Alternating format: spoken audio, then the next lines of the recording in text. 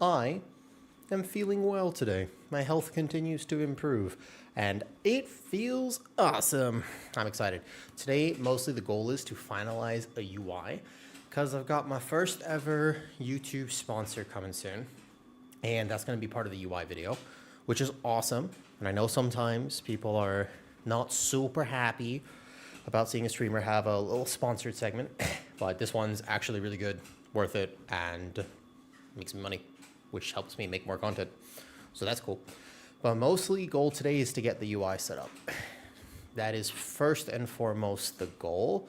Hopefully I can kind of finalize a lot of my Ellesmere setup, look at my Platinator, kind of get that ready for a video, because I know I want to help people with what add-ons they actually need for keys. What's up, Mavina? Hello, hello, hello. Good morning. Good morning. Good morning, good morning. I also get to continue running the mount giveaway, which is pretty sweet. Pretty sweet. As an official WoW partner, I get to give away mounts. The mounts, by the way, we're going to open it together in a second, because I get one. And this, at work, longing to go home. It's quite late for you, no? Early or late? Morning Legends. Hey, Sabrina. You know, actually, I'm doing well. Thank you for asking. My health is finally improving. I felt like this back in, I felt like this for most of the year, and then May, I feel like I've been recovering since then, and now finally, I'm just have energy. I'm just oh, cool. I had work this morning and had a few calls, and then I recorded one of the coolest Boomkin guides I think you'll ever see. So that was awesome. Recorded a guide.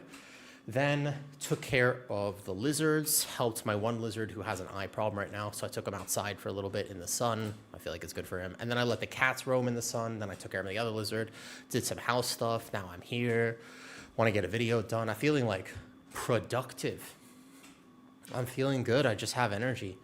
That's something people don't realize about autoimmune condition, just chronic illness in general. Sometimes you literally just don't have it. I was struggling to do just the basics, and now I feel like I have room to add a little bit to that, which is really nice. So yeah, I'm just, I did everything right, needed some time. Health is doing good. Thank you for asking. How are you? What's up, Anda? Thank you. Thank you, thank you. Tell Shin, whenever he's not busy, I want to make, I want him on the pod. You gotta tell him, get him in here. Get him in here. I want to get him. But he said he was busy. I also want him to make a rogue guide with me, because you might notice something. What's up, Blizzard913? Hello. You literally have the name Blizzard913. Do you enjoy Blizzard games, or are you just a Dairy Queen enjoyer? Both are good. Both are good. I like ice cream as well. All right. So the goal today is to actually get some progress on the UI and then keep working on Discord a little bit. Unda, what are you playing WoW again? I kind of forgot. You told me before, but I honestly forgot. I like the winter storms. Fair. I feel like snow is super cool to see the first time, and then it's never cool, and then you don't like it. If you've lived in snow, it's not that nice. All right. Explaining UI stuff. Cool. Now, if you're on stream and you want, you can do exclamation ticket to enter the giveaway, which I can close in about a day or two. I think it's going to be today's Sunday. I think I'll do it end of stream tomorrow. I close the giveaway if you want a chance to win the new mount. And I'll be working on my UI stuff today. But, so it's the Stoneforge Sentinel. We can see here, I'm actually going to unwrap this. I get it myself, which is cool. And I get to give this away. The new customizable mount as a WoW partner, if you want to enter the giveaway. I'll mention it a few times. This is the mount we're looking at. It is pretty cool, and it's customizable in the new season. This is the thing that just came out on the cash shop. He do kind of look like, he's got eyes. He's got a design. Ultimately cool. Definitely could use a little bit of antibiotics for the eyes, but otherwise, cool mount. And it looks funny when you're a boom chicken riding it. Morning, G-Dub. Morning, Johannes. The last day before reality sits in tomorrow. What's reality for you? Mage, but I haven't played a lot recently. Good morning, Panzer. So yeah, I want to finalize my UI today, and then I want to update the Discord with all that information so that people have it going into the new season. My Discord's going to be awesome. Regular ticket, not with the S. Just do exclamation ticket regular. I think you can also enter with exclamation giveaway. Yeah, there's the one. Oh, your students come back to school, right, Jonas? I remember you're a teacher. Morning, Erie. Morning, Super. So the goal is to have Platinator, Ellesmere UI setup, and any other suggestions that I have for add-ons going into season 2. I just want to make a video soon and have it set that we'll do this. Now, you might notice something, and I just want to point this out. I'm in Boomkin specialization. Have you noticed that? As I logged in today, have you taken a little gander at what specialization I'm currently in? You might think to yourself, "Woo, I didn't know you rolled like that." I didn't. Yeah, there will also be routes in there, 100%. I also have really good advice on how to route new dungeons when you're seeing them for the first time, Super. I have a video I want to make about strong suggestions on, as a tank player, when you're going into a new season, how to understand routing without having to study a video or anything like that. There's a really strong idea that I have, and I think it works well. It's very simple to understand. But I'm in Boomkin specialization because I also have another goal. You guys tell me what you think about this. I'll make an update soon, but if you're listening to stream right now, you get kind of a first look. Are you ready? So here's what's up.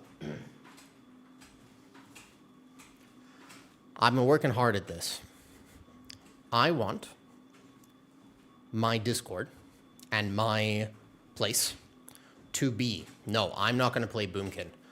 If you know anything about Boomkin, you will know who this is. Look above me. Look at me and look at the name above me, and you should know who that name is, maybe, if you're a Boomkin player.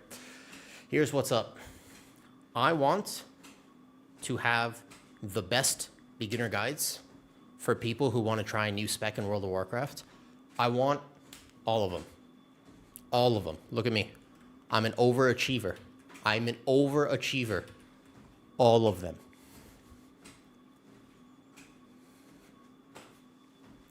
But I am not an expert in all 40 specializations in WoW.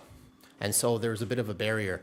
I cannot make a super amazing Giga rank 1 BIS type guide about specs that I am not an expert in, obviously.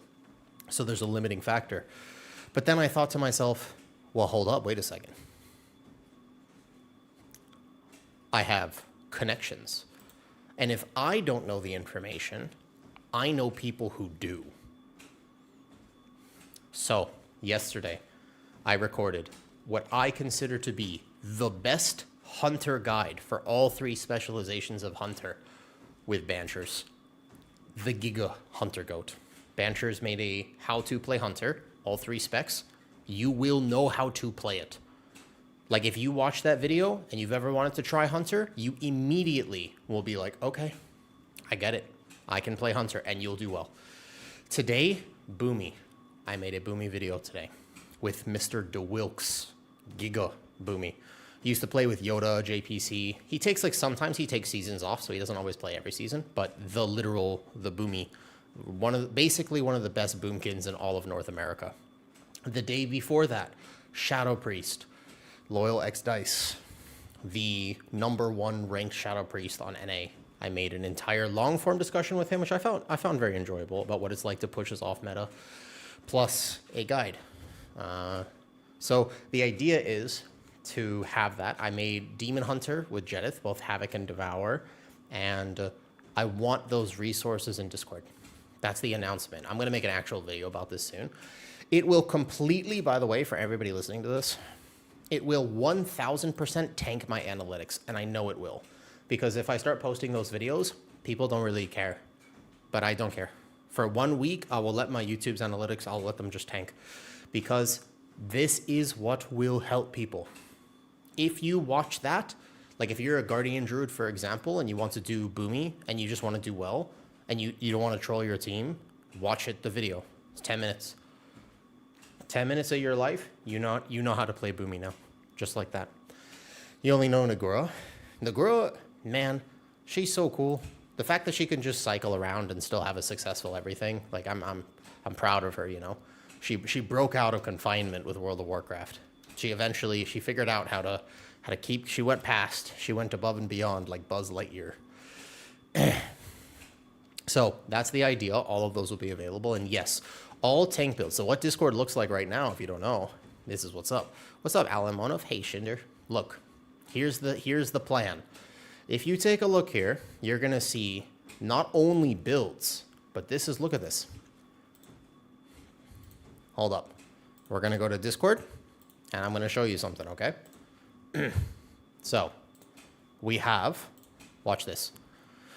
Bam, Discord behind me. I'm going to turn my camera off for just a second. This is what we're actually looking. Look at this, Discord here. If you navigate to Prot Paladin, you will literally see the beginner-friendly build that I think is better if you're picking up the tank, the push build that I think people will play with some talent swaps. You will see some helpful little pieces of advice like binding B-Res and Dispel to click casting, as well as all your utilities Prot Pally.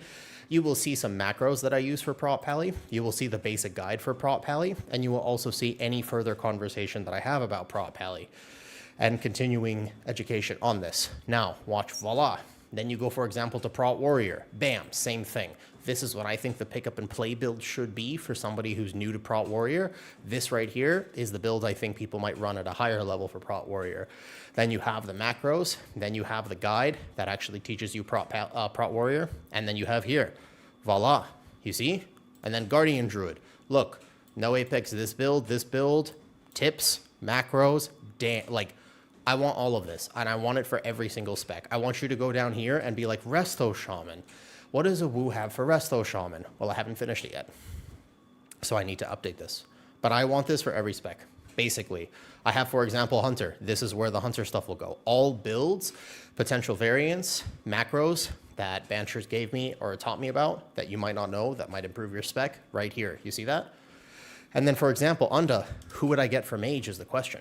Let's say I wanted to do Mage. Well, Mage is a spec I don't really know that well. So who would I get for it? That's the question. Now I have to think, who would I ask to do Mage with me? What Mage player would take my call? That's a good question. And then continuing on, like Paladin, for example, I can update this because Fired Up's going to be busy with Race to World first, and I don't have a personal contact with him. So there's a little bit of the they have to take my call type thing. But today I did Boomy, and then for Evoker, maybe I'll ask Kess if he'll do it with me. Does that make sense? And then we'll also have the dungeon routes here, etc. though. Call McConnell Rhett. All right, Shinder, you're dating yourself here. You're letting us all know that you're a little older than people might realize. I can't say McConnell Rhett. McConnell Rhett. That's so 10 years ago. You asked him, to be honest, I did. I messaged him. I was just like, hey, I know you're going to be busy with the season prep, but if you want, I would love to have you for the podcast episode talking like WoW, rating, etc. He said he was busy. And then so we made a rogue guide once. The thing is that Shin and I made one on stream, if you remember. It was like before I was on beta last season. We made a rogue guide for subtlety, assassination, and then outlaw. But the problem is that he was tapping his microphone accidentally, and the audio was unsalvageable. I didn't realize it in the recording, but he was doing this thing where he kept tapping, his desk was shaking, and there were like several minutes in each one of those videos that accidentally had like really loud knocking sounds. And I was thinking about if I could cut them or like edit them, and I just didn't find a way to save it, so I never posted them. Yeah. Will you put dungeon tips? Absolutely, I will, Alamanov. 100%. That gives me the opportunity. So the whole point of Discord is now to have those resources. 1000%. Yes. Correct.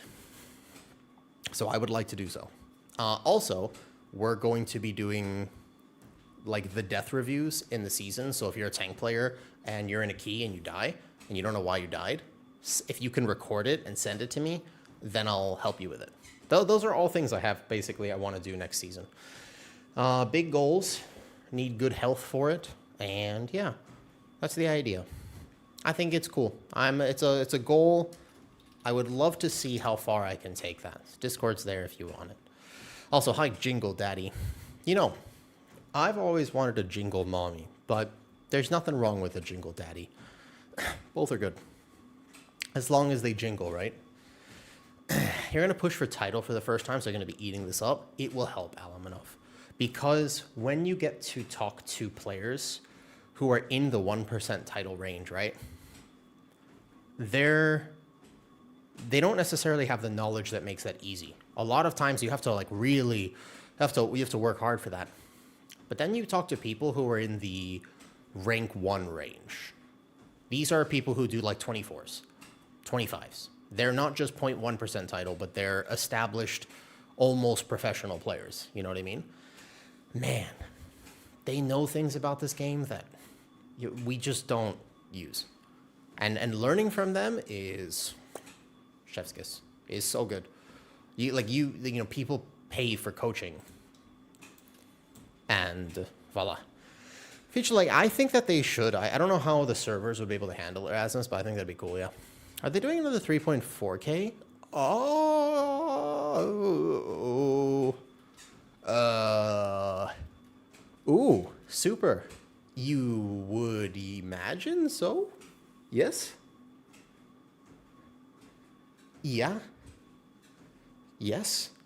They haven't confirmed that, have they? There's probably going to be another 3.4K. I don't think they would take that out.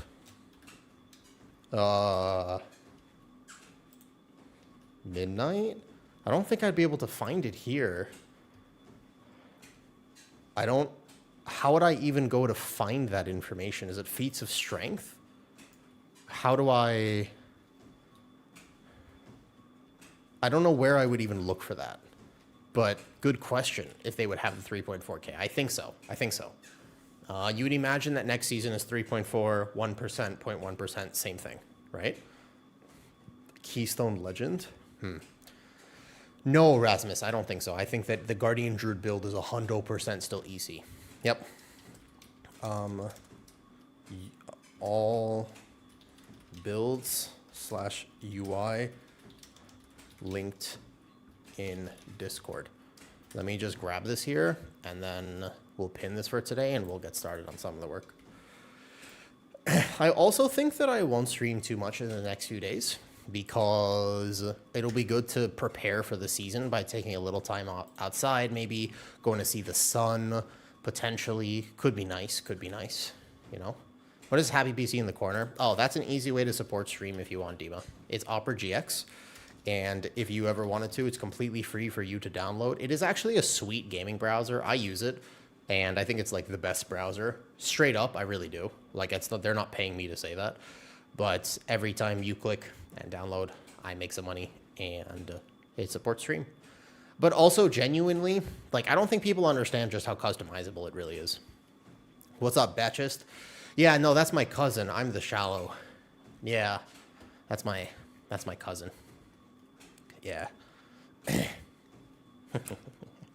you guys ever, I mean, this is not even a sponsored read, but you know that you can just customize Opera to the extent that it is really cool, right? Like, I'll show you. I mean, look, there's going to be a video at some point coming out. I have to do a YouTube pre-roll for them.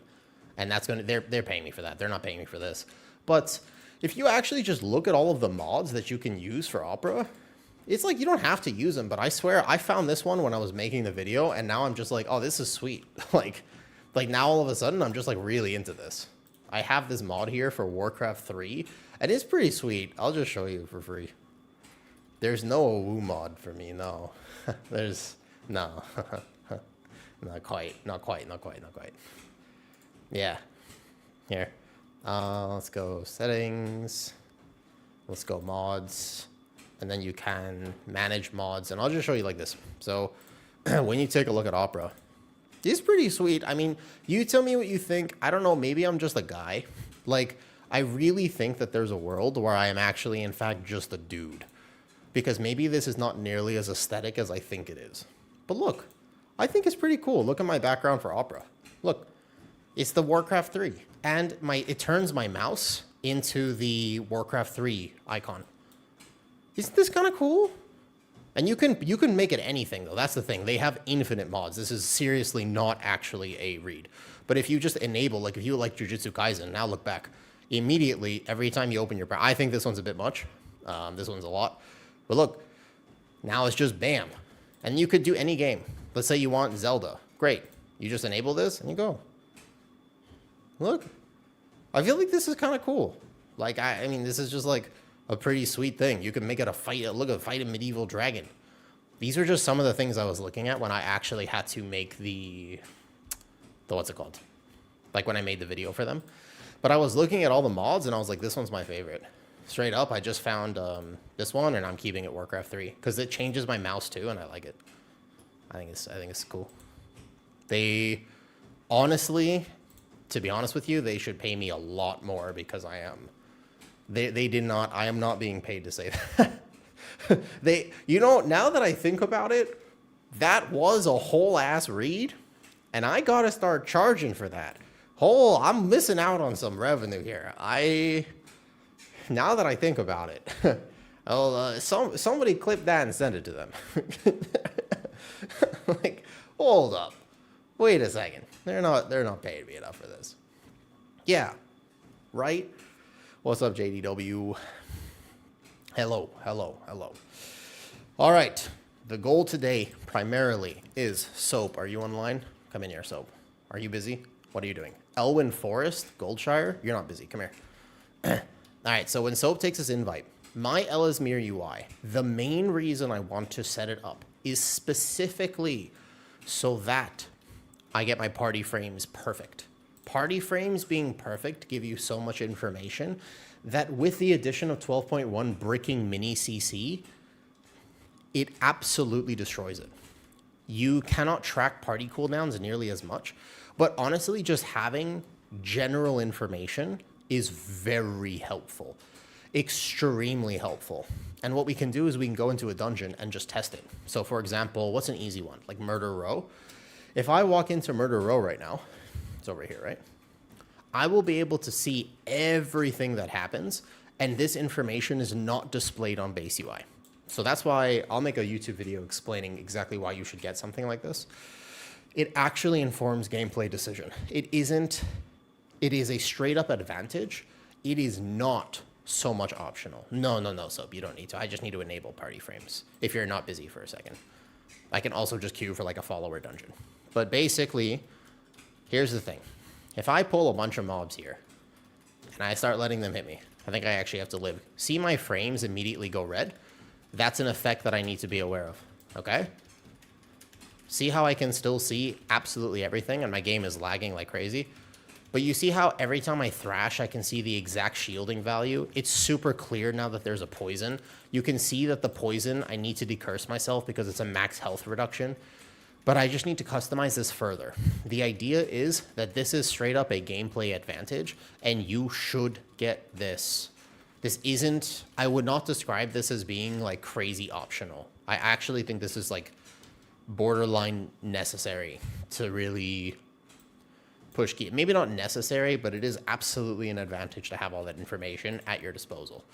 Main thing is, I want debuffs to be bigger. So first things first, we're going to actually go into some settings here and get this right. I don't need the cooldown manager. I'm not really a big CDM person. I don't even use it on Guardian. So we need to look at debuffs. And I'm going to figure out how to find all of this. So party debuffs here. And then you should be able to make everything either much bigger. So bottom right is fine, but I want to make them much bigger. I like being able to see debuffs better. And then I also use my party frames to track buffs. So we want to do this though.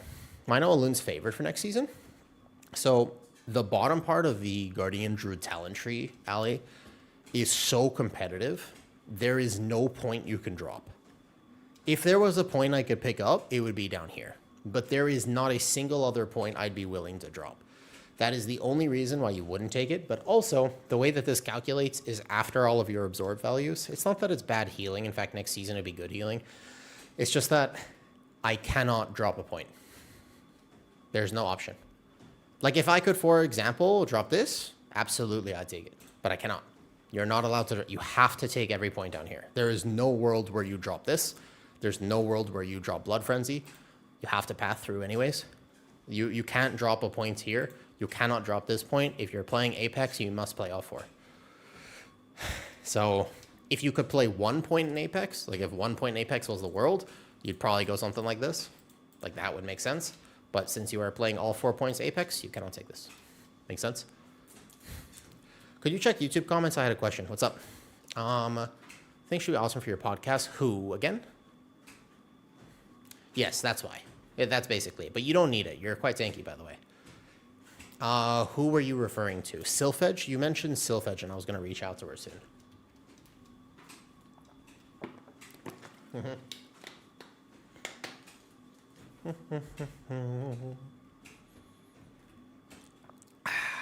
Delicious. Okay, so in order for me to finish the UI stuff, I am not that good at it, and I should clarify that. I'm really not that good at UI stuff, so it's a work in progress for me. But I would like to get better because there are some good videos about it, but you need more, which is awful, Ming. Oh, also the podcast yesterday. Bro, podcast yesterday hopefully swayed some stuff, though. Yoda the Druid is the second best tank, a lot. Druid has always been good on PTR. It didn't even need the 8% damage buff. The second it got the 8% damage buff, it became OP. Druid is very good. It's sleeper good. If anything, I think Druid might actually be... It's top 2 or top 3. The debate is whether it's top 2 or top 3, and Yoda didn't even play the right build. Yeah. I mean, Guardian, is it good for M+? It's a good question. Druid is very good for M+. All of the tier lists got that wrong. I mean, some people toward the end of PTR were starting to rank it higher, but a lot of the top players who made tier lists weren't playing with Druids who were playing the right build. And remember, their only complaint with Druid is no damage. But no damage is wrong, because it does do damage. You just have to play the right build.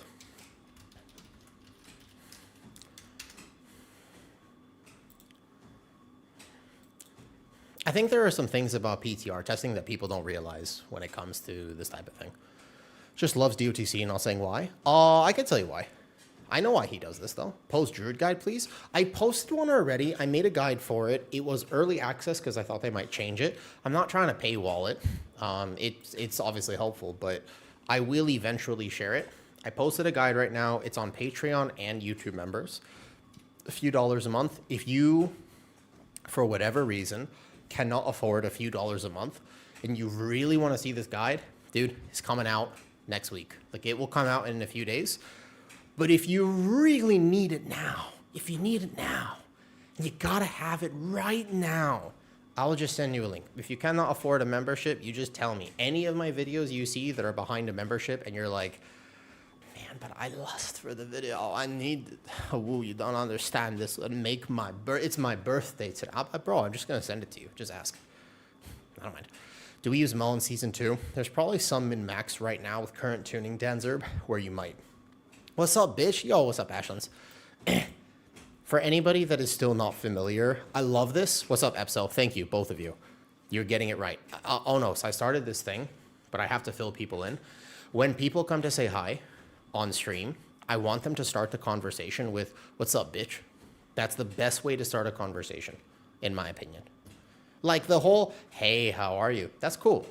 But what's up, bitch? That makes me feel like we're friends. You know, that's a certain level of closeness. And I'm like, hey, man, I've been streaming for a bit. I'm not a... Yeah, exactly. Thank you, Yohi. Yeah, you just start with that. I'm pretty sure that none of us get banned for saying it. So, all good. There we go. Yes, this is going to be very confusing for anybody who's not in the know. This is going to be so confusing if this actually catches on. It would be so funny because, you know, my stream is like a super positive, wholesome place, and then everybody is just going to be... Yeah. Can we buy gear from Voidlight Marl? Isn't there's some catch-up gear, but I don't know exactly how it is. Not even jokingly, it's not my thing. Fair enough, Starkitude. All good. It was a reference to having chronic illness.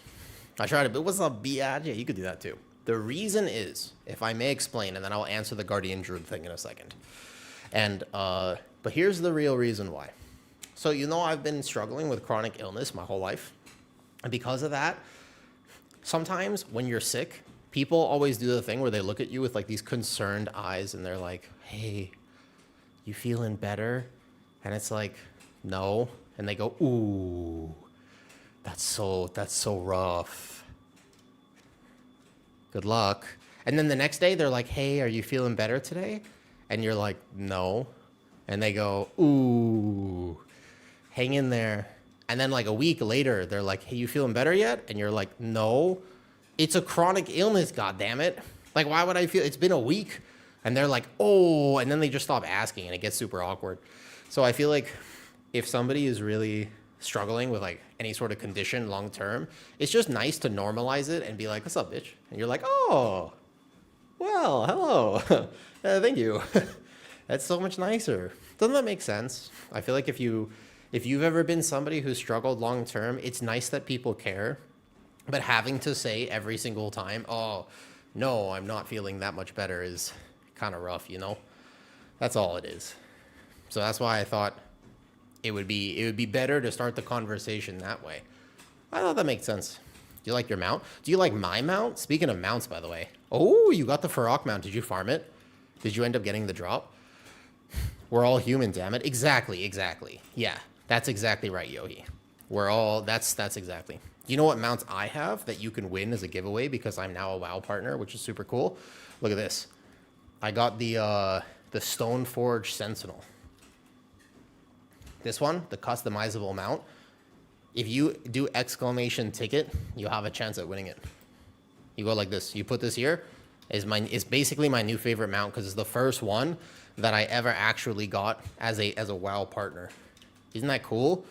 Look how sweet. I'm moving up in the world. I'm actually a WoW partner now. Yeah, so keep in mind, I can only give out one, and I will end the giveaway tomorrow, not today. So you'll have to check tomorrow. If you win the giveaway, I will ping you either in Discord or mention you on stream. I will end the giveaway tomorrow. But there are currently like, let's find out. I can check. There's like, how many people in here right now? About 70. So there's actually quite a bit of people who have entered the giveaway. Nonetheless, it chooses randomly. Look at this guy. Thank you, Zekaf. Dope mount. I think it's pretty cool. I don't know if it's like the best mount ever. I think the 1% mount is honestly very sick. But the thing about this one is it's customizable. This is the one that is the new mounts. And supposedly it's the one that they're trying to do a new system where it's like customizable. What's up, bitch? Yo, what's up, Cole? There it is. There it is. What's up, Cole? Nice. Is Archon a good source for Guardian builds? No. I will tell you, if you're a Guardian Druid right now, to be honest with you, the answer is no. Be wary of finding Guardian Druid builds online for next season. I will tell you, the vast majority of logs on PTR were not playing the build that you will, in my opinion, probably play in Keys. Opinion. To be fair, it's my opinion, but I think that the best Guardian Druid build is a variation on what I'm playing right now. No, I haven't. Well, I had 2 Sundays already, but there's room for 2 more. I can do 2 more today. I think I'm feeling better because my weight has stabilized. I'm doing good with food right now. How about instead of a full... Yeah, of course. I don't mind. Sounds like a fun activity. The best thing I gotta do is work on my UI a little bit more, and this dungeon is pretty good. I'm not sure I like all of the reminders for flask food and everything. I'm not sure I love this. Yeah, of course. You don't have to pay for it right now. It'll be out. Okay. Buffs and debuffs here. I'm setting this up and then I'll update Discord with this later. Mostly, I prefer debuffs to be a little bit bigger, but how's the evil leprechauns in the body treating you today? Evil leprechauns. Oh, sure. What's up, Nyash? I like the idea of tweaking UI. Your UI could have been better in the past. I agree, by the way. I agree. Your opinion is the only thing that matters for bear for you, Rasmus. I think that right now there are 2 builds currently. It's also Prot Warrior. Prot Warrior Cole is sleeper. It's the Dark Horse tank. I think Prot Warrior and VDH are the 2 Dark Horse tanks. Under the Sun just cheered bits for Sundays. Hell yeah. I accept your Sunday offer and will immediately order some right now. That is, I appreciate this. The ice cream fund has been filled. Voila. Just like that, we order ice cream. Thank you for fueling my health. I removed the reminders. I think the reminders are a little bit too much. I agree. Having been through a deep depression in your early 20s, I feel like, hey, are you feeling better is almost often yes. And in a lot of ways, Johannes, when you keep asking people that, yes. What's up, bitch? What's up, Warhawk? I'm curious what you mean by dark horse tank. Okay. Let me explain a few things. Number one, on PTR, people really like playing the thing that hasn't been meta in a while. So let's say that, for example, you have a meta this season of Guardian Druid, Mistweaver, and Devourer Demon Hunter. When people who represent those specs play on PTR, they normally want to play something different because it's a testing environment and you can. And because of the nature of everything's Brazil, nothing matters. You can test around, it's fun. You don't need consistency. You just have fun with it, right? Soap, you can leave the party if you want to, by the way, if you're busy. But the idea is not everyone is necessarily testing the right thing. For example, how is Fury Warrior going into next season? Good question. We don't really know because ARMS was the best spec on beta or PTR, so everybody is going to be playing ARMS. All of the people who would play Fury aren't really playing it. Make sense? What's up, Dane Girl? Thank you for the Prime. The hype train has begun. Does that make sense? So representation sort of matters on PTR testing. But also, things that are not rewarded on PTR are things like consistency of tanks. So VDH, I think, can look a little better just because if it wins 70% of keys, you go, oh, but it's doing really good damage. It's like 30% failure rate is very high. And but you can just reset on PTR very often, right? No problem. And I think that's where some of the hype comes in. You, as a tank, your job is to be consistent, especially in high keys. Like, things are not resil to a push degree, right? So you don't want to be dying because your tank dies. Aside from that, the Guardian Druid, when people were playing it, there weren't that many people who played it. It's very, very, very hard to find good people to play with on PTR. So let me explain how all of this works in a second. I think there's an ad that's about to start. Here. I think there's an ad running now. But the idea is, if not, let me run this now. On PTR, the only people who can push the highest keys are the ones who have a team, because there's no looking for group. There's no like, you don't go to looking for group and find 19 listed. Not really. Maybe one, two. At least at the times I play. So you go in with friends, and they're not going to play every spec, right? So that's a big factor in PTR testing. And another thing is the people who played Guardian were just like logging into it for a key or two. I don't feel like they played it very much. And they were playing builds that they were already comfortable with. The build that works, it's already tanky, and you can live, you just do less damage, is the no Apex. No Apex totally works, or maybe even 1 out of 4 Apex as Kira likes.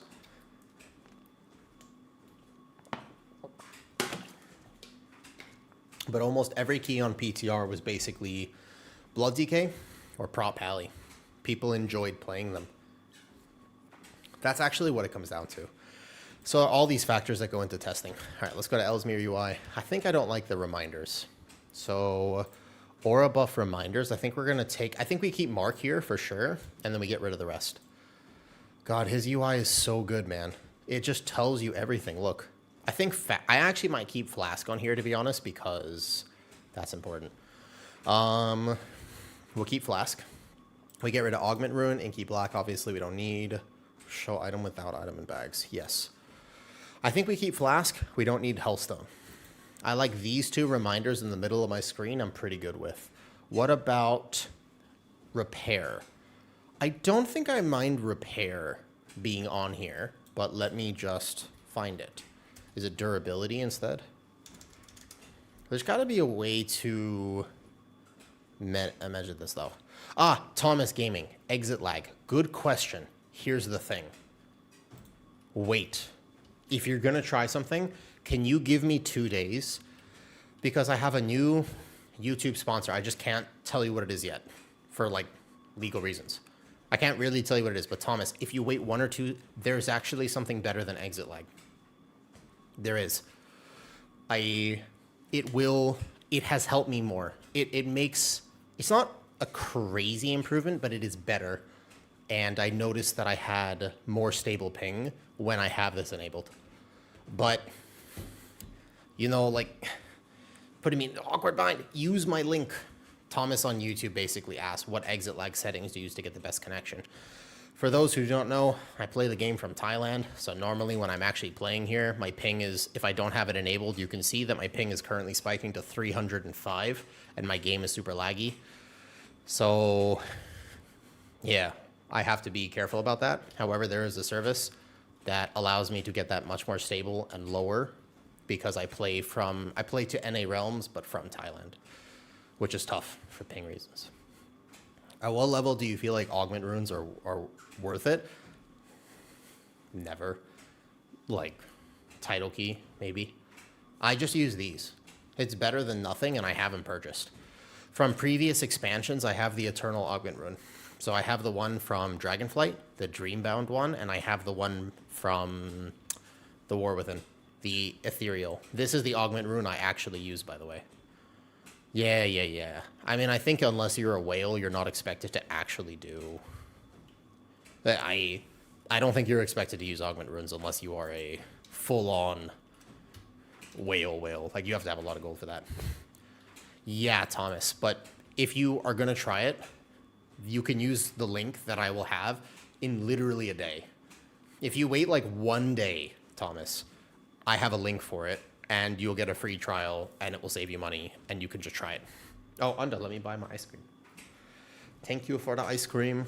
Oh, I had a YouTube video playing. Oh, thank God that wasn't Alyssa. What's up, Cam? You're welcome. You're welcome. Okay, ice cream first. I want my ice cream. Thank you very much. Beautiful. Look how fast it is. By the way, how long did that just take me? I opened my phone, I got it. How long did that take me? 20 seconds, and there are now 4 ice cream sundaes on the way to my door right now. Yep. Instantly. Just like that. Boo. Beautiful. Yes, I am ordering ice cream again. Yep.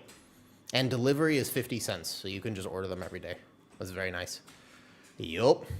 Do you play Druid like a Season 2? So I think that there are 2 options, Blackout. Personally speaking, I think for Guardian, at the end of the day, you can do... I think the full Apex build is better. Nothing. There is no amount, Dr. Daedalus. I literally won't. Yeah, no. There is actually, physically speaking, I don't even care. If you donated 100,000 bits, I would not eat with a wooden spoon. Cannot tolerate it. It is I don't understand. It's one of the worst things that people have ever invented. How could you possibly eat? It destroys the entire experience. Can you imagine eating ice cream with a wooden spoon? Like a cheap wooden spoon? Oh my God, no. It's nails on a chalkboard. Absolutely not. There is no amount of donation that would... Yeah, no, I would actually I would use my hand. I've used my hand for worst. Absolutely. It's impossible. Yeah, what's up? Prot Warrior, macro for binding. So, Cole, the answer is yes. If you look in Discord, everything that you want for Prot Warrior is in Discord. Go to Discord, go to the Prot Warrior section. You will find the build that I think new Prot Warrior should play. And then you should also find the push build if you want to try it for Colossus. But I think people should play Mountain Fane.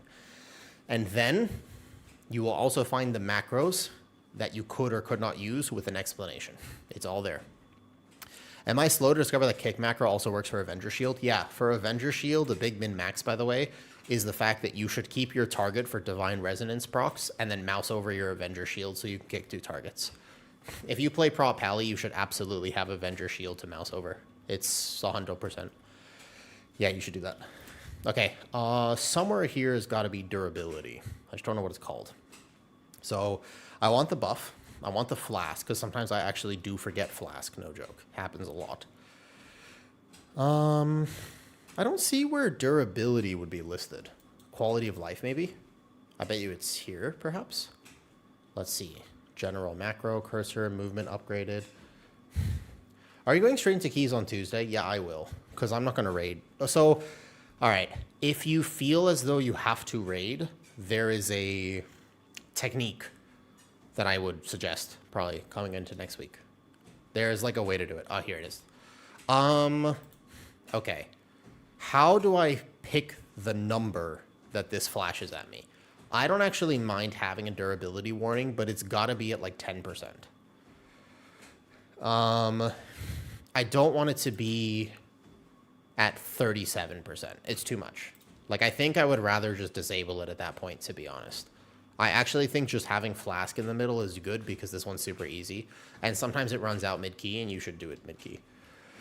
Probably for more survivability till we get our new tier set. Maclet for Guardian. Let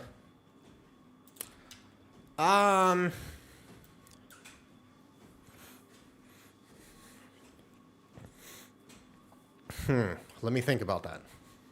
Okay. For Guardian Druid, if you really want to play no Apex and you want to play in the same way that we played in Season 1, you will actually succeed. Just to clarify, you'll live. You're tanky. Guardian is super tanky. So if you, for example, wanted to do the old Season 1 no Apex builds, like actually 0 Apex, and then you could take something up here, you would be able to. Onda, thank you for the bits. The ice cream is on the way. However, the Apex is not that bad. And this also gives you tankiness. Is this going to be more tanky? Not necessarily. Maybe a little bit. How is that build still available, though, without... You have Lunar Beam. You still have Lunar Beam, you just have it less. And the way you use it is slightly different. I mean, both work.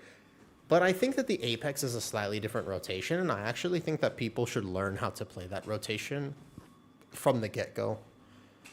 But the Apex feels better with Forset. It does. Yeah, what's up? You probably can answer this. What is the lowest tier delve I can run to get tier? Technically speaking, if you want tier next week, then you want to fill the vault with higher delves this week. But starting from next week, it doesn't matter because you'll take a bonus roll. So in order to get your bonus roll every week, all you need is... all you will need next season is just tier 1 delves. But this week, probably worth it to do some tier 8s to fill it out. Just for the tier item level that you may or may not get. Because, and this is a good piece of advice, a lot of guides are made as if you were a Giga Min-Maxer CE Hall of Fame Raider. Not necessarily true. There are many people who play this game, and they are not Omega Giga Sweatlords. Those people probably take a socket. The best power that they can get from this upcoming vault next week is a socket. I will not. Tier. You want tier. If there's just a regular item, you could take it if you really want to. But otherwise, you're looking for tier. You're trying to maximize your chance of getting a single tier token because people who are in a very structured raid guild are probably going to get their tier acquisition early on. You will not. And you must try to find a way in game your 4-set acquisition because your next tier is powerful. So there's going to be weird things like, do you equip 4-set early or 2-set, etc. though, right? Yeah, you 100% want tier in the first week. After that, bonus roll.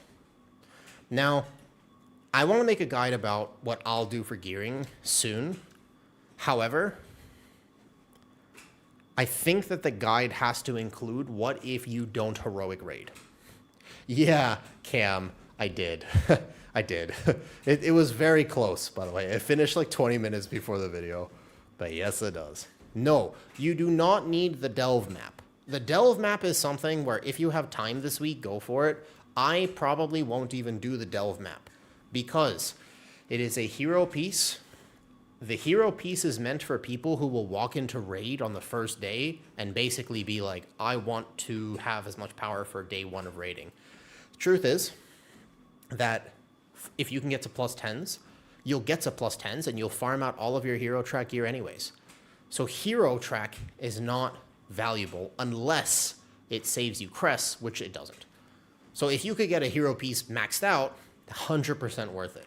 But like a base hero piece is just cool this week. Because like, you see my item level, I'm still sitting at whatever last season was. I never even did the end of my Sporefall. This week, because there's nothing to do. Yeah, like if you want to spend time doing something, it's more important to do the delve map than it is for you to, level your Valera to 80. But yeah, it depends. Weirdly, I'm actually worried about getting stuff done. I also need to do M0s. I did the campaign. I got campaign to 4 out of 6. I unlocked tier 11 delve for next week. Tequist, because of here's the thing. You might not like this. Well, it's because I have played the game properly. Guess what I have? Friends. So you know what I'm going to do next week? When the season resets, it's late for me. I log in my afternoon. I'll probably try to log in a little early. But I'm going to log in, and what I'm going to do is immediately join a plus 11. The very first key I will do is a plus 11. And I will do so at my current item level. And therefore, I will get a plus 10. And then we can farm plus 10s. But almost certainly, by the time I log on, other people will have pushed their key up. And they're going to want a tank who has played PTR and actually knows the dungeons. So, that's me. I think item level is overrated for surviving dungeons on plus 10. Hot take. I don't think gear matters as much as experience. What you really want is knowledge of the dungeons. If you know the dungeons, I think our current item level is fine.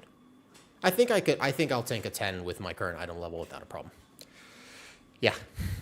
Then you'll be fine. If you know how to tank, I think you'll be all right. I'll get into that in a second, Sloth. Anyone has tips for someone coming back, getting gear, tiptoeing into M+ soon? Suplex, I have many tips. May I give you more than just the tip? What's up, IOX4? Yeah, does that make sense, though, with the hero track delve? I don't think so. Also, hi, Swaff Ironside. Ironside, can I ask you a question? Do you like pirates? Do you enjoy pirates? Your name is Ironside, so I am curious. Great podcast episode on Season 2 gearing with Obly. Just listened. Thank you, Glowy Hands. I have been enjoying the podcast. I want to do many different types of podcasting, and I am trying to improve my own abilities as a host. It's a new thing. I think that a lot of times people... Oh, it might be Vikings. That's true. Swaff Ironside. You're absolutely right. The one from... I interpret it as like broadside. Yeah, Obly's cool. Obly's awesome. He's a nice guy, too. I really appreciated that debate that I got to have with him about Season 2 gearing. Oh, it's a Viking reference. My apologies. Enjoy your pillaging, good sir. Why reinvigoration over reinforced fur? Oh, I can do that. I try glowy. Depends. No. Cheese tomato pasta. It's not a Blood DK Giga Nerf. Kyrasis, the actual goat of Blood DK, messaged me directly. I'm telling you, Kyrasis themselves message me. It's a 3% nerf. 3%. That's fine. That's a light tap on the wrist. Blood DK is fine. Don't worry about that. It's actually not that bad. It's actually the lightest you could have hoped for. I think it's pretty decent. Thank you, Glowy. I'm trying to get better. I think that I yap a lot, so it's sometimes hard for me to, honestly, it's hard for me to shut up. Because I have a lot to say on WoW, and when you put me into a one-on-one conversation, I'm like, constantly want to be talking, but for what it is worth, I'm not. Sometimes it actually can be hard for me to just listen. Where are your tips at? Sorry, Suplex. Always remind me, if you're new to my stream, I get very distracted. So, for what it is worth, if you ask me a question and I say, I'd love to answer your question, and then, for example, I forget to answer your question, like it's going to happen in about 30 seconds, refocus me, yeah? Mention the topic again. I'll get to it, I promise. All right? We're good. So it's still within the 30-second window, and I haven't forgotten. Biggest tips for M+ as you get into it. Gear does not solve your problems. If you want, and you want the honest take, well, sorry, first, do you want me to lie to you or do you want the honesty? Do you want me to like teach you how to really do M+ and like some of the things that I wish people told you from the start? Because I'll give you the honest cook. Or if you want, I can pretend to be like a normal person and just I can just lie to you. Like, because if you want, there are two ways to answer this question. The second way is like, so you just want to make sure you have more crit than mastery. Like crit is better. But the truth is that doesn't help you. The actual answer is that gear does not help you in keys early on. Dungeon knowledge makes the biggest difference. Your skill and your ability to express that skill is by far the coolest thing. That's what you focus on. And the third thing is 100% make connections. The real progression in World of Warcraft is going season to season and having people on your friends list. It is by far. So you definitely need a base level of gear, Suplex. We want to get your item level up to where it should be. There are definitely some suggestions. I think that for you at 229, you probably want to do enough delves to get into M0s. And then if you can get, what's the catch-up gear? There's got to be a way right now. All right, somebody tell me. What's the current catch-up gear for an alt or a main character who is at 229? 229 is low. Catch-up gear is from the new area. What is it? It's not delves. You got to get catch-up gear into delves probably, and then get into M0s. How does Guardian play this season? It's like Thrash, Mangle, Moonfire. No Moonfire. Moonfire spam gone. Talon, you asked me a Guardian Druid question. I answer. What about equipment? Does better equipment make Mythic Plus easier? Well, rinse. Oh, rinse. Let me answer that. Rinse EU is a hot take. This is a mega spicy take. Yes, but no. I play with a $5 mouse that has one button. I do not have a Razer Naga. I absolutely do not. My keyboard is like $10. I got it years ago.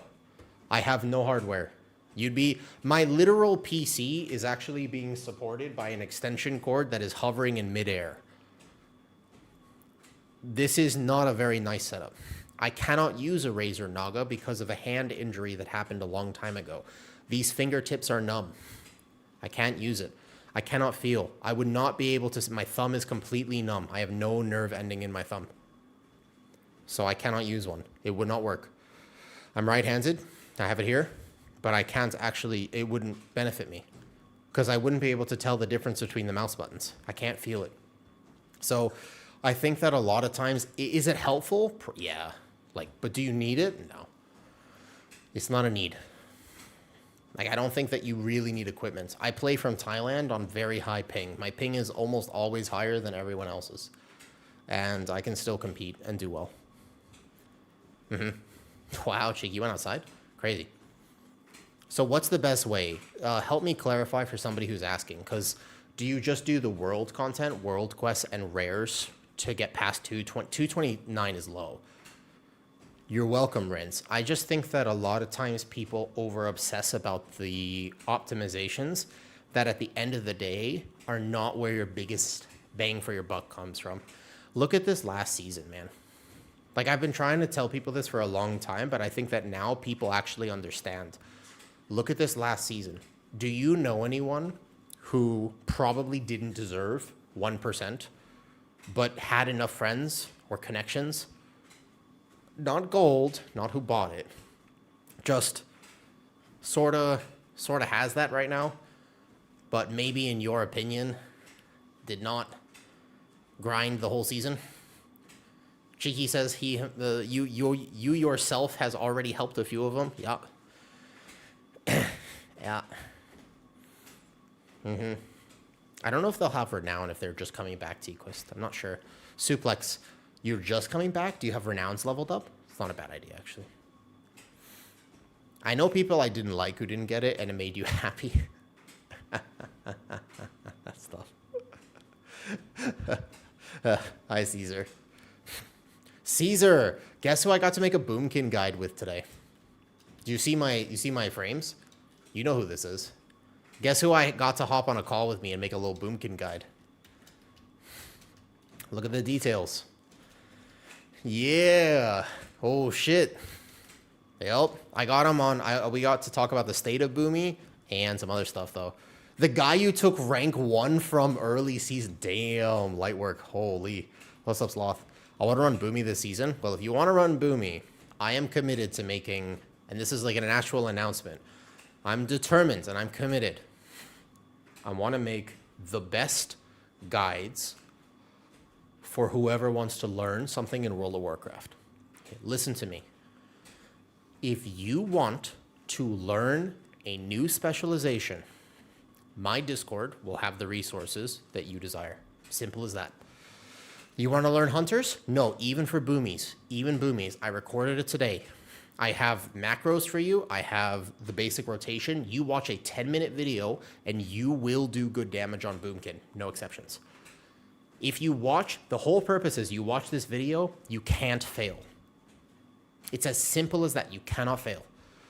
Yesterday, all 3 hunter specs with Banchers. Simple as that. Unholy will be soon when Obly gets back. I asked Obly if he'll do Unholy with me. Any special, I want all of them. It'll take me a lot of time to get all of them because obviously the thing is there's 40 specs in WoW. I am not an expert in all 40 specs. So basically, it'll take me some time, but I will show you again. This is something I'm very proud of. I've been working on this for a while, and it will come. Look at the Discord. If you go to Discord, and it is pinned in the comments, look, window capture. I think this is the right one. Window capture. You simply navigate to the spec tab in Discord. This is all you have to do. You go to the Discord, and you can see here, you go to Prot Paladin as an example. And then you will go up, and then I have what I consider to be a beginner-friendly build, and then I have this build, which I think will be more push key with some options, and I'll update it throughout the season. Helpful tips. Macros that you can decide to use. Basic guide. Go to Prot Warrior. Same thing. Go to Guardian Druid. Go to Brewmaster Monk. Here are the guides I made with Shaw, who is the expert. I'm not the expert in Brewmaster. Congratulations. I've actually collabed with Shaw to do a basic one and a min-max one. This is the build. These are the second build. Here are the advantages. Here are some, you see what I mean? So I want this for everything. The idea is that soon I will have, for example, Death Knight. Unholy Frost, bam. I want to update it. Obly said he'll do it with me, but he's away right now. So probably a few weeks in when the season settles, I'll do this with him. Jedith did Havoc with me, and I also have Devour with him soon. I got Druid. Cybear did Pharaoh with me earlier this season. And then I've got DeWilks for Boomy. Hunter, Banchers, soon. I already made this. This one was the best so far. I think Banchers absolutely crushed the Hunter guide. Like, that Hunter guide is all 3 specs in 18 minutes. And you will literally, you cannot fail. It is, I thought he just did the most Omega job on that guide. Ha! You know, I knew I liked him, Caesar. 1 second, my ice cream has arrived. I'm just going to go get it, okay? 1 second.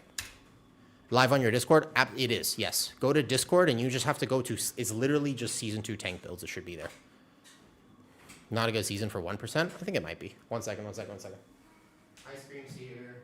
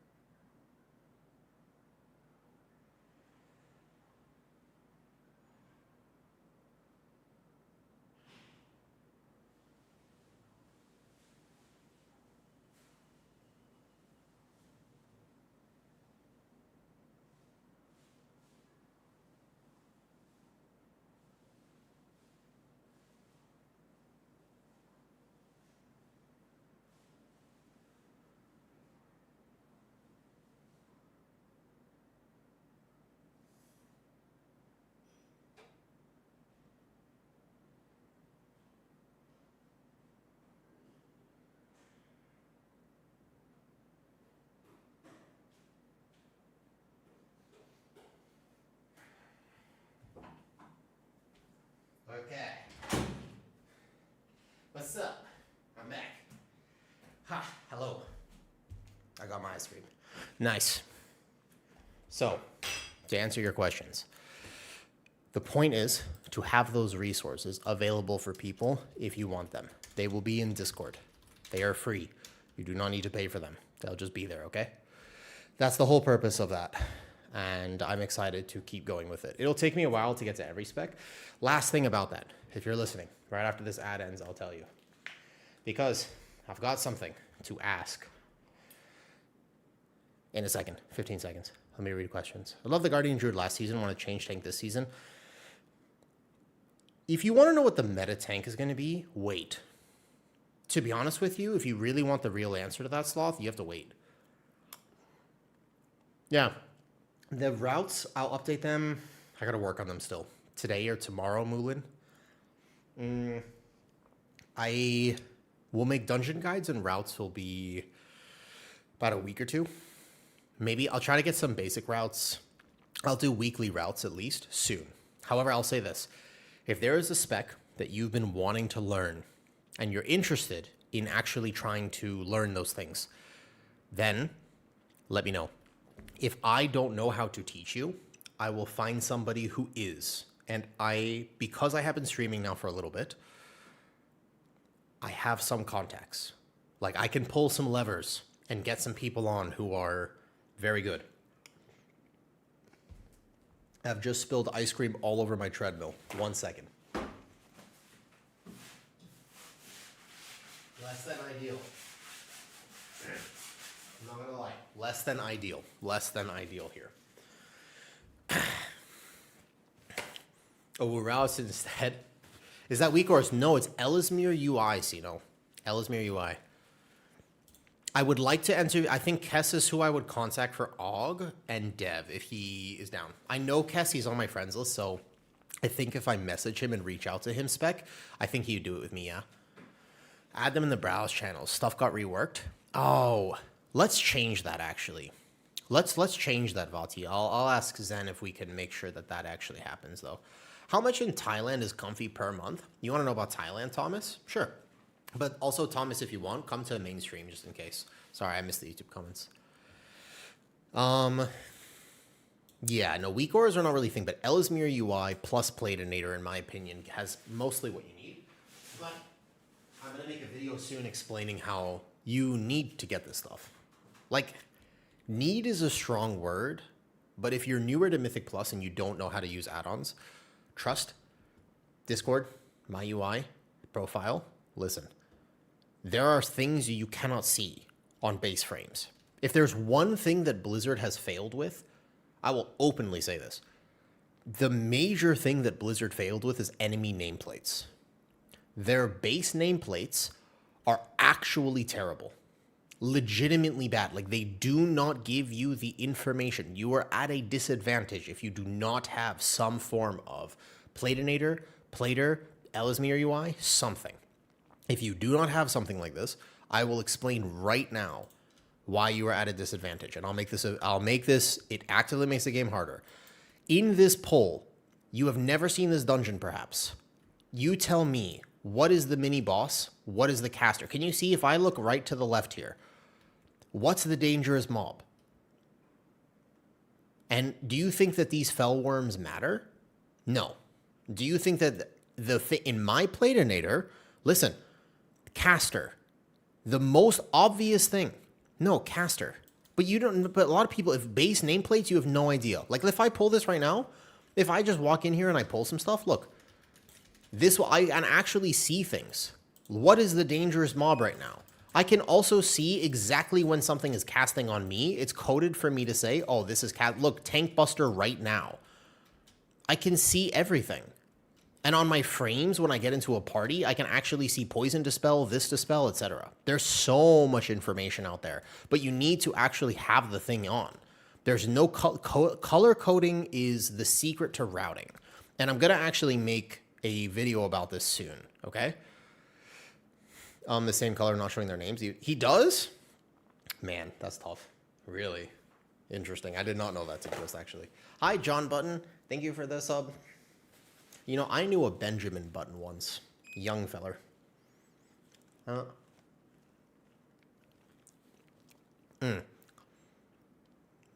I really think what throws me off is when watching for weeks, and I feel like I've learned so much as being a DPS for years. Love Druid. I'm glad that my content helps. I think that this is just the start. I've got a lot more in my back pocket here. I'm excited. And want to continue on the tank series, and I want to make part 2 and part 3, and then it's going to be a little series where you will literally know how to tank Mythic Plus entirely. But I think the first video I came out with is the right one. Okay. So, the add-on war failed. For sure. The add-on war is not cool. I also miss Omni cooldown. I actually do. I feel like Omni cooldown, I get how it happened at the highest level, but I do miss that add-on. I liked having that information. Now, I hope my content helps. John, if there is any suggestions for what videos you want to see, currently I have like 9 things recorded that I want to share, and I'm actually realizing that I might have over-recorded because I don't know when to share those things. The plan is that next week I'm going to come out with guides that help people learn whatever they want to learn. So, for example, the Hunter one, maybe Loyal with the Shadow Priest one, do Wilkes with the Boomy one, and then I'll continue getting other people to make those with me. That'll be next week. But all of a sudden I'm like, okay, but I also want to do the dungeon guides. I also want to upload some of my own runs to kind of help people with it. I want to do a tank series. And then the MDI is coming up and I want to do that. And then all of a sudden it's like, holy. Yeah, basically they did it for Raid, although I just think that was a complete miss because anyone who was affected, I feel like the people who were affected by the Fractalist being solved by weak auras, there are some that are happy about the changes, but I feel like it was at the expense of many others, you know? Any add-on that can identify sound IDs? I'm not the right person to ask for that, Maclet, because I don't play with sound. I play with 0 in-game volume. I'd like to hear my thoughts on Lindormi's guidance. Okay. I'm upset with Lindormi's guidance, Zhao. Zhao asked on YouTube my thoughts about the affix, the routing affix. I'll rant about this. I'm upset with it. And the reason that I'm upset with it is because it was an opportunity for them to solve a massive barrier to tanking. I think it is so impactful.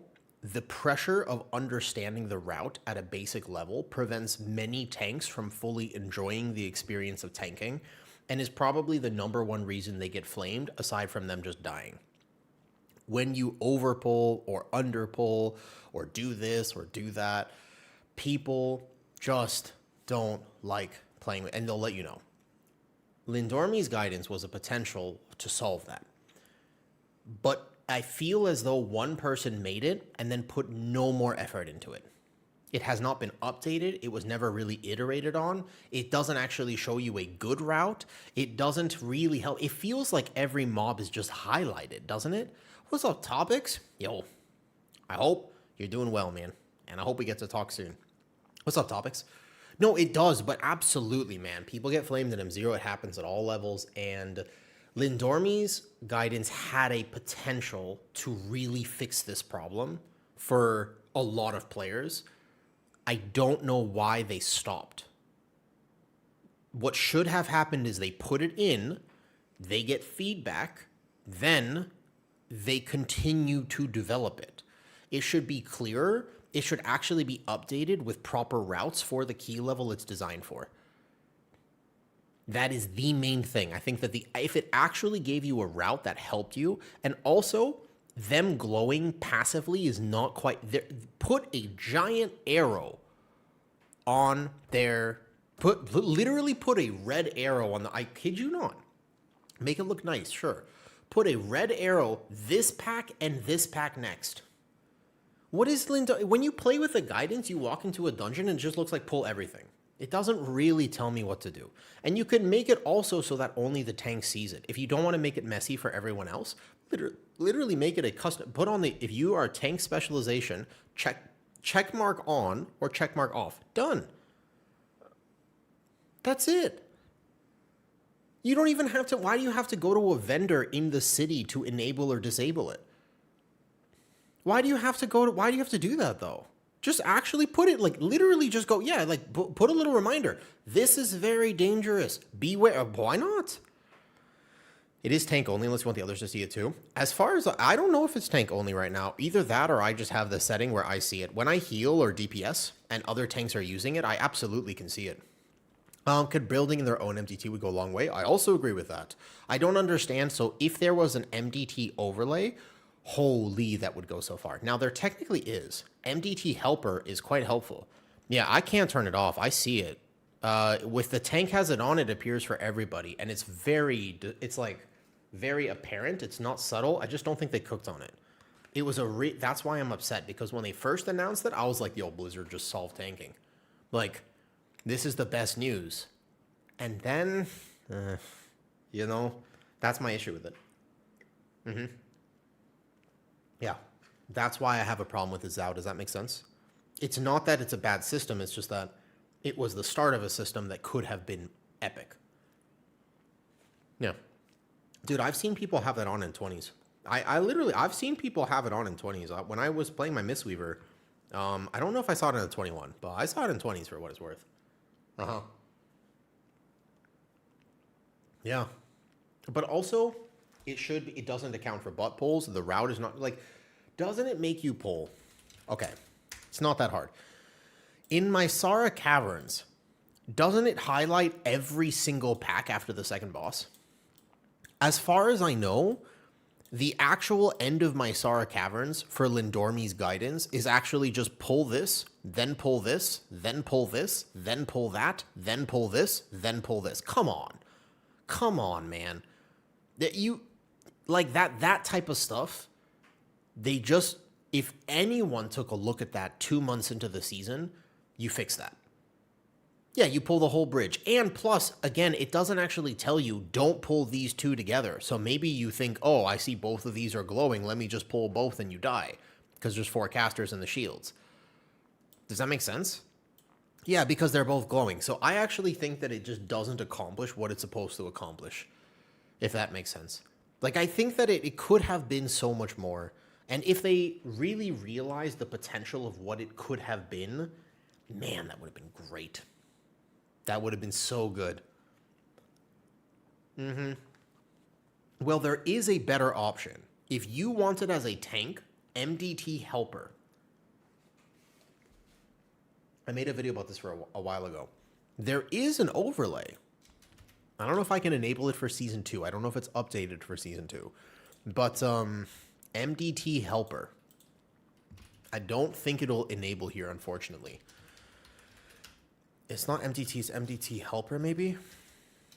It's not updated yet. But basically, it is actually an overlay. Oh, my ice cream, no! Fuck. The treadmill.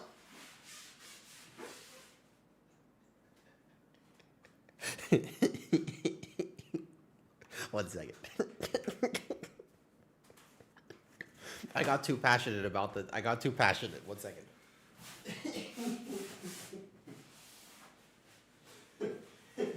Oh, no. No problem. Oh my god, it's everywhere. It's everywhere. Okay.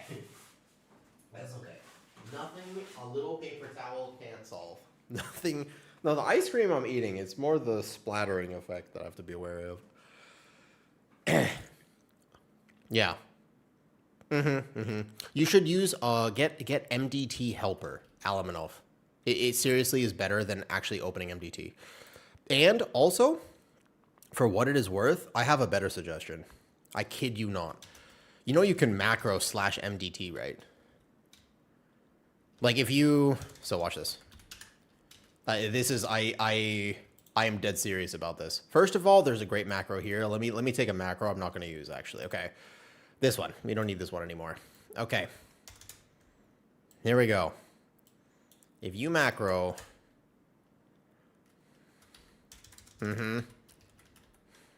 It should, I think this would work. If you go /party and you click this, let me see. Does that work? No, I'm not in a party, so it has to be /say. It has to be /say. If I do /say, and the reason you do this is very important. No, that's not going to work. Okay, so I need to get it to be... Wait, if I just /mdt, would that work? I think I just actually /mdt, right? I don't need to do the /say. I think you just /mdt. Yeah, okay, perfect. So you just /mdt. Hear me out, tank players. Listen.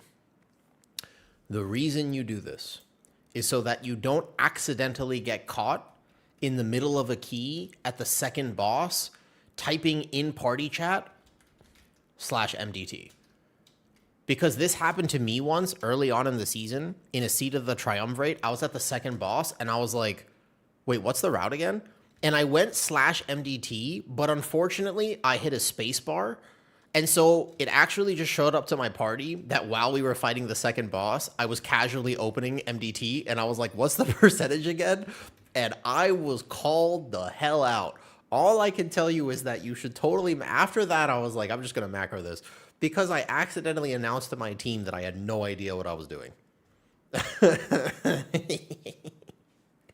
So you just macro it and put that on your action bar, you know? But there is an overlay that's better, to be fair. Yeah. Just get an add-on. It's called MDT Helper. I'll send it to you. Hopefully the guy updates it. But then, I mean, to be fair, it's like this. It's called MDT Helper. To be fair, how come Blizzard just doesn't make... When people make... The add-on developers have to do the work. Why doesn't Blizzard just make it? Like, I honestly don't understand how base enemy nameplates, more than anything, I feel like everything else is doable. Even base party frames. Like, base party frames are pretty decent. No joke. They don't show everything, and I think Ellesmere is better, but actually, like, base party frames are not the worst. You just go raid-style frames. Not party frames. You have to use raid-style frames. That was my UI for Season 1. It totally works. But the enemy nameplates, I don't think there's a justification for them. You want to see how different this looks? And first of all, I don't know why my ping is so high today. I didn't enable my gear up. Yeah, let me do it right now. I can't play like this. Let's see what my ping gets reduced to when I actually activate this. Because right now, you can see how much of a delay I have. If I activate this, there's like a full-on delay. So that's okay. Oh, I've got to exchange the new code. Basically, the difference between actually having this and not having it is kind of insane. That's basically what I'm trying to say. Okay, so we're going to turn this off for a second. My game might disconnect real fast. And if it does, no problem. I think Season 3, Shaw will completely turn off his enemy nameplates. I tried to do a key like that once. It did not work. Just put it in the game. There is a world where Blizzard... I don't know, man. How do I say this? You have to understand, I really like Blizzard. Like, I'm a big believer that they have designed a game we all love. The reason we can argue about the game is because we love the game, right? It's my Platinator. You can find it in Discord. Go to my UI in Discord, and my current Platinator is linked there. I don't think I want to make any updates to it. I really like mine. I think mine is perfect. I think that if I played a dot class, I would have to consider it, putting stacking nameplates. The only thing I don't like is stacking nameplates. It's a personal preference. But at some point, how many people really work at Blizzard that like do balancing UI, this, that, and the other? I feel like at some point they should increase that number, I guess. 3 maybe, but like the question is, how is it 3? Because why do I agree with you? That's my problem, right? Like, don't you kind of agree that it's not that many? But how is the answer potentially 3? It feels like that sometimes, and I feel bad about the fact that it works like that. That's just strange to me. Because, you know, The best guy to personally watch for any WoW on Skull and Bones. Oh, I like him. Yeah. Skull and Bones at one point, Johannes asked me if I would make a video with him about tanking, and I did, but he accidentally had me muted, and it was like a 30-minute call. And then afterwards, he was like, I'm so sorry. You were muted like the whole time. And I was like, no problem. It's all good. Like we'll find another time for it. It's all good. And then he never, I was like, it's fine. Like I'm not a scary person. It was just his first time talking to me. And I think there was like, I'm not a scary, I have no, I'm chilling. Like it's not a problem. It happens. It'd be like that sometimes, right? Yeah. If I have to go through too many channels, maybe. They increase the WoW team. If anything, they'll decrease it. I'm worried about that too. Yeah, he was nice. I remember. He was very nice. I also think Skander has good tank videos. Do you know who Skander is? I actually think he has some pretty good tanking stuff too. Kind of another kind of underrated. He looks like a Viking as well. There's something about being over 6 foot tall with a nice beard and just like big enough. It's like, damn, you know? Learning healer now. Wrong streamer for that, but you're chill. Thank you, Smooth Touch. You know, I have a very smooth touch. I'll tell you why. Because I've never worked on a farm, and I'm really bad with my hands, so I have like no calluses except for weightlifting. Yeah? I just have some calluses here from weightlifting, but otherwise I've got extremely smooth hands. Yeah. So you're in the right place. Want to know the story behind the nickname? Well, hold up. Now, wait a second, Smooth. I'm going to think about that for a second. Let me just fill people in. So you've come in here and you said Smooth Touch. No. I would say yes, but I'm just cautioning you that this is a public forum because your name on Twitch is Smooth Touch. And you were like, hey, you're pretty chill. And I was like, okay, I made a joke. And then you were like, do you want to know the story behind? Well, just think about it. I don't know you because I can't see you right now. So I don't know if you're like, do you want to know the story behind my name? And I'm like, yes. And you're like, this is why they call me Smooth Touch. And I'm like, oh no. Like, I don't know, right? Because you know what I mean? That's the thing. Like, I don't know. That's the thing, because I don't know you. So this is like a whole bit of a thing right now. What's up, Maxie? Oh, no, you tell me your name. It's fine. It's fine. You're good. The old man who plays WoW with 3 kids. Do you? Do your kids play WoW? I think that families who play WoW together are like the cutest thing, to be honest. I really love that. It like makes me almost jealous. Like I wish I could be like that, you know? All right, let me connect my ping reducing add-on and then I can actually play. Nice. Okay, so I'm going to DC for a second as this connects. I should DC at least. Is that why this is not working? So like, oh, it updated. No shot that this isn't, my ping reducing add-ons are not, because I have to re-update it because, really? Because of the new patch? Because I haven't even used it in the new patch? Is that for real? Is there a simple way to import? How do you reduce ping? Good question. It'll be in a video very soon, and it works well, to be fair. I used to beat your middle child and his friends, and I've lost interest in FPS. Fair enough. To be fair, I'm very bad at FPS. I'm clean for like a month, and I had a cheat meal today. I feel like absolute shit. You know, there's a lot of great topics, but I think that the secret to nutrition is the fact that it's not supposed to be hard. The actual thing is that you feel good for treating yourself well, and when you feel good, you want to keep feeling good, and then you eventually feel bad, and then you're like, that wasn't worth it. And sometimes it is worth it, and that's it. That's nutrition. Genuinely, it actually is kind of that simple. People do it in such a way where it's like a chore, but it's not a chore. You feel better, and you're like, this is great. Yeah, it's a service. It's a new YouTube sponsor. If you give me a day or two, I will happily explain it better. I just not right now because I have to wait for the video to come out so that you can use my link. but I don't have a link for you right now. It's better than exit lag. I was using exit lag for a long time, and I've talked about it openly because I just playing from Asia is tough. And I was using exit lag for a long time. Now, no, not using exit lag currently. There is something better than exit lag. Also, for what it is worth, I'll mention this a few more times because I'm ending it tomorrow. If you want a chance to win the new mount, the Stoneforge Sentinel, you can enter the giveaway. And I think a few streamers are running this right now because it's part of being the WoW sponsor. Like, to be a WoW partner, you get this opportunity. I have one code to give away. I do not have multiple. I have one. Just keep in mind, there's only one, but you can just do !ticket on Twitch and you can enter the giveaway. It's accessible for everybody. Should be cross-region. I will end the giveaway tomorrow, not today. So I will ping people in Discord and /or throughout stream tomorrow if you're not here when it ends, just so you know.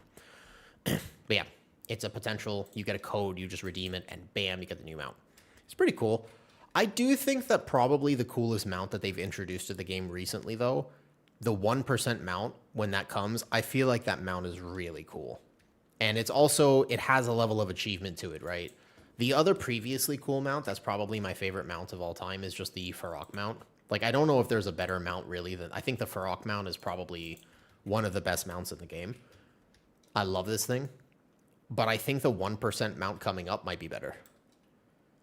Like, this mount is cool. The 1% mount, that's a really sick mount. Imagine they did 0.1% like that.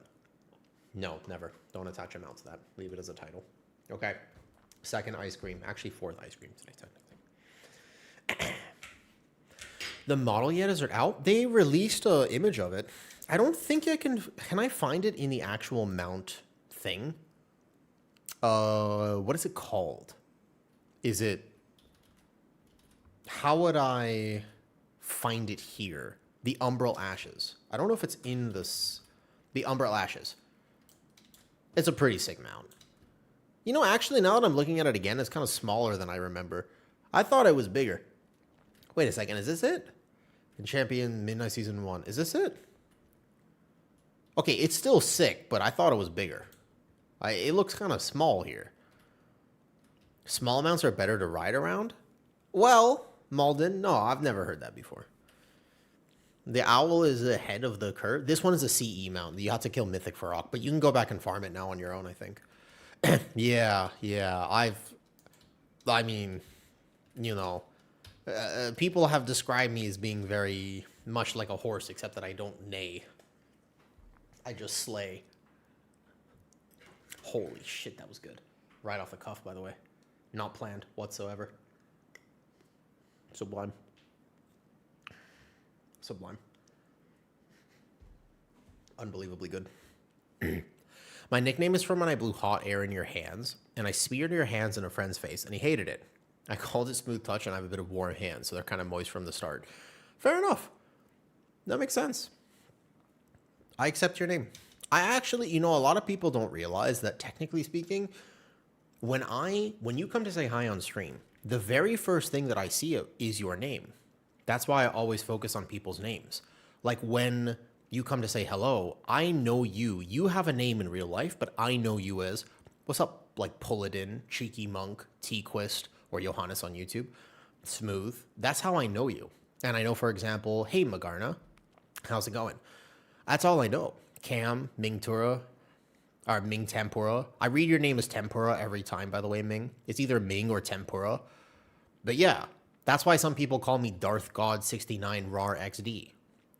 Hey, Warhawk. Hey, Shindarubas. Like, I know you as your name because that's the first thing I see. What's up, Primo Septol? Sometimes I can't see everything, but yeah. How many DK mains are 30 plus but have a character name from when they were 16? I think Demon Hunters are probably the best offenders of that. But I am so much more, Busy Tor. We're all so much more than our name. No single person in this world is one feature. There are some that I actually do feel like are, relatively speaking, capped at 2 or 3 features. But every single person in this world is multifaceted. There are many aspects to each individual human being. reducing or generalizing a single human being to one factor is a wrong way to look at it. What's up, Cliff? See, now I view you as the ocean Cliff. And then I think about that one dude who I saw that apparently ruptured his skull, broke his tailbone because he jumped off a cliff for that was like 70 feet. And then he was like hospitalized, could barely walk, recovered because he did a cliff jump into like a pool. Not a pool, but like a pond. And then people were like, was it worth it? And he was like, hell yeah. And I was like, how do I get like that? Because I overthink everything. And there's a world where what I actually want to be is a little bit more stupid. Like, I kind of wish that I could just turn my brain off a little bit more like that and just do it. And then it's like, yeah, 6 months recovery. Like, it is what it is. And then I get right back to it. Man, what is that like? Is awoo like ooh, or how did that come about? How did that come about? Am I a Scorpio? No, my birthday's in January. I'm January 18th is my birthday. I'm turning 30 this year. Reddish. Turning 30. That's rough. There is a story behind my name. Yep. You want to hear it? There's an actual story behind it. You want the full story? Yeah, I'm like Unk now. I'm 54. I love the fact, by the way, the average age in WoW, first of all, is much higher than you think. And WoW is a game where there are a lot of people who are older or middle of their life and still play WoW. It's not uncommon, for example, to meet people who are 40 or in their 50s or even 60s and play World of Warcraft. It's not actually a furry name. The furriness of my name is completely unrelated. There's zero relation. It just so happens there's an overlap. But for what it is worth, it's not actually specifically related to this whatsoever. And it's not a Borat reference either. Like, some people think my name is the Awuiwa. Yeah, very nice. But no, that's actually not the name either. The real reason is because when I started playing World of Warcraft again, I was married. And my wife at the time, we're divorced now, but at the time, when I got a laptop during COVID, when I was living in Thailand, my wife was like, what is WoW? And I was like, I don't know how to describe this. Like, you know, we raid and we like work together to kill bosses, and there's like an open world, like it's super cool. And she was like, so people have to say your name? And I was like, yeah. And she goes, okay, can I make your first character? And I said, sure, that's fair. Fair enough. So I got the character boost in Shadowlands right when it came back out. And she made my druid. She said, what do you want? I said, you pick whatever. So she picked a druid, and she named the druid. I was like, she named it. She was like, I want people to have to say your name as Awuiwa. And I was like, oh boy. That was tough for me because all previously to that, every one of my characters had like a LARPing, had like a real name, you know? I used to name my characters Zarkon, Kyparia, this and that, like whatever name I thought was super cool because it was badass. It was like, it was really sweet. And then all of a sudden now my main character is Awuiwa. But it worked out because the first raid I joined, the raid lead was Southern and couldn't pronounce my name anyways. So instead of saying Awu, they actually called me Awu. They were like, Awu, go to the green circle, please. Awu, attention to Awu. And I was like, Metro, I don't work like that. It's not really a reference to her anymore. It's become my thing because it turns out that when people call you Awu, it's a pretty happy name. It's very difficult to be upset and say Awu at the same time. Have you thought about that? I challenge you to like give a little oh, but like be mad when you do it. And so it's a name that sparks joy, and I like sparking joy. You know? I really like that name. It's pretty difficult. And so I actually like this though. She was half Thai, half Indian. So she was, well, actually, no, her ethnicity is Indian, but Indian Thai, because there's an Indian community who live in Thailand. No, I didn't move to Thailand for her. But what's interesting is that although I was married to a Thai woman, it actually, my culture, the culture I learned about was Indian culture because she was not Thai. Does that make sense? It's really weird. Like we celebrated Diwali. I learned Hindi. Like I learned like more about this, if that makes sense. It was really strange because I learned how to make dosa and idli and like cook siro because siro was my favorite dessert and laddu and like that was the culture that I had actually been brought into, even though I married a Thai person in Thailand. So it was very, very strange because I didn't actually get to learn like we had an Indian wedding. We had like, does that make sense? So it was actually completely separate. And that was very weird, but cool. It was Indian people know how to cook and stuff. To be fair, so do Thai people, actually. Both of those, I mean, I lived in a world of absolute flavor, I'll tell you that.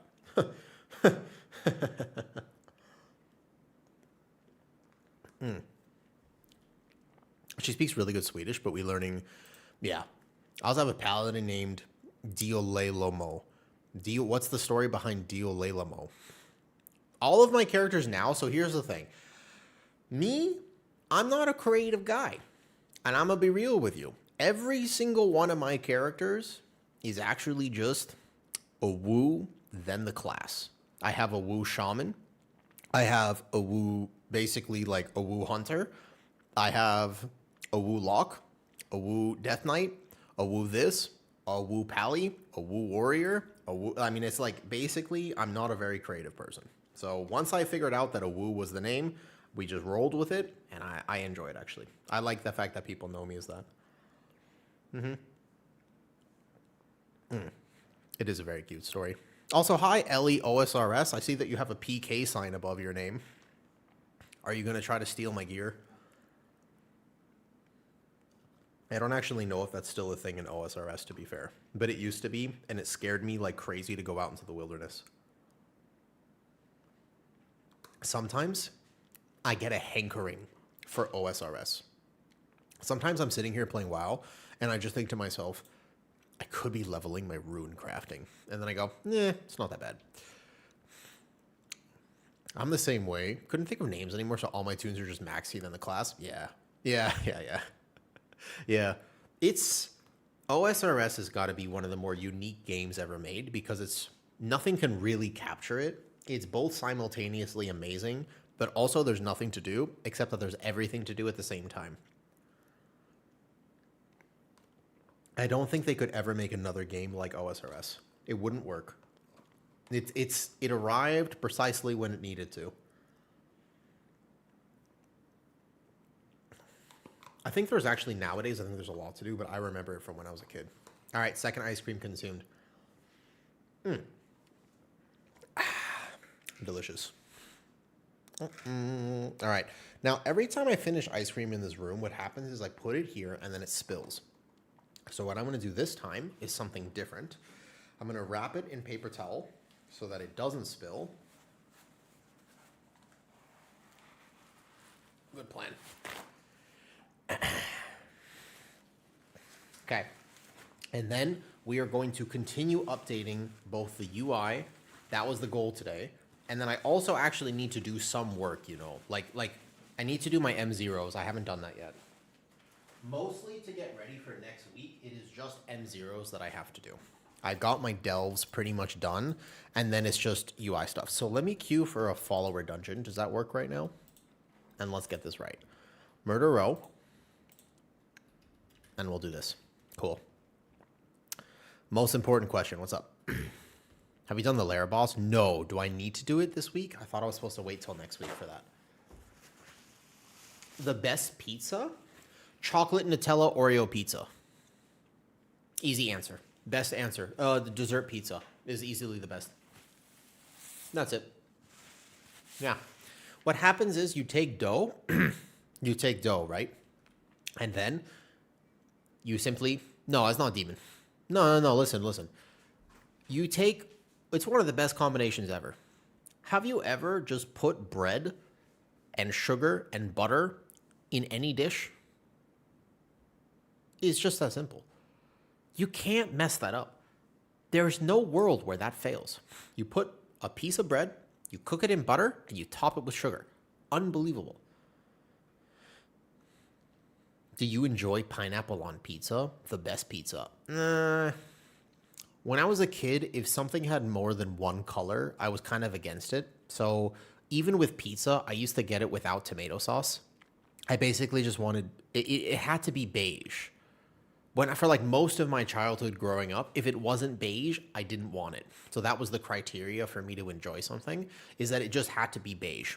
And so cheese, chicken nuggets, more cheese. So pizza and dough, excellent. Pizza dough and tomato sauce, that's a third color. It wasn't for me. And so I had to be careful of that. It was either that or pink. I liked pink things as well, to be fair. Well, I can't eat it now. I didn't know I couldn't eat fiber until I was much older stargazer. Like as a child, I just ate everything. And when I first moved to Thailand, I also ate everything. Nowadays, I know for a fact that I cannot have fiber. But back before, I didn't know that. For most of my life, like there was even a year where I was completely vegan and ate a lot of fiber. So I don't know. I think that if you really want the best pizza though, dessert pizza or pizza where you dip it in the icing that comes with this, man, what made you realize you couldn't have fiber? I have no problem sharing the story, but do you want the full story as I do some UI stuff here? I have no problem telling you.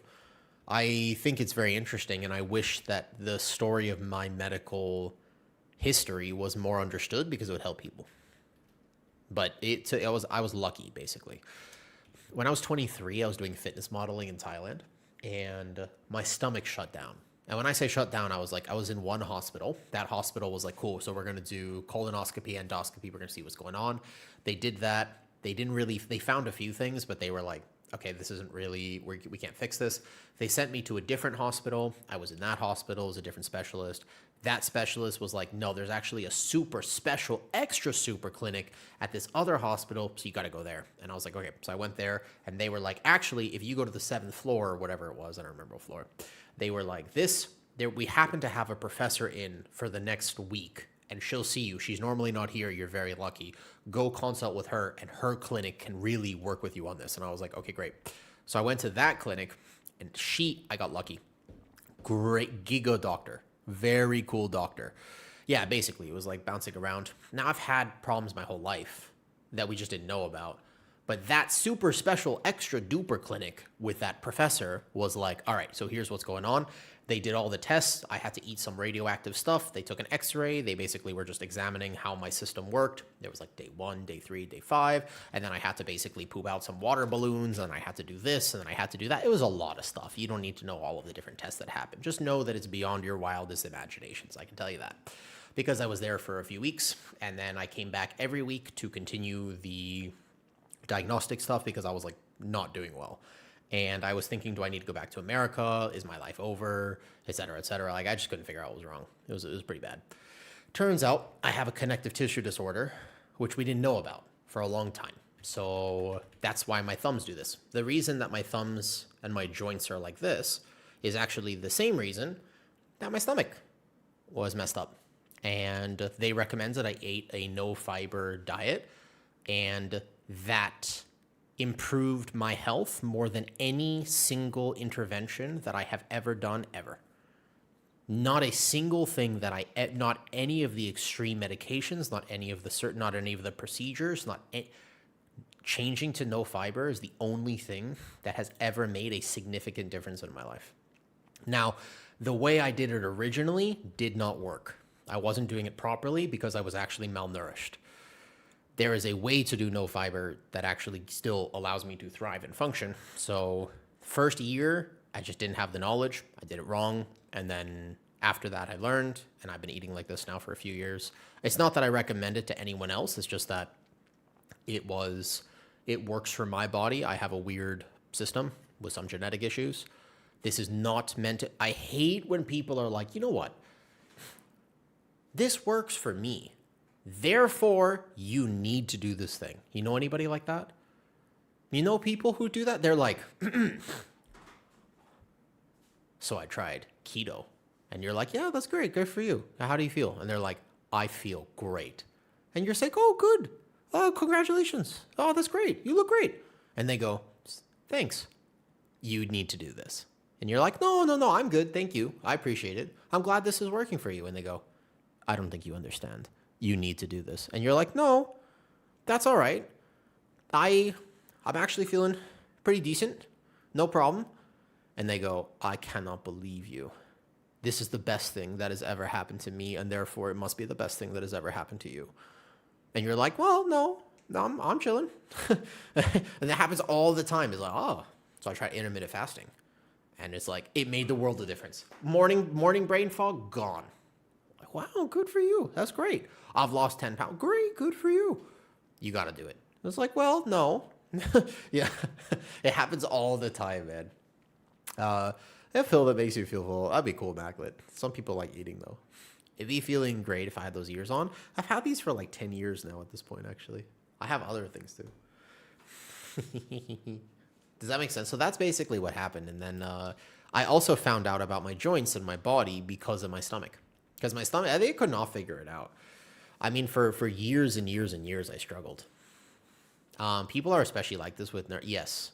They think they can, well, because it makes sense though, Magic Johnson. At the end of the day, it's like, well, if it worked for me, like I want to help. They're not doing it out of a place of maliciousness or harm.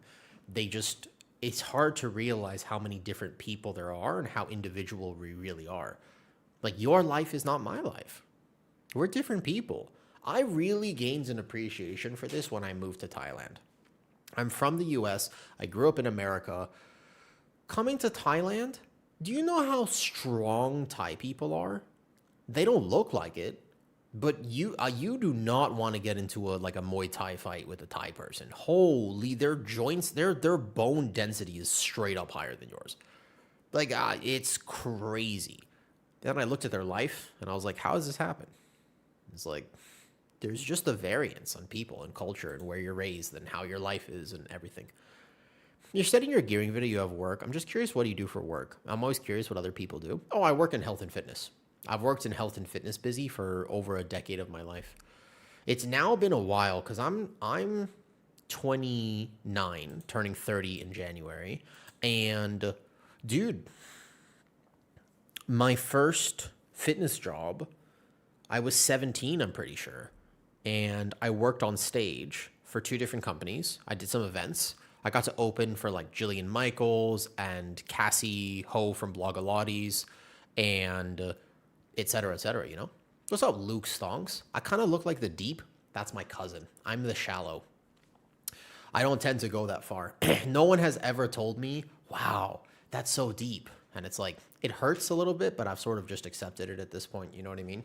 I've got very flexible hands, so it all works out in the end. Point is, I was 17, I think, when I first opened and I got to do like on-stage demos. And then I started working later at a few different gyms, and I was like a trainer, like a normal trainer at that point. And that was cool. But that's what I do for work. And that was in my early 20s. And I was kind of all about aesthetics at that point. I was modeling, so I was helping people look a certain way, primarily focusing on just like sculpting aesthetics. That was my thing. And then I got sick, and it changed my perspective on it, and I became way more about health. And so now I get to work with different conditions and people in different places, whether they're 400 pounds or 100 pounds but have autoimmune conditions. I basically get to help people. I like my job. My job is cool. And I get to think creatively and basically help people. Gonna go watch some League. Thanks for coming out and saying hi, Smooth. Okay, cool. Okay, anyways, now that Gear Up is enabled, can you see how much better my ping is? Dude, this is actually much better, yeah. It's significantly better. Okay, let's get some UI stuff done. So first and foremost, the main thing about this UI is that I can see shielding effects and debuffs super clearly. But that's what I actually want to make sure we get right. Busy. What do you get to do for work? What do you guys do for work? I love you. Thank you, Helena. I have a super unorthodox suggestion for your pod. Yeah, what's up? Given that I live in a family of whales, I would love to hear suggestions for my pod. Fair enough, Luke. Hey, man, somebody's got to do it. Are you good at your job, Luke? I drive a train in New York City. Is it, what do I not know about driving a train, Patchworks? Genuinely. I've never thought about it before. What is one thing that I do not know about driving a train? The best? Fair enough, Luke. I gotta say, I'm a little jealous. I think I'm good at what I do, but probably not as good as that as you are. It's lonely. Fair enough. Do you have to work hours? He's a league version of you, except that he's a fellow bald bearded champion. What? Solorenectonoli. Tononli. First of all, I'm going to have to pronounce his name. So that's going to be one of the first things that's going to be the most difficult part of this, to be honest, though. And Busy, you said you're a paramedic. It's cool sometimes. Also probably hard sometimes, huh? Like, Solo Renekton only. Solo Renekt, is that a hero that he plays in League? I see.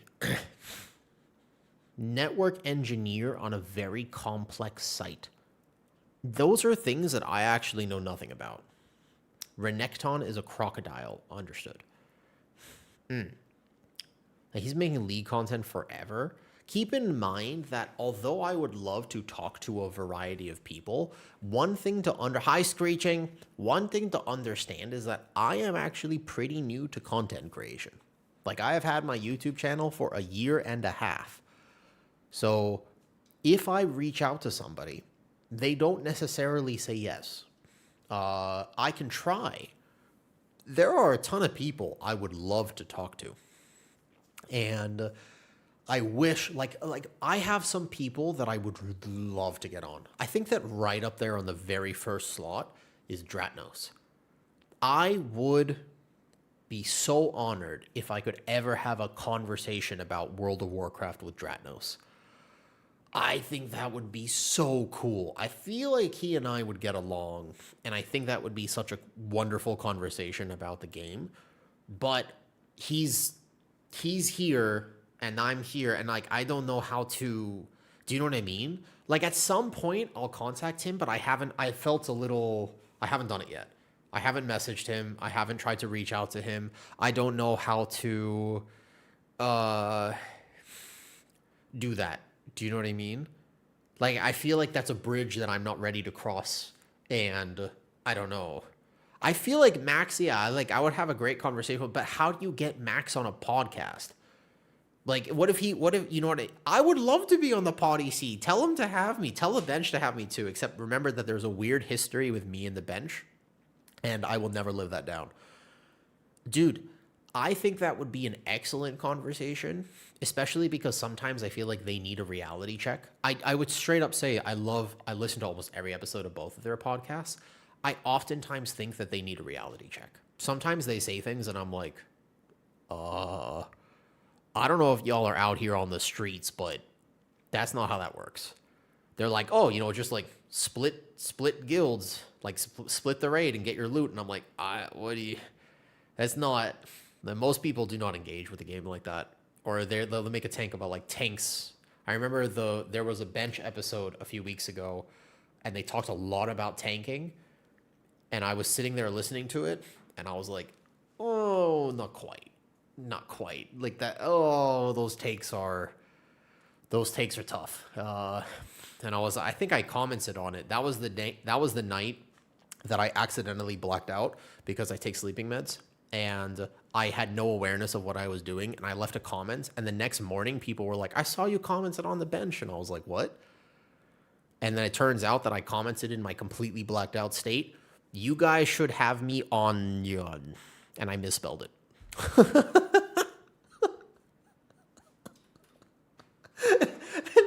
and then the following night, I DM'd Tettles directly, and I was also blacked out. So yeah, let's shoot for the potty C at this point. Maybe not the bench, but let's shoot for the potty C. Oh man.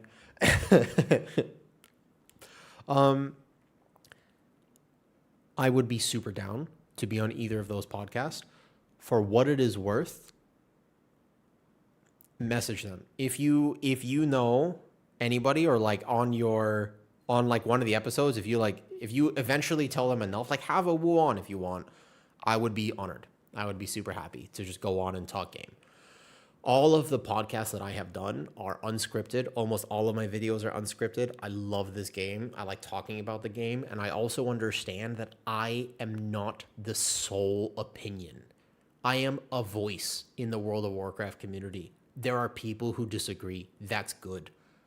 I love the fact that this game has so many different communities. That should be celebrated. It's very cool that there are people who do housing and Mythic Plus and raiding and this and that. How sweet is that? It's very hard for a game to accomplish this. You know?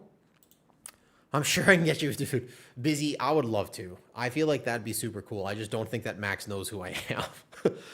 I haven't been in the content role long enough for that. Do you know what I mean?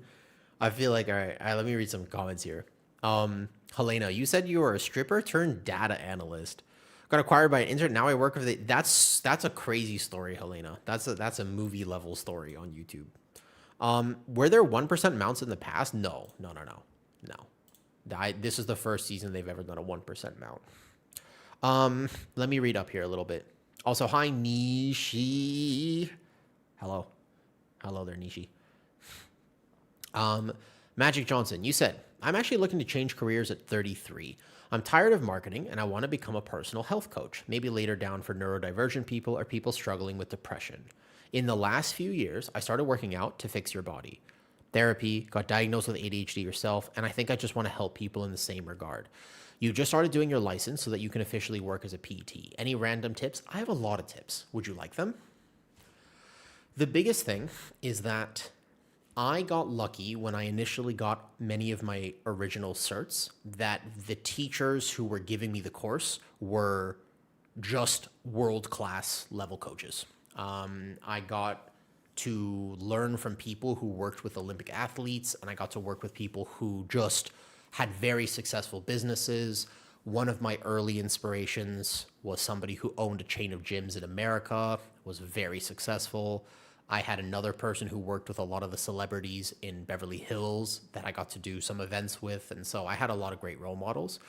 Biggest thing to understand is that the NASM statistic, I don't know if this is updated for the last few years, but basically around 97% of people who acquire their initial personal training certification, which is the original one, the CPT license, 97% quit within the first year because it is not easy to make money as a trainer. I think that that's the first and foremost reality check, and I don't want to be lying to you and be like, oh, it's a money-making machine. It is not. Getting people to care about their health is not what people think it is. It doesn't matter how good you are at understanding the book. Your clients will never be a chart. They are human beings. You have to be able to work with people, not numbers. I think if you want to be a good trainer and you want to be successful at it and you want to beat the statistic and actually make a life out of training, then you really have to get away from looking at people like numbers. They're not their chart. And that's where you fail people. And it's also where your business tanks, because the people who need your help are the ones who need you to basically buy them a beer. And a lot of times you're like, what? And you're like, yeah, if you work in person, for example, one of the best things you can do is if you're a client, for example, if you're like, you seem like somebody who likes drinking and they're like, I've got to give it up. And you say, that's a great goal. Is that reasonable? And they're like, well, let's be reasonable here. I was like, great. I tell you what, after work, I'll take you for a beer. And you're like, the fuck? Get them. You need to get them to come back. And they need to develop the healthy relationship with fitness and health, because fitness and health is not this terrible thing that you must do, just to clarify. That's, I think, the biggest tip I can give any new trainer. If you want to make this a living, you have to start approaching it like that. Look at people as people. You are in the business of people. You are not in the business of science. Science doesn't help if you can't apply it. Does that make sense? That's the biggest piece of advice I can give. Yeah.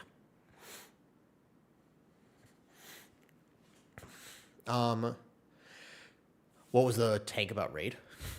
Let me see this. You said hot take, you tell me which tank spec is better? Oh, Kiyagi. Yeah. I can tell you exactly what's up with the Druid tank specs if you want. So for Guardian Druid right now, basically, you have this weird thing where on PTR, people could not agree on what build to play. Many, like, I wouldn't actually say that many people were DOTC believers. Let's be honest here. Pretty much only Yoda played DOTC. And because people are like, wow, it's Yoda, they thought this was good. For what it is worth,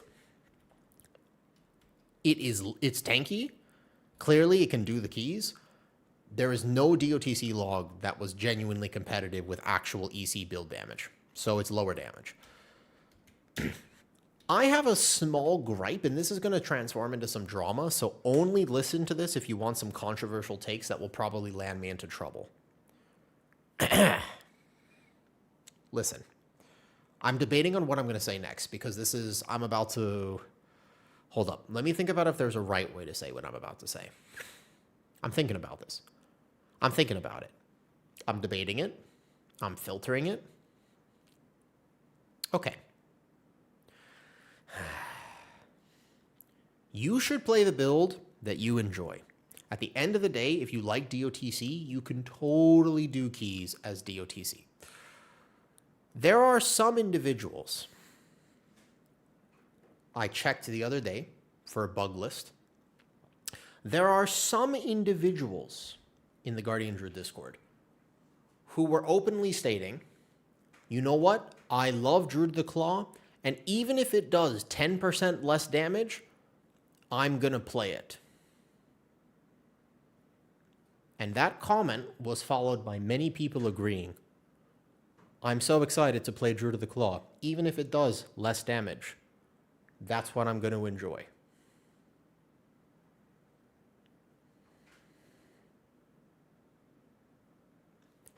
Let's not forget that I was excommunicated from that entire community because I played a build that did a little less damage at the beginning of Season 1 because I liked it. No, the drama is not that I disagree with them saying this. The drama is that they fucking hated me and told people to literally not ever watch my content, that I absolutely sucked, that you should never ever listen to a woo, and they would be like, oh my god, it's a woo follower. They were like, that guy fucking sucks. They were shitting on me like crazy because I played a build that did a little bit less damage because I liked it, because it fit my playstyle. So when I saw that, and I know some of those people were the same ones who were basically upset with me for playing a build that I enjoyed that did a little less damage, but absolutely was very tanky and absolutely timed keys because I proved that it did. And I timed all the keys until I got to a bleeding edge level early on, and then I considered playing Apex, and even then I could have timed the keys with no Apex, but I had messed around with it for a little bit. God damn, people hated me for that. I am a huge believer that tank damage, although cool, you don't need to maximize it. Be a good tank.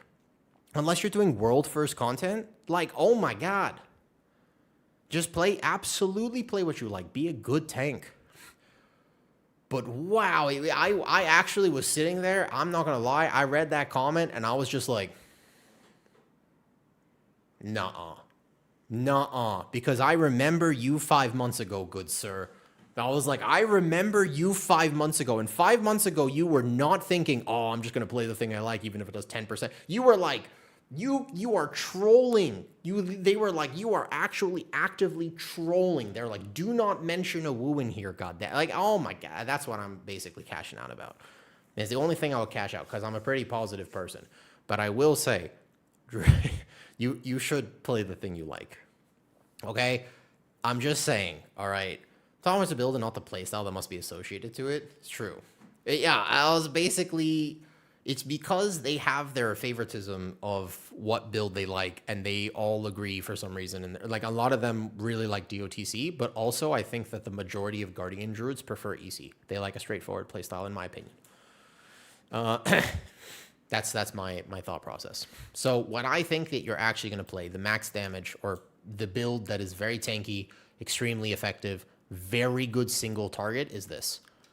If you have heard the build, and this is in my Discord if you want it, it's a variation on this. I think there's a world where maybe you can actually consider this. I think this was actually a good cook that somebody submitted to me, that maybe you would actually consider something like this. But currently, I believe that this is the best build. And I think that you will play Apex. And Apex is not that bad to play around. It's very effective, but also your single target is decent. If you ever heard cooks on PTR that like Guardian Druid's damage was low, that's what everybody was complaining about in most of their tier lists. I didn't see that. I think Guardian Druid damage is pretty solid. Is it the best? No, but it's good. In my opinion. That's an opinion thing, for what it's worth. Yeah. How much of a damage difference is there between perfectly timing Iron First and not munch procs on Thrash resets from Apex? So I genuinely don't think that that is a min-max I will consider. I think that the farthest I would go to play around Apex cheeky is probably just banking Rage after Spirit. But I honestly don't think I would even consider it. I think I'll just macro Iron Fur and play. I really didn't notice a difference. The only min-max that's worth it is actually macroing a Thrash without Iron Fur so that you can Thrash Apex Thrash. I think that is valuable, and I will have some sort of macro that basically does Thrash Maul Thrash. I think that's worth it, so you don't munch the whole Thrash proc, but min-maxing the Apex to that degree, I don't know about that. Yeah, I genuinely feel as though that won't be very worthwhile. I think class discords are actually throwing around this misinformation about builds the general public to sandbag people. Yeah. I don't know. Still receive third. No, that's a bug.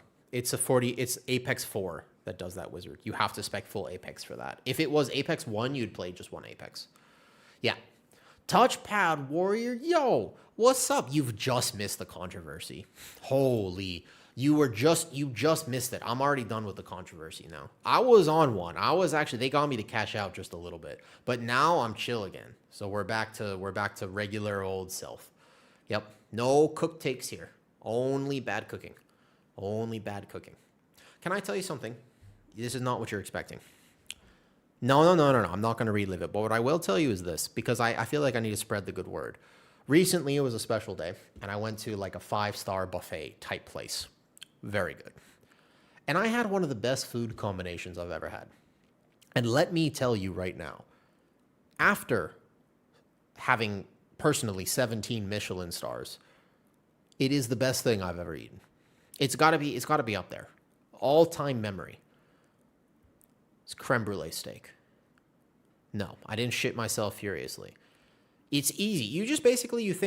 You remember what Hannah Montana taught you when you were younger? And you come in, I think, just as an ad has started, unfortunately. But if you're new here, look, let me tell you. You remember Hannah Montana? You have the best of both worlds. That's all this is. So what you do is you just say to yourself, you're too old for Hannah Montana? Are you? Damn. That's tough. I knew you were.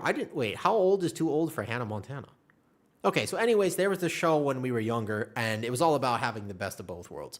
You think about creme brulee, and you're like, damn, creme brulee is amazing, right? And then you think about steak, and you're like, steak's pretty good. So you have creme brulee, and then you have like a Wagyu tenderloin. Delicious.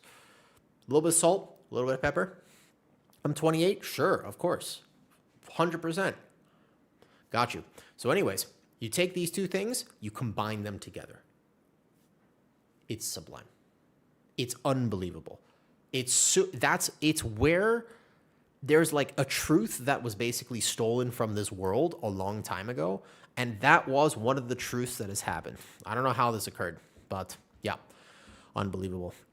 What's up, Salty? I can't believe it. I actually do think that my stream is technically 2 years old now, although I feel like I started streaming in January. I view it as like a January 2025 type thing. So I feel like it's, you know what I mean? How about how old? What's up, Bruno? Great content, my man. Thank you. There's mod celebrations? I actually didn't know that. What's up, Salty? Yo, people from Touchpad, I just want to show you something real quick. I am very interested in doing this. It's something that I want to work on, and I have been working on. That's why I'm very behind in all the progress I'm supposed to make in game. I'm trying to make it so that my Discord has all the resources for anyone that wants to learn anything in WoW. What's up, Drunk Dud? Did you come from Touchpad stream? Did you mean to prime sub to Touchpad stream? Drunk Dud, if you meant to prime sub to Touchpad stream, given that you are a Drunk Dud, and I feel like there's a certain level of correlation there. By all means, also go sub to him. But I will say this. My Discord right now, I wanted to have guides for every spec in WoW, and I'm contacting some of the best players in the world to help me make those guides. So let's say you want to learn Hunter, Banshers. Recorded yesterday with him. You want to learn Boomy? I got one of the best Boomies in North America to make a guide with me this morning. That's actually meant to help people learn. But I also want to make it so that there are all sorts of stuff though. I was there for the Arms Warrior guide. Who should I get for Arms Warrior? I actually was thinking about Warrior, and I was thinking Noxiv for Fury maybe. I think he would do it with me. I just don't know if he... I think maybe... Crit Cake would be super cool, but I don't know him, so I don't know if he would actually take the call type thing. There's a few warriors I could contact. But I show you this. I feel like Crit Cake would be excellent at it, but I don't know him personally, so there's a hard part about that. Look, so this is the Discord now. Observe. So what we have going on here is if you, for example, just go over to Tank Build Season 2, and you type in Prot Warrior, this is what I think the best beginner Prot Warrior build is for people who want to learn. And then this is what I think the actual push build will be for people at the highest level. And then you have the macros that I'd recommend. Like for beginner macro, a little bit of information here. And then you have the basic guide, and then you have a min-max guide. Same thing. You go to Prot Paladin, basically beginner friendly build. You go to the push build with some talent choices. And then you have a little tip, like big tip for this is to bind your utility spells, so you're not ever having to worry about that. And then macros, Avenger Shield, Judgment, etc. Guide, advanced guide. That's basically my goal for absolutely everything. I'm hoping that over time, I can actually cover every single spec in World of Warcraft. Every healer, every DPS, and I'm on my way to doing it. But hopefully my Discord can be a place where people can learn. Like I got Shaw for Brewmaster, because if I don't know something, and of course I don't know every spec in WoW, not by a long shot, I can leverage the fact that I have been streaming for a while and maybe have some context to maybe get people who do know the thing and can teach the thing. I think that's a really cool idea. I'm working on it, but I'm also kind of behind because I need to do some M0s and stuff. I was doing my UI now. That's the plan. Thanks for saying hi, Touchpad. I wonder if Jack can hook you up with the healers. Well, I would love to do Discipline Priest and Holy Priest with Jack. I think I also know other Holy Priests busy. Discipline with Jack would be great. Problem is, I don't know him personally. And so I was really hoping I could go to BlizzCon so that I could meet people in person and basically like just shake some people's hands. And then like I wish that I could have met people in person at BlizzCon so that I could have kind of built bonds and then be like, hey, Jack, like, want to make a Dis Priest video, but I don't think so. Unfortunately, I won't get to go this year. The initial plan was, and then some life stuff came up. Plus side, I want to get a dog, so it might work out in the long run. Yeah, that's my plan. Anyways, continuing to work on the UI. There are 3 things that I think everybody should have with the UI. I want to make this video soon. The absolute primary one, though, is some party frame that represents and tells you what things are actually happening, and the next one is enemy nameplates. Fajin, Pilaf would be cool, but you have to consider the fact that I am pretty new to content creation. I haven't been doing this that long, and so if you consider the creator who would be like all the way up here, you have to realize that I'm like an afterthought of a spermatozoa in their testicles that has yet to descend or ascend to the part that is noticeable and worthwhile. Like I'm just one of millions, you know. I haven't actually kind of progressed to the higher up yet, and it's a work in progress. But I do think it's important to realize that like just because I contact somebody like that, I don't think they take my call yet. But eventually, I think it'd be really cool, you know. Do you think Pilaf would do it? Would he? I don't think that like I said, like that's there are levels to this basic, and I don't know if I'm quite there. I think that would be super cool. He's a very entertaining character. I don't actually know him that well, to be fair. I think I've only ever seen his stream once or twice, but I see clips of him, you know. In my circle, a lot of really, Ice? I'm glad that my content helps, and I hope to make a lot more of it. But I still feel like I'm new to this. That's just because a lot of the people I look up to have been doing it for 5 or 10 years. Like, if you think about how long Touchpad has been streaming or making content, it's daunting to like compare yourself to that, do you know?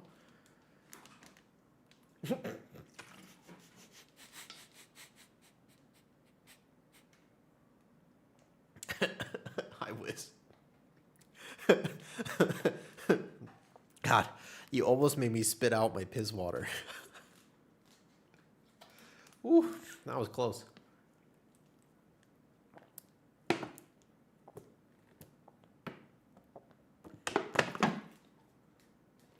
Well, we'll see. Let me get some more steps in, by the way. I got 2.5 kilometers earlier. I'll keep the heart rate going. It would be tragic. I know, Kansas. It would be.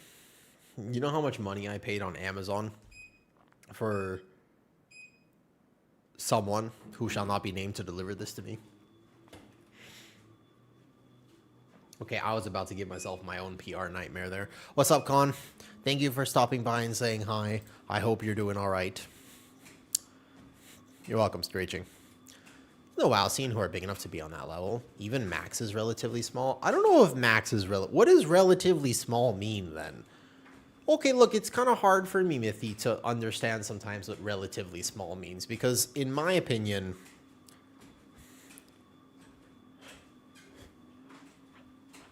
you know, it's taken me a long time to realize that I'm more than enough. And, as my cousin the Deep says, it's all about the motion of the ocean, not the size of the boat, right? Because I'm going to stop that analogy. I was thinking about going further, and I'll just stop it there. It's all good. Hitsugaya, the balance one, I think that I'm going to just chain release guides next week. I want to do like 3 to 5 guides next week. But I know that they're going to tank the YouTube metrics. I don't care. Like, I know that if I release a Balanced Druid guide or like a Hunter guide with Banchers or like the Shadow Priest one with Loyal or anything, the Devourer Demon Hunter one with Jedith, I know for a fact that they're going to do bad because that's not exactly my... It's not exactly what I normally put out there, but I don't care because they are the best, especially, I mean, they're like the Boomy one today was really good. The Banchers Hunter guide yesterday is the best Hunter guide I've ever seen. Just straight up, I'll tell you that. I'm not even afraid to, I'm just going to tell you. The best Hunter guide, I wish if I was playing Hunter, that is exactly the video I'd want to see. That's exactly what I would want. What's up, Fizzazla? Thank you, Vishnu. My videos have been super helpful. I just got back into WoW after 16 years. That's a long time, Vishnu. What gets people back into WoW after that long? What caused you to think about starting WoW again? 16 years. You were out, man. You were free. What caused you to get back into it? Can you show us your gills? No. Nope. Cannot, in fact. I'm very self-conscious about them, Busy. All right. Are you on a treadmill? Yeah. I'm trying to keep my... I've got a genetic condition, Callan says, called POTS. It's not the end of the world, but it helps if I move throughout stream. Because if I stay still for too long, I get kind of lightheaded and I get distracted, and then I can't focus. So if I just keep walking a little bit and kind of get my heart rate up, then it feels good. Thing popped up, so I clicked it. No problem. Does it actually pop up sometimes? I'm happy to, actually. I'll stretch. I've been taking good care of myself. Been going to the gym and getting my health back in order. So I'm happy to move.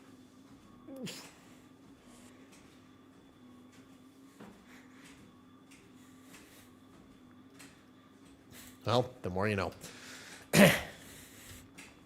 Yes. Your friends got me in.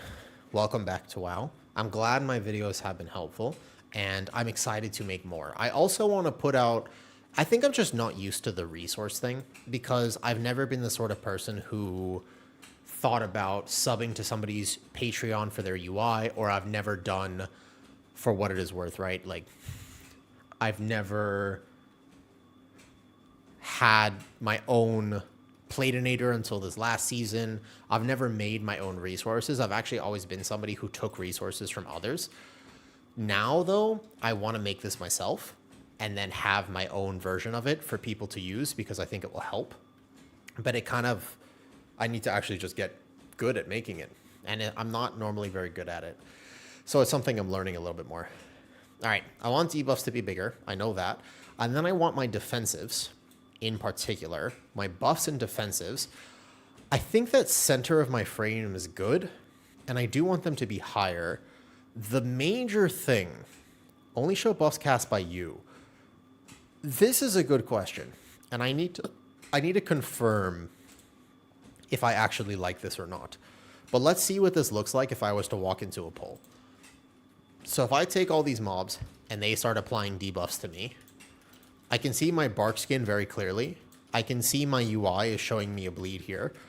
But to be honest with you, it's not that evident. My frame turns red, but you can see that I don't actually have enough information. I can see survival instincts very clearly.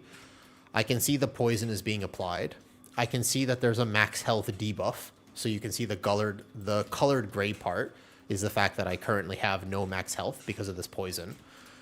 Frame glows green. It's not bad. I don't actually want to kill this. So the poison expired. But these debuffs here, the problem is I'm not actually getting all the information I'm wanting right now for it. So I can see this is a poison. That's clear. I want to get rid of the roll icons for sure.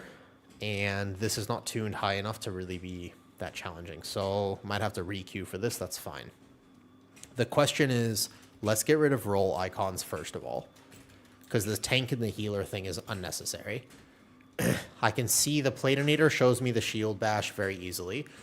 But is there a way, and anybody can tell me this maybe, is there a way for me to be able to hover over the frame and actually identify what that debuff is? Is there a way on his UI to get that? Because that would be the next thing to really get. Yes, how do I make that visually clear? You mean tooltips? Yes. Show tooltip. Where? Debuffs. Tooltips. Hidden. Show net cursor. Perfect. That's the one. Great, because you want to be able to learn like that. Excellent. There it is. Okay. And then buffs. I think the biggest thing I wanted to change from that was where are, you think, the icon? Auto resize icons, frame growth. Where would, I like the absorb, sync with raid settings, okay. Text display, name size, name position. Where's the roll icon? Indicators, top name. There's got to be something like roll icon. It just shows tank right now, and I'm not sure I love that. Roll. Tank.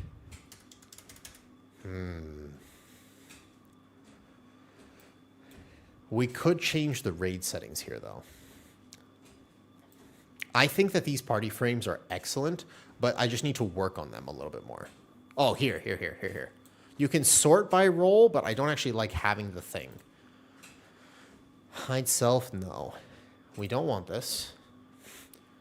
Drag to reposition. I don't mind this being there, but how do I get this to not have that icon right there?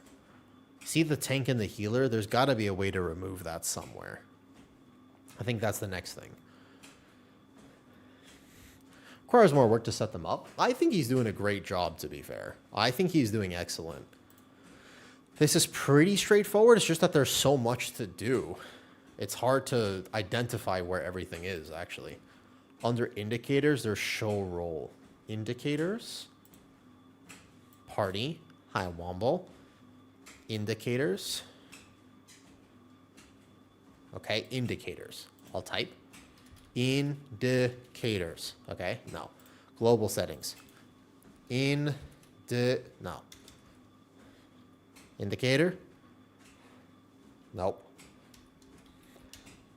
Show role. How to find show role. Search features.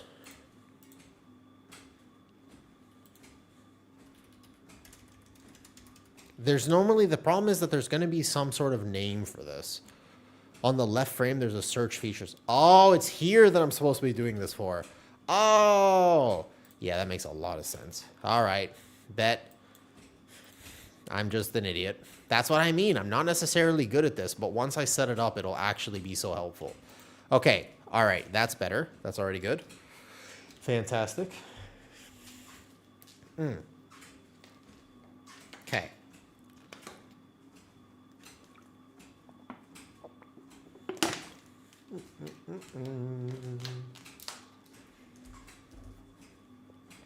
One second. I've got to adjust my leggings. They're not quite right.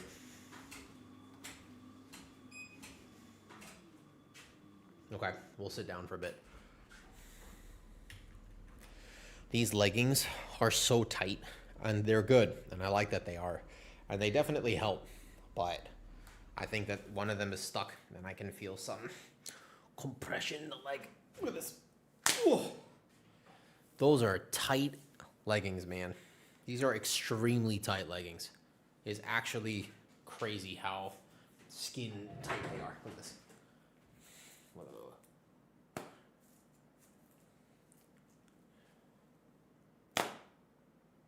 Crazy. One second.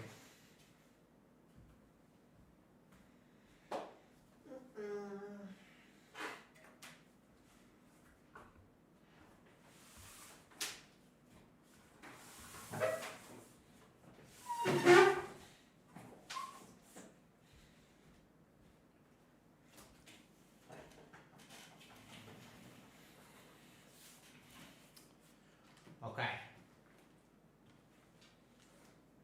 Now, not that all this needs to be done today necessarily, but it is actually Sunday. The patch comes out in 2 days. I still have to do 8 mythic zeros at least. Other than that, I don't need to do alts. I'm fine to spend my time basically hanging out, and I don't need to worry about alts right now. But I did want to finish my UI. I don't want to be customizing things too much once the season actually starts. So let's put on this hat and let's lock in for just a little bit. The M0s for the vault tier. The only reason for me to do M0s is the vault. It's 3 extra slots at tier, and that is probably worth it. Unfortunately for me, it is almost certainly worth it for me to just finish the M0s. It's not for the gear out of them. The gear doesn't matter. It'll get replaced almost instantly. All right. I know we're listening to some chill music. I'm going to play music that will help me lock in. Ready? Cool. Aren't delves... You can get both. You can get both. That's the idea here, is that you want all 6 slots for potential Great Vault right now. See how... So I got to do a few more delves too, by the way. You want all of this and all of this. Because the first week getting tier out of your vault, remember that it's a very high player-esque thing. Like, it's a very Hall of Fame, giga competitive mindset to think that you're going to take a token from this week's vault. It's the recommendation by Zorthis or by a lot of videos you might see about this. That is anticipating that you're part of a guild who will do splits. So you're going to get your 4 set almost certainly. The token cannot be taken from first week vault. It can only be taken starting next week, Bertations. After next week, you definitely take a bonus roll. It is the right thing to do for gearing for almost everyone, even if you're not a raider and you're not even going to kill heroic. It's still the right thing to do. And then you just choose what dungeon you're going to roll on. But Yeah, you only need 3 slots starting next week. This week, you want to maximize your chance at tier, because if you're not in a rating guild like me, then the question is, how do I acquire my 4-set? 4-set starts to become hard. From Vault and buy a reroll a week later, there is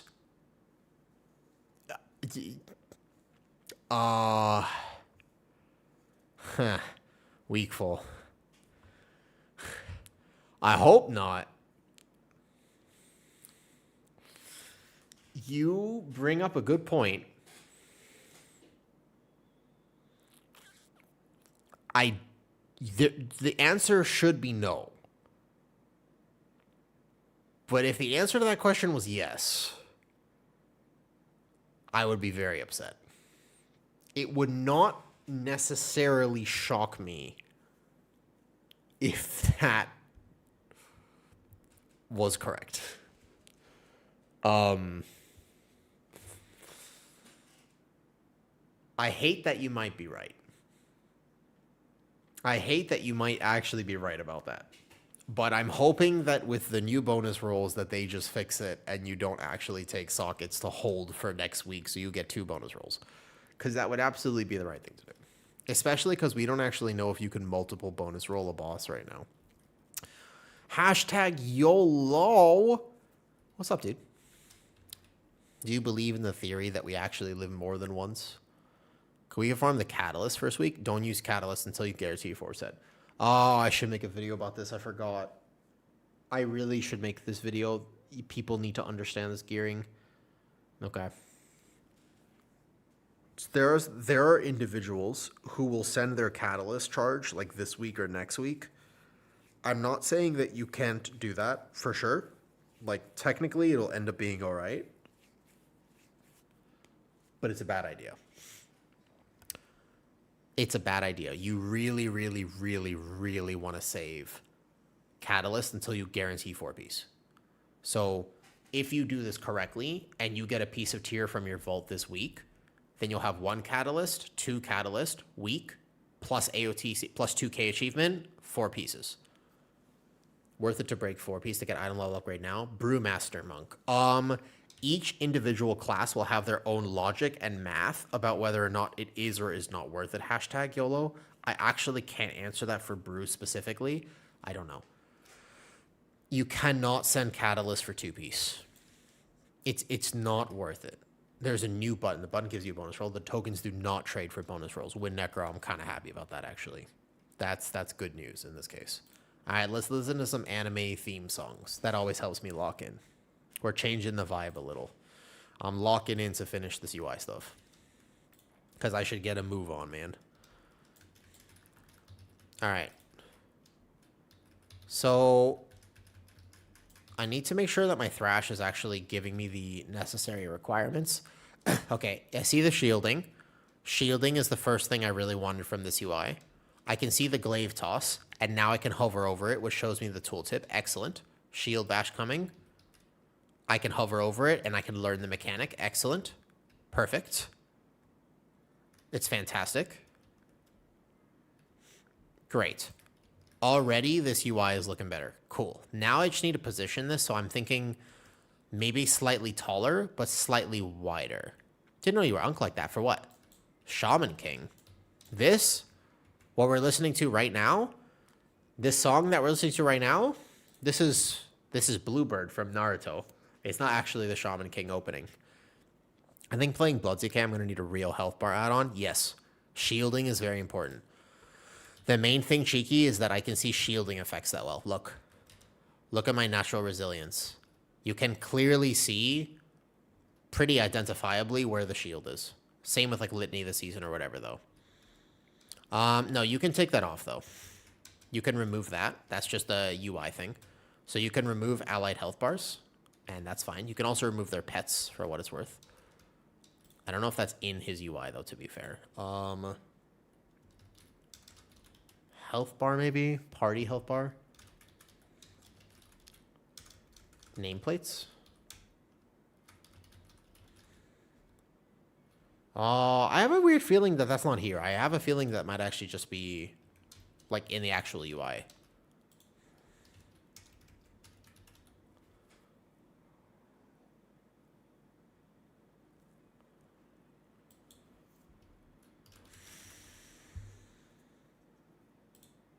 It's the NPC nameplates that are on right now. That's why. See? And you just take this off and you make sure that pets aren't showing either and you're fine. Weapon on myth track, do you still take bonus roll? Yes.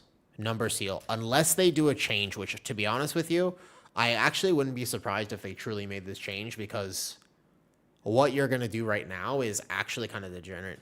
Oh, Nyash redeem, flex redeem. I can do so. Ready? With the Pikachu hat on, I got this. Ready? 3, 2, 1.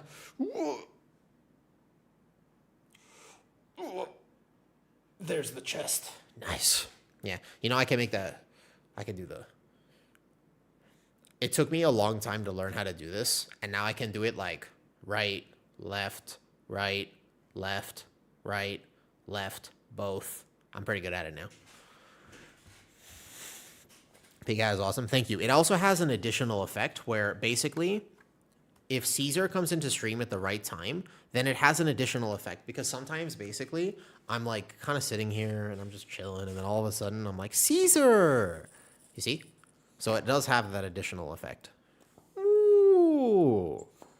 Or it's kind of like, for example, if you're watching Bleach 1,000 Years Blood Arc and you're just like, wow! You see?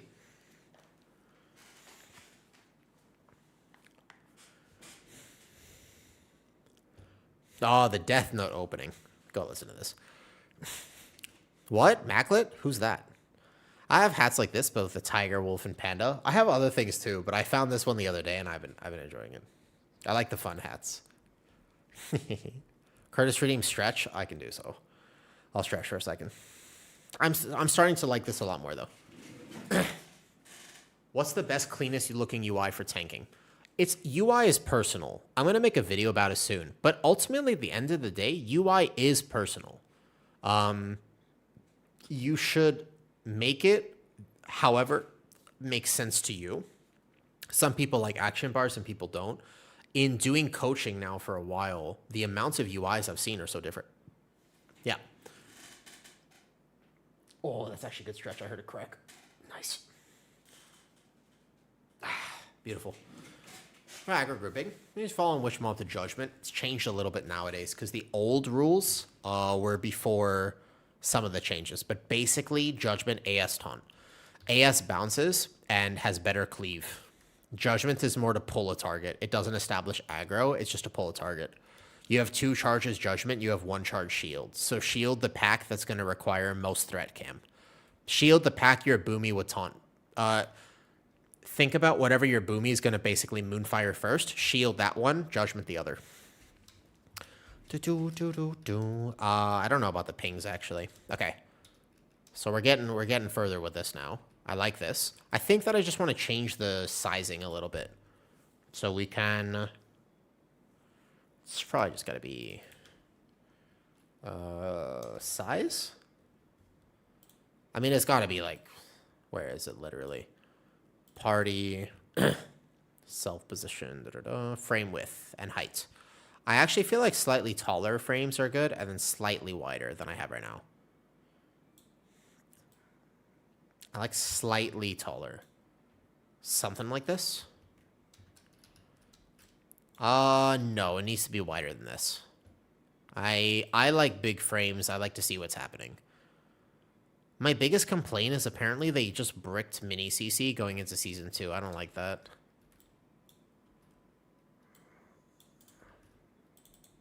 And then we need to move the interrupt tracker.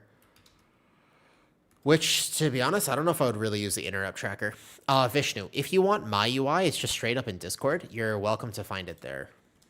Whatever I decide to finalize with my UI for now, and I'll update it over the season, is just going to be in Discord. Don't worry about it. Everything is completely free. You do not have to sub for it. It is not required. There are other things that are exclusive videos on Patreon and stuff for YouTube members. If you want those, go for it. But the UI stuff is just the service. I like it for myself, and then I want to help people with it. Okay, unlock mode. So we need to move kicks. What's up, Malchus? My buddy plays Blood DK and second bro plays Warlock. What healer should I go with, please? What level keys are you pushing, Malchus? Can you tell me a little bit about your group first? Okay, I like party frames here. Cooldown manager being right there is probably fine. Cast bar, CDM, localized. Right in the center is good. Right about there is probably good for me. Last game we did plus 21, 22. Okay, so the competitive range of keys. Ultimately, when it comes to healers, there are two big problems. Number one is just tuning dependent, right? So, for example, I think there are two factors. Number one is whatever healer you're the most comfortable with is probably going to be your best choice. Almost certainly. At the end of the day, if you're a very good Resto Shaman, but a decent Holy Priest, and for some reason Holy Priest was tuned 5% higher, you should play Resto Shaman. But if they miss the tuning with healers, and there's one that's way better than others, play that. Like Mistweaver this season was very dominant for a reason. You didn't have to think about it much. So I would say wait for tuning. It's the only real answer I can give you, because I can debate and we can predict. But to be fair, it's a tuning thing. If you would ask me at the start of season 1, keep in mind that the best healer by far, the only S tier healer, was Resto Druid. How many Resto Druids do you see right now? And that was the best healer, bar none. Everyone played Resto Druid. And how many of them do you see right now? So you have to be careful about deciding before the season starts. Just know that everything is a prediction. And if I had to recommend, though, based on current tuning, the answer is probably HPAL or Resto Shaman. Those are technically the two answers that I would give you. HPAL or Resto Shaman, currently. What's up, bitch? Yo, what's up, Pixel Dad? Thank you for remembering that. I was saying that earlier, too, and I actually just kind of hope that catches on. Every time you come into stream, the very first thing you should say is, what's up, bitch? I love it. By all means, let's continue that. All right, so I'm setting up my UI right now and getting this proper. I don't know if I like my entire frame changing color with bleed. What's up, Jag? Yeah, seriously. Yep. I'm serious about this. I really mean this. I would love to start this as a trend. Yeah. Thank you, by the way. You're welcome. So just know it's a conversation, and I just think that anybody who tells you they know for a fact, it's like, definitely play this. To be honest with you, they're lying. Everything has to be copied. We can predict, and I can tell you based on PTR testing that there are two healers that seem to work with what you're talking about. In general, HPAL is probably the right answer. But if you're not good at HPAL and they tune that, you have to beware. And Resto Shaman, because Lust and Shaman buff, even for Warlock, is still valuable. You can't mess up with it. And the other option would be Resto Druid for group buffs, but I don't know if Resto Druid's going to get buffed. And if Resto Druid doesn't get buffed, the reality is that it's probably not the best healer. And so you have that weird dilemma, if that makes sense. The answer is probably not. I mean, it could be. A preservation of it was looking good, but we can do a prediction metric of the meta healer is probably not Preservation Evoker. It's probably not Holy Priest. It's unlikely to be Disc Priest, although it could happen, which basically leaves Shaman, HPAL, Mistweaver, which is unlikely, so you can basically take Mistweaver out of that. And so you're actually between Resto Druid, Shaman, and HPAL. HPAL, notoriously, has not been meta unless it's overtuned. It has a good kit for keys, but no offensive group buff. It's not like it has nothing. It's actually got a fairly good kit for keys, to be fair. But it has to be doing very well. So, but the problem is that Prez has no group buff. And also it's just misrepresented Mythy WoW. Like, Prez is not... Nobody likes playing it. That's not true. Obviously, you have Kig and some people who love Prez. I actually love Prez as well. It's my favorite healer. But you're just not really going to see it propagate, I don't think, because if it's 20k damage over everyone else, and also, by the way, Prez does do a giga healing right now, too. Yeah, I don't know, Weakful. I think that this PTR cycle, Prez was probably in the best way that it has looked in a long time, because Flameshaper Blossoms is, like, quite accessible, and the cap for how much HPS it can do is nearly I mean, I didn't heal 19s, to be fair. I played it only in a few keys and like a 17, but like, holy, that healer was not even close to its potential. I could have done way more HPS if I needed to. And you actually do have TA, which lives one shots. You have Zephyr. You have a few things. It's not like Prez is... The positional requirement of Prez is greatly overstated. It is not nearly as much of a factor as it used to be. It's almost all prio also. I don't know if I agree with that.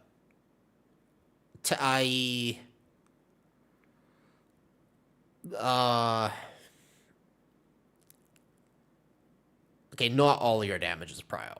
Like, a lot of it is pad AoE. Your ability to send Chrono Flames into a primary target is technically prio damage. But your single target is only good if you don't have to heal. If you can spend every global on Chrono Flames, then yes. The reality is that you probably will not send every global on Chrono Flames, and when you actually have to heal, you will do less damage. And therefore, I don't think people understand how much damage pressing a simple Sky Fury is.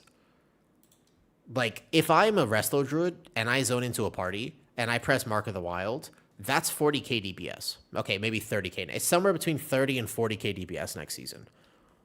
That's it. Straight up. Done. I press one button. In all content, whether I'm doing damage or not, it's immediately 30k DPS, let's say. It might be slightly less. But it's like, that's crazy. Group buffs for healers are so powerful because they're very rarely individually tuned high enough. And just know that if there is a healer that does actually incredible single target damage, guess who's going to play it? Maybe. Am I allowed to flame you? Yes. Yeah. I mean, I don't take offense to it. Is it going to be constructive flaming, Meat Wagon? Your name is Meat Wagon for the win, but yeah, sure. Oh, of course. What am I getting flamed for this time? That's actually a pretty wild thing to start with. But yeah, I'm sure. That's your first time, chat. Sure. I'm curious now what's going to happen. Yes. It's actually you've never said anything in my stream before, and you just said, "Hi, bro. Am I allowed to flame you? Remove the hat." What's wrong with the hat? Remove the hat. Why not? I like the hat. It's a nice hat. What do you mean, remove the hat? That's not a flame. I was about to say you had prepared me for something heavy. I was ready to hear some actual thing that I did wrong. What's wrong with the hat? Okay, what about if I just add ears to the hat? Is that better? Is this better? Does that help?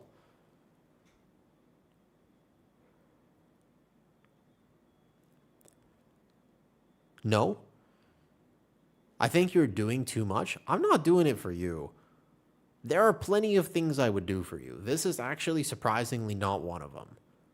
I actually, believe it or not, and anybody who has known my stream for any amount of time realizes, bro, I would do this if I wasn't streaming.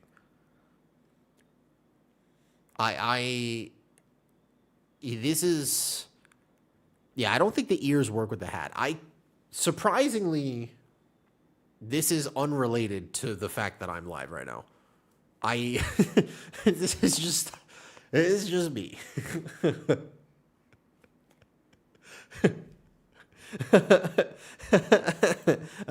Yeah, this is welcome to my personality. Thank you, Meat Wagon. It is incredible how much better I am feeling right now.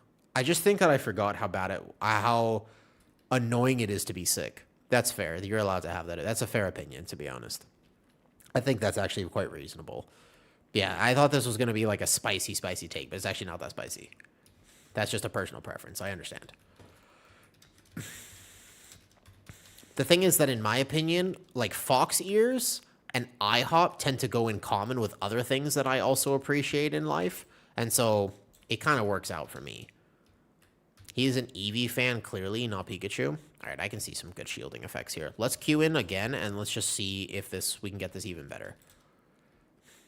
I think I like the party frames now. I still like my Platinator more than I like Ellesmere nameplates, so we'll see. What's up, Mika? You said on YouTube, with the limited tank slots and raids, are we guys just cooked or is the market so undersaturated? Mika. For raid or for keys? Oh, that's right. I'm queuing for follower dungeon. Does test party stuff, though. Yeah, what's up, Pixel? I didn't see what you were actually going to send me, though. Oh, how's your kitten, by the way?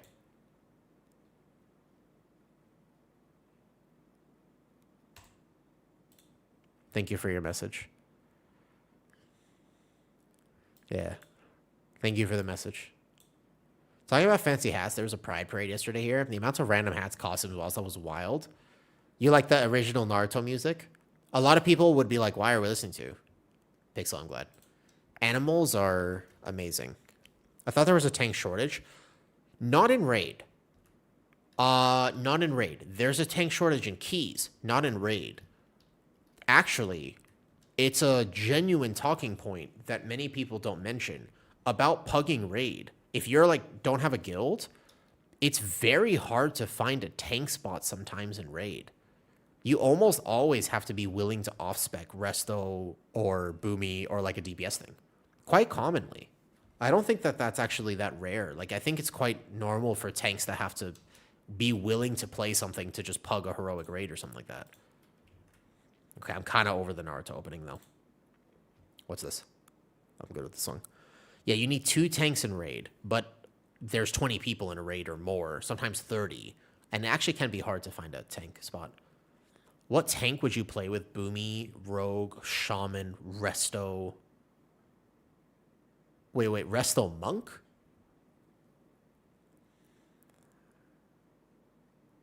I feel bad for absolute... Wait, what? Who? Illusion no good. For who? I don't know who you're referencing. I mean, I think he was fine, actually. I think he was actually quite respectful with that.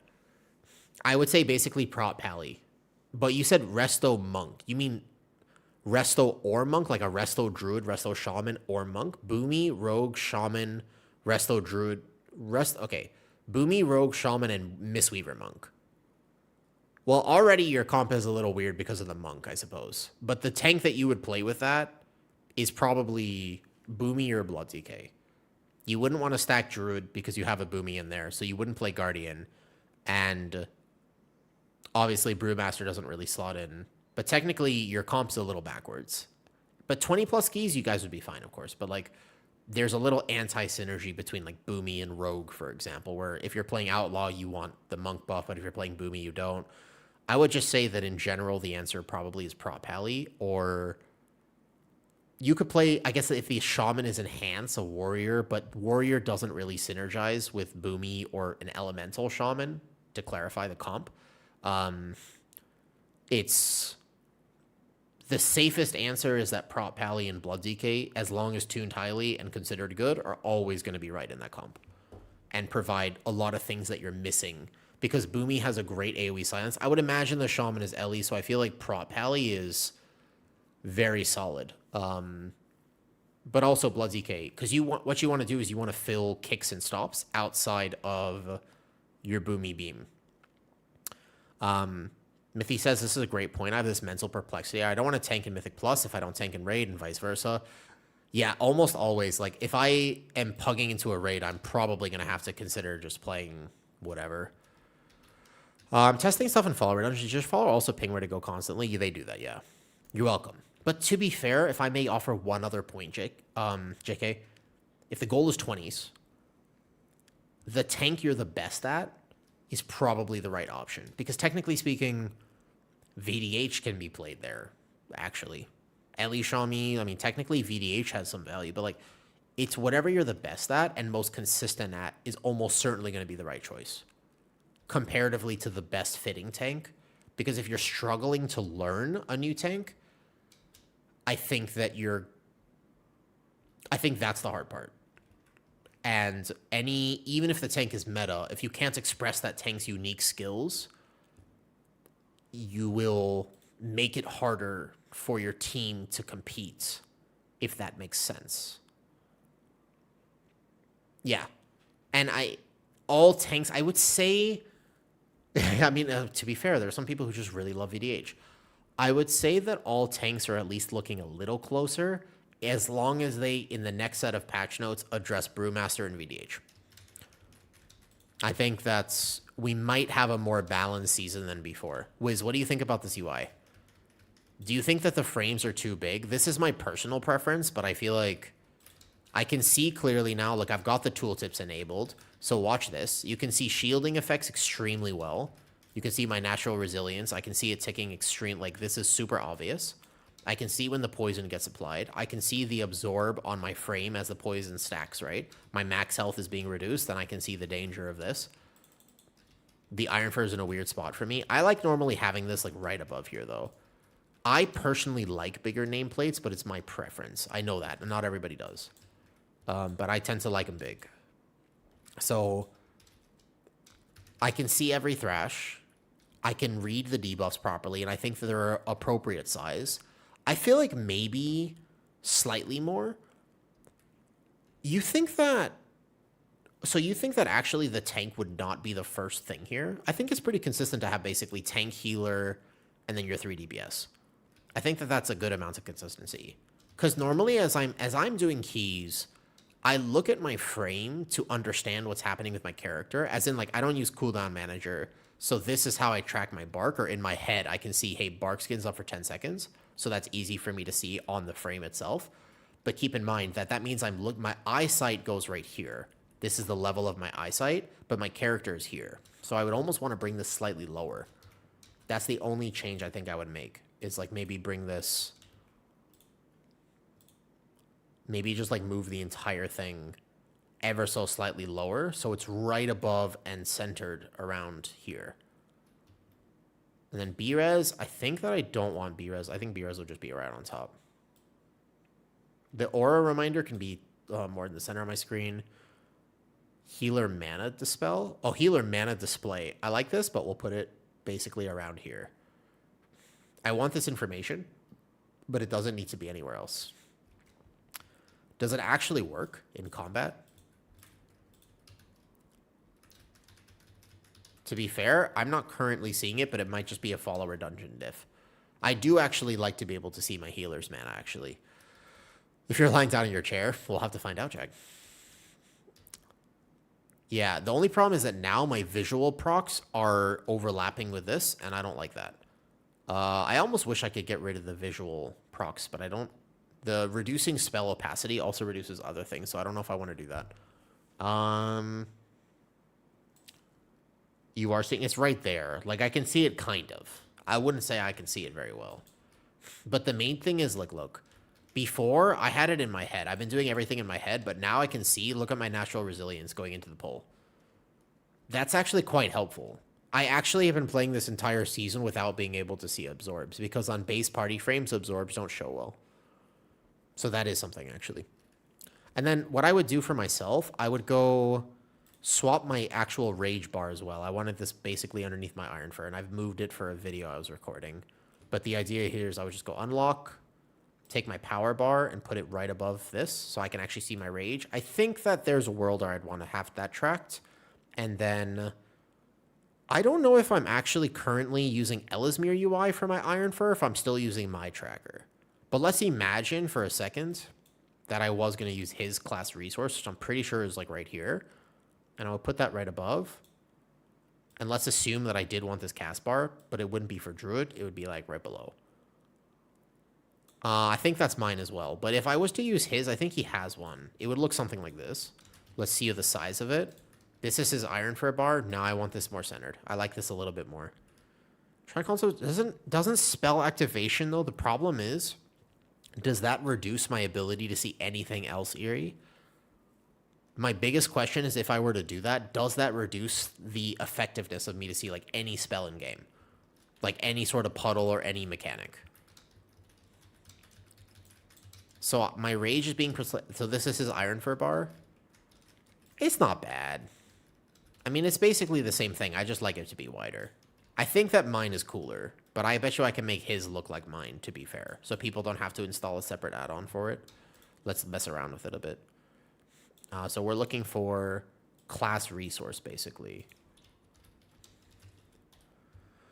Class resource bar. I'm assuming that we can just make this height and width. We can just make it bigger. I don't know where the preview is here. Okay, that's too big, probably. That's slightly too big. A little bit less. Border style solid. Blizzard, maybe? Too much. No. Glow? No. No. I don't actually care that much about it. I just need it present. You don't really need this displayed like that well. Did on-off toggle separate from the overlay? I mean, opacity slider. Interesting. Only glowing arcs, wings, or elemental graphics that light up in the center sides of your screen. So it should be okay to do, actually. Okay. Bar spacing. No. Opacity. Let's try this, and then let's move it slightly higher.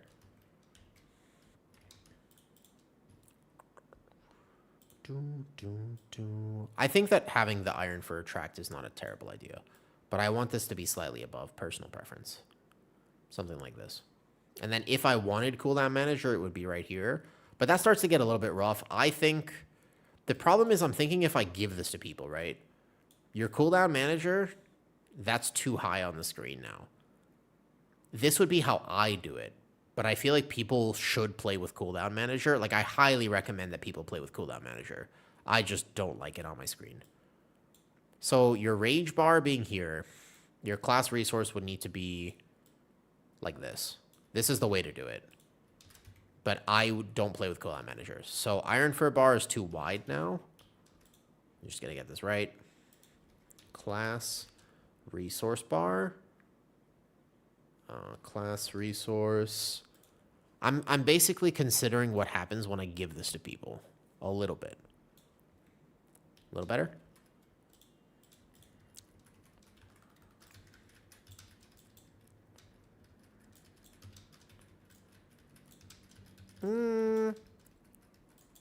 That's too chunky. That's too chunky. I like mine. I think that this 3 is better than this 3. I don't know why I think that mine is cleaner. Mine is perfect. But I can just make his look like that, right? Like, I just basically need to tweak it more. So it's too big. It's a little too chunky right now. And the actual font of the text is different. But if I were to just fix it, it could probably work. Yes, we want the hash lines. That's basically the main reason to use this. The fill color, threshold, is there resource text?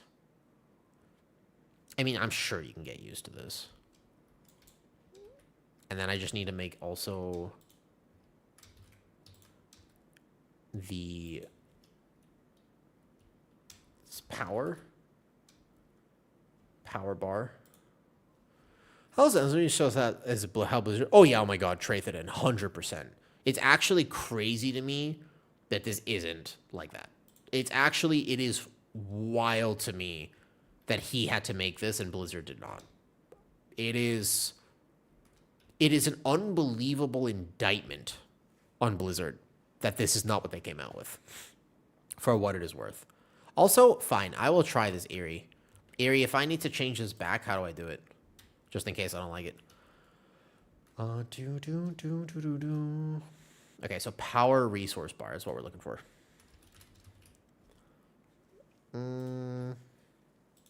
We want not percentage. Yeah, we want the actual number here. And then we just need to center things, because for some reason my UI is not centered right now. And that's what's kind of getting me right now. 1 or off. I'm going to try it. All right, I put it in. Okay.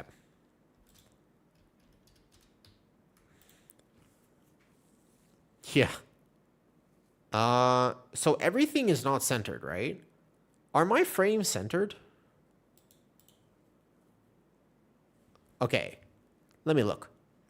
1, 2, 3, 4, 5, 6, 7, 8, 9, 10, 11, 12, 13, 14, 15, 16, 17, 18, 19, 20, 21, 22, 23. 23 boxes to the right.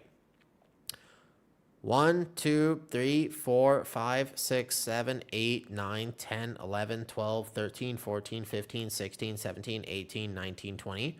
21, 22, 23. 23 to the left. It's basically centered. It's like it's like half a box off. That's pretty good.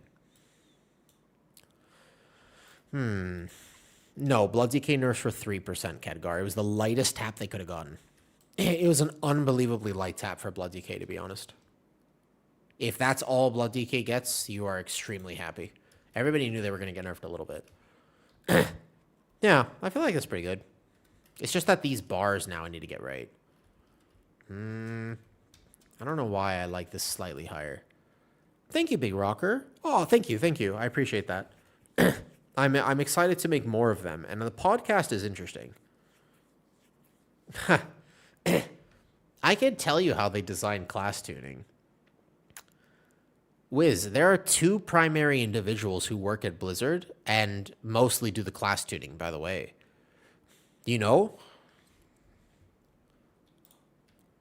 It's this, there's this dude, they hired him recently. His name is Ben. And the other one, it's Ben, and this other dude is named Claude.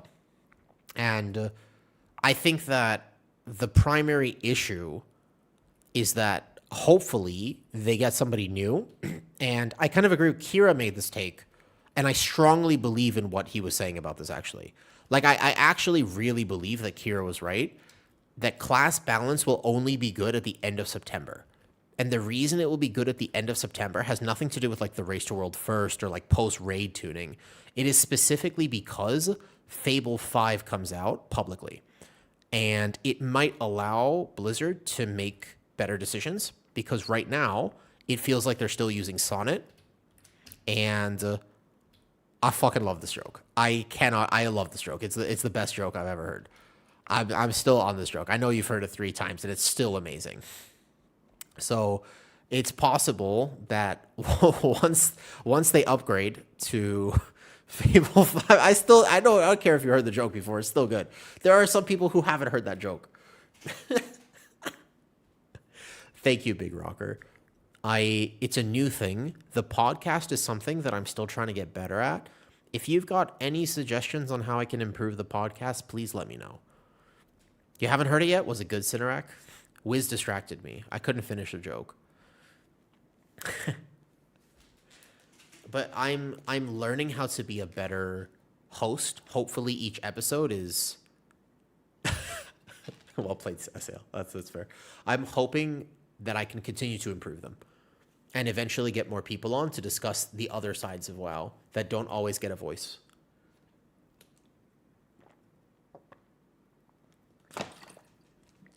Because as much as I enjoy the podcast with Obli and with Banchers and Kyrasis, I also really enjoy the podcast with Gfo, Botanical, and Touchpad Warrior. Those are equally as important conversations. They're not always about how to succeed and min-max the game or what it takes to be rank 1, but genuinely, it's about talking about I'm learning, Mez. You're absolutely right. It's about providing different perspectives. I would love to talk to people who are a bit more casual even. I would like to talk to people who have never played WoW before and get their opinion. That's an episode I'd love to do. Like, I want to talk to people from varying perspectives, if that makes sense. Because I think that is what makes WoW magical. And as much as we can criticize Blizzard and make jokes, the truth is we're sitting here talking about the game because it's a good game. Like, we have to love the game in order to be here. Do you know what I mean? So I think that I'm overall very positive.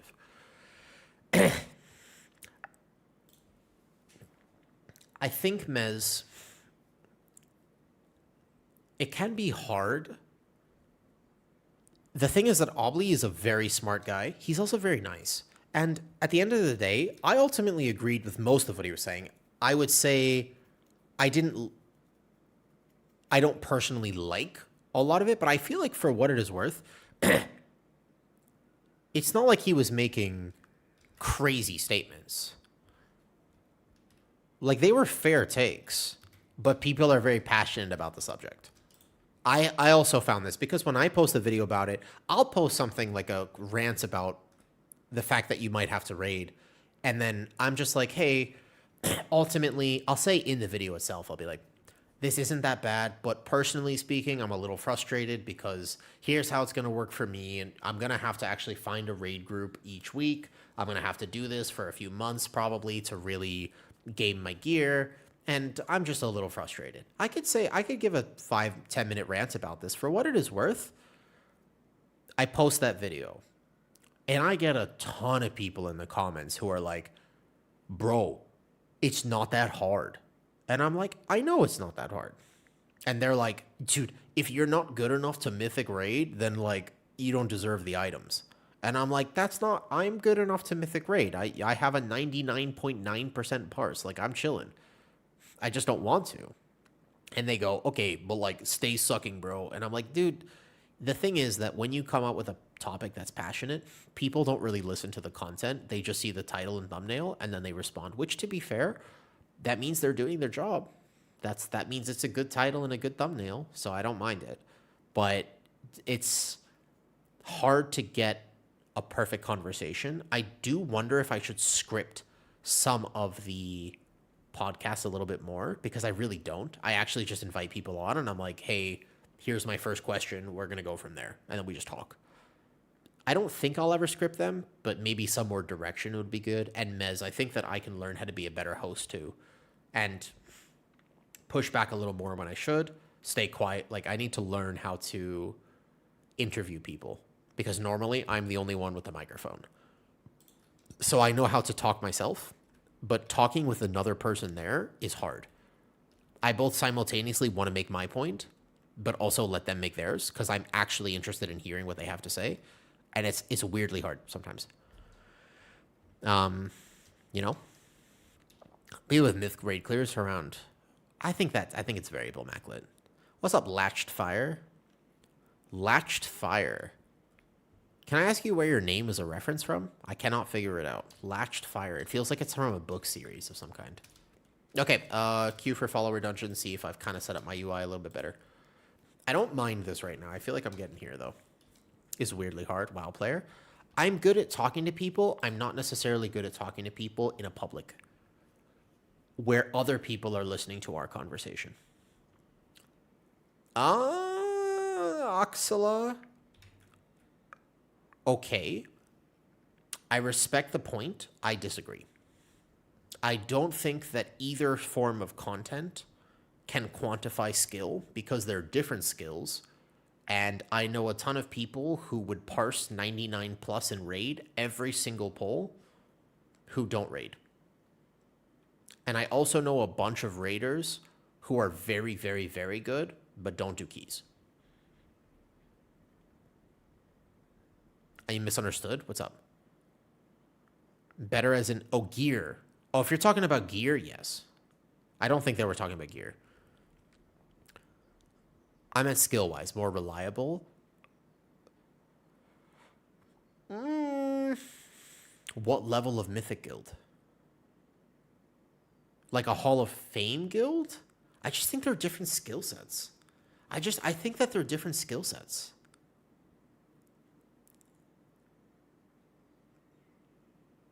There are some people I've played with in the past, Mithy, that are just, they never miss. I've played with a few people who, but what I mean when I say they never miss is like, they are some of the best DPS players I've ever seen, and they simply don't push content.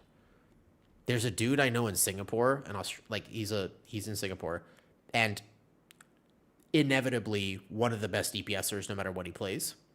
However, he doesn't tend to push content because he has a life. But it's a different skill set. I would say that what Mythic Raiders really have is the unwillingness to quit. Because, like, 200 pulls on a boss is tough. I feel like when you get into hard boss territory and you actually have to learn the dance, it's tough to keep doing that. Trying to get our friend 21s last week, the 9-9 were on the worst side of players I saw, but that's hard, Mez, because maybe they just haven't played a lot of Mythic Plus this season. It's hard to quantify skill in this game. Like, it's hard to say, for example, that people who are in a Race the World First guild would not be able to be good at keys. It's like, they might not be in their first attempt at it, but they're probably they're probably really good. And by probably really good, I mean obviously extremely good. Okay, look at these debuffs. I like these frames a lot more right now. This is working for me. I think that I could play the season like this. I've kind of gotten these party frames where I want them. As I can see here, I can hover over. I can see all the tooltips. This is a fairly good size. I think my only real problem is the fact that this frame is slightly too high on my screen. If I put myself lower, and I actually put tank at the bottom instead of at the top. Well, hold up, Mez. No. At no... we can have a debate at any point. At no point are you allowed to attack somebody. Because it is basically like an Anakin in Revenge of the Sith level arrogance to say, you're delusional. Bro, we are all delusional. Like, I don't... Never ad hominem attack somebody. Never attack somebody's character for having an opinion. That's never the... It's never the right way to go about it. You can have strong opinions, but you still have to respect that somebody else... There is a reason that they think that. And there are many places where even if I disagree, Axela 1000% is correct in many... And I'm thinking of a lot of people right now who are like, yeah, I would say that. That makes sense. And then also, there are many times where I'm like, I don't know, man, I've seen some Mythic Plus players that just don't like raiding, but they're really good. And I bet you if you put them in a raid, they'd be one of the best raiders. So I see both, if that makes sense. Yeah, so they have a very good reason for what it's worth. Garsh, we're not what? Yeah. No, Maclet, not on my stream. Because when that's a joke, I mean, to be fair, like if you're joking around with your friends, it's a completely different story. I just think that what's important about... It's 2026, and if you have an opinion online, people will tear you to shreds for having your thoughts. And it's like, I don't like that, man. Like, there's a reason I don't know how you grew up or what your experience in WoW is. I don't know how your last few keys have gone or what your raid looks like. I know nothing about you. So I'm not going to assume that I know exactly where you're coming from and that you're wrong or right. I have my own opinions. Let's have a conversation. All I can tell you is that when conversations devolve into character attacks, I do not stand for that. Because... that's how internet discourse is nowadays, and I dislike it. You can't even have a conversation anymore online without somebody saying, well, turns out you're just a terrible person. And it's like, what? You know what I mean? So I'm only clarifying that, if that makes sense. I would say, if I could clarify one thing about the raid, early CE... versus late CE are fundamentally different things. Like, early Hall of Fame is hard. Late Hall of Fame is stubbornness. I'm not saying it's easy. I'm just saying that it turns into a lot more reps than skill. I don't know if I would describe late CE as skill. Like, there are definitely people who shouldn't be there, and there are also plenty of people who could be in a much better guild if they wanted to be.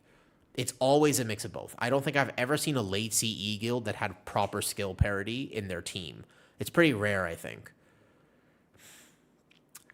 I would tend to agree with you, TH, for what it's worth. Also, I mean, I would love to, Mithy. I think it would be awesome. As a knockout raider, I don't see it.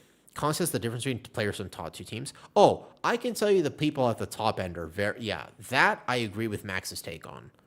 Like, pro players versus average players are in a different dimension. I have had the privilege of playing with people who are professional WoW players in keys, and I cannot express to you how much better they are. I could express to you how much better they are.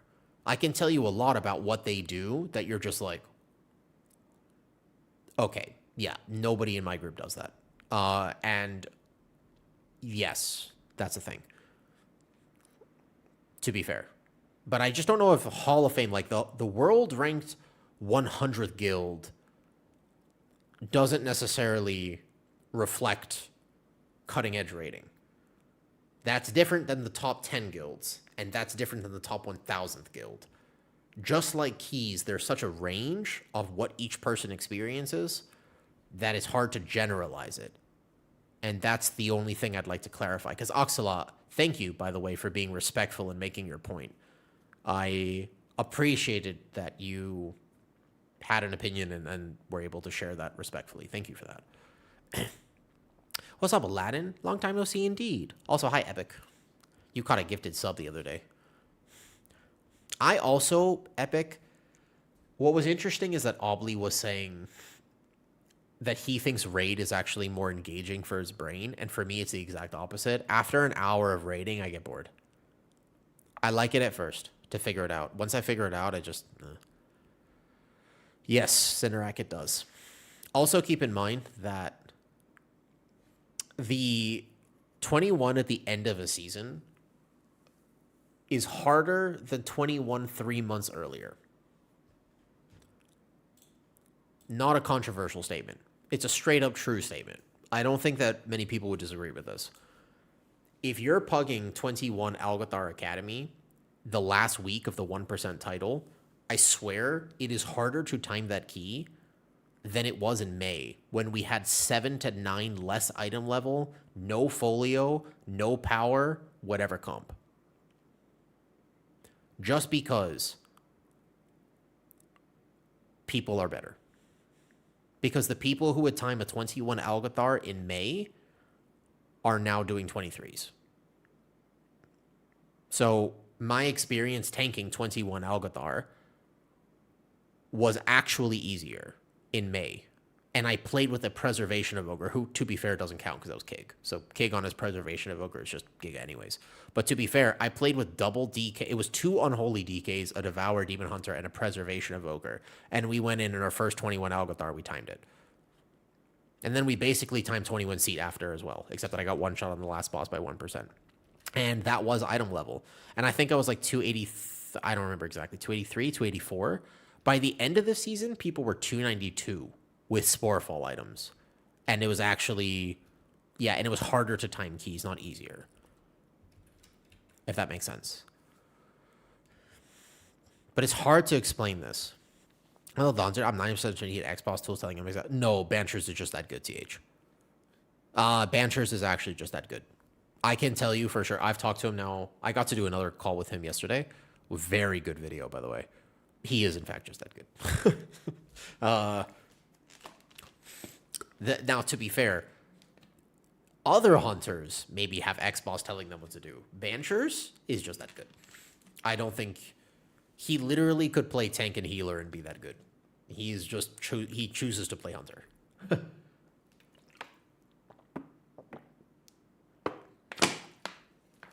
Like, when you listen to the podcast that I did with him, and you realize just about the fact that he's like, so I realized that this other Chinese hunter in their 24 Mysara Caverns, when he targets the left Berserker in the first pull instead of the Soul Eater with the first 3 kill commands, his pull time increased by 3 seconds, and you're like, okay, these people are living in a different world. Like, do you know what I mean? Like, it's actually a fundamentally different world that they play at than we are able to understand. Because you're never going to find somebody who thinks like that unless you get to play. And I have, again, I've had the opportunity to play with some people. Like, I think about when I play with Sam, the Frost DK, and his ability to DPS as if he was tanking is amazing. Because he's a DPS player, but he knows the game from a tank perspective and cares enough to learn. So I watch him stop overlaps that no one else would be aware even happens. And I watch him perfectly spend defensives and health potion, and he never misses. And he also does really good damage. But it's just, it's the little things that I watch him do that's hard, because how do you learn that? And it's like, that's really difficult to do. But when you get to play with somebody like that, every key feels easier. Unequivocally, every single key you walk into is just now all of it, it's easier. Every single one. Because it's just not as hard. It's crazy. Jock, you said, do you think it's less difference between top 1,000 and top 100? Yes. But I mean, the raid is hard. When you're talking about raid rankings, what does Lura look like today compared to what it looked like in the Race to World First? No end boss is ever even remotely similar. Plus the fact that people have 10 more item levels and extra power mid-season. It's really hard to compare. It's just that what people don't realize is that at the end of the day, many of the DPS in your game, in your group, are playing at 70% of what they could be playing at. You just don't realize they are because you haven't gotten the chance to play with people who are actually just that good and cracked. What's up, Dal? Dal, you know this.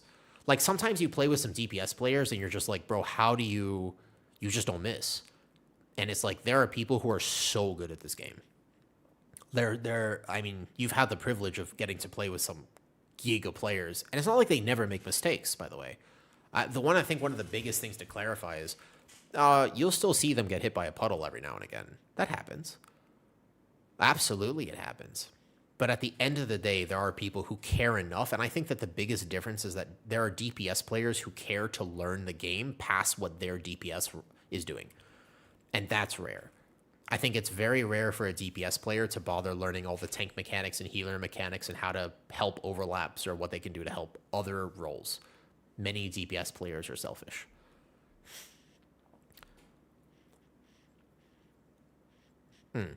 This is actually also true, Havtor, is that this last season, the Race to World First was perhaps the most nerfed, the most buff they've ever been, because their way of gearing this last season did actually bring them, what were they on average? Were they 284 when they killed Lura? That's crazy. Normally they're like 10 item levels behind where we are at the end of a season. So that's actually not 10, to be fair. I'll clarify. That was 7 to 8. I'm doing that as the first to do it with no guides, less item level, and with the most pressure. Yes. Yeah. Not easy. I'm with you. Mythic Plus more engaging. It's the progression in raid I find tedious. Epic, some people really like it. And I think that's good. I think we were having a conversation in my Discord this morning. This morning, there was a whole bunch of people going back and forth about whether or not you should just remove raiding from the game and like basically make Mythic Plus Fellowship. No matter how much I dislike having to raid, because I don't like it myself, unbelievably no. World of Warcraft has to exist as an MMORPG, in my opinion. I think the second you make it a lobby game, it dies. A year from that point, it's dead. You cannot actually reduce World of Warcraft to that degree. I think that it has to exist past that.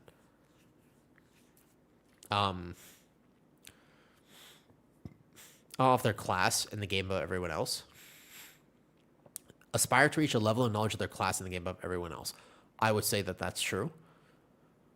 I also think that a lot of people you can be good at the game but not care that much, interestingly enough. I think Mythic Plus is variable. Mythic Plus is reacting to variables, and for some reason, my brain, when I do a key, is satisfied. When I'm in a key, I'm very satisfied. When I'm in a raid, I tune out.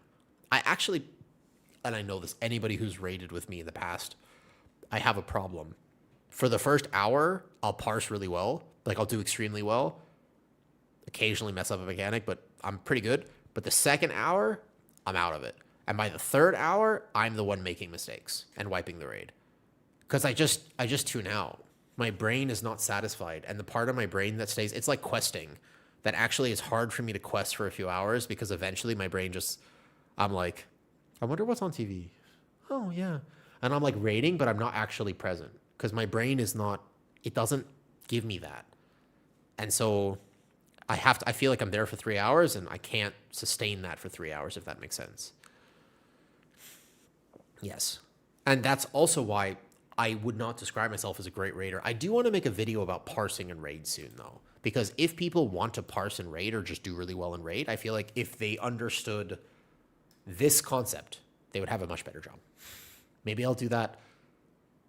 Oh, let me look at the schedule.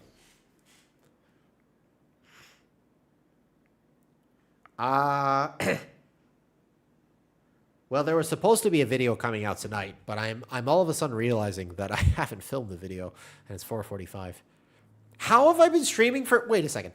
How have I been streaming for 3 hours and 34 minutes and I've basically done nothing for my UI? Am I a just yapper? Is this what I'm turning into? Because I did this the other day too. I was streaming for 5.5 hours and I realized I didn't do a single quest. I thought about this. I was like, wait a second. I haven't done anything. I've just actually been talking this whole time. It's not as scuffed as before. Yeah, I basically enabled tooltips and like changed some stuff. I think I like this though. The only thing is that maybe it's a little big for most people, but I think that if you just reduce this to the sizing that you actually like, then I think it would work out. I ultimately think that I would play like this. My only thought process is getting my frame closer to the center of my screen so that I can see it closer, because I actually use my frame and I don't want to be dragging my left eye up. So I could put my frame at the bottom and see how I feel about that for a second. Yeah, my bad. There is a lot of yapping to do right now, especially because beginning of the season, the one thing that I wish I could clarify is everybody wants to know, like, hey, do I reroll? What's going to be meta? How should I play? What should I do? And the truth is, at the end of the day, fun. And the conversation about meta is a real one. The conversation about how to structure things is real, especially gearing this time around. You gotta understand gearing. At some point, I really have to make a guide about this, because I actually feel like if you mess up your gearing early on, you will never forgive yourself. You will actually brick potentially. The problem is that it has implications going way past week 1 or even week 4. It's not like you can just recover it. If you don't understand how the gearing works, it's very possible that you mess yourself up 3 months in. It's very difficult to recover it if you actually just mess up. And what I mean by that is you can go further than just the basics. This is, okay, let me explain briefly. The whole point is that you need a plan for bonus rolling. You also need a plan for your crests, but it goes past just knowing to bonus roll the last 4. Like, okay, here's the thing. When you go to Druid, and how do I put this? I'm debating if I actually want to make this a whole rant and a whole video, because if you're not considering this, you need to know. Like, trust me, this will be the most educational next 10 minutes if I actually do this properly.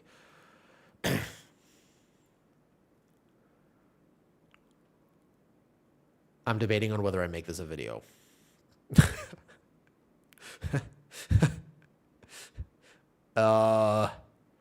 I'm thinking about it. But yeah, I just need to stand up. Like, if I'm going to make a video, I need to stand up, because I'm going to get lightheaded if I do it sitting down.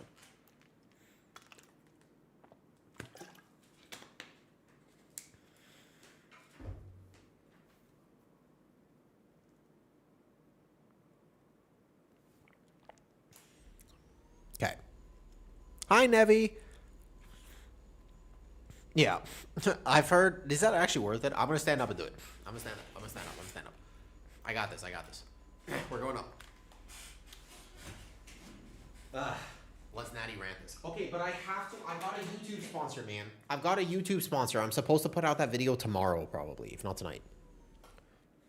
If it's worth it. Isn't it just for the delve boss next week? Or if you do delves throughout the season, you want her leveled? But I don't think it's that bad. Okay. Yeah, we can do this yapping here. Listen. Let me get rid of my bit tracker. Let me get rid of the ice cream fund so that we can actually look at this together. And just check that my camera is not going to be clipping the dungeon pool. Yeah, I think we're good now, right? It's not going to clip too far down low. Perfect. Here's what I'm going to do. I'm going to run a small ad. I'm going to go to the bathroom real quick. And when I come back, I will tell you some very important things about gearing, okay? No. This one, it's actual information. I haven't heard anybody cover this, but I've thought about it. What's up, Rosa? Hey, a long time no see, Rosa. It's good. Let me go to the bathroom real quick. When I come back, we're going to go over some important considerations, because what I don't think that people realize is this is your only access to myth tier, myth track items. How much am I earning per month? So the problem is that it's not just about what bosses you bonus roll, but actually understanding, no. It's understanding how are you going to fill your mythic slots. You're not RNG hoping for the legs out of the vault anymore. You have to now figure out where are your legs coming from.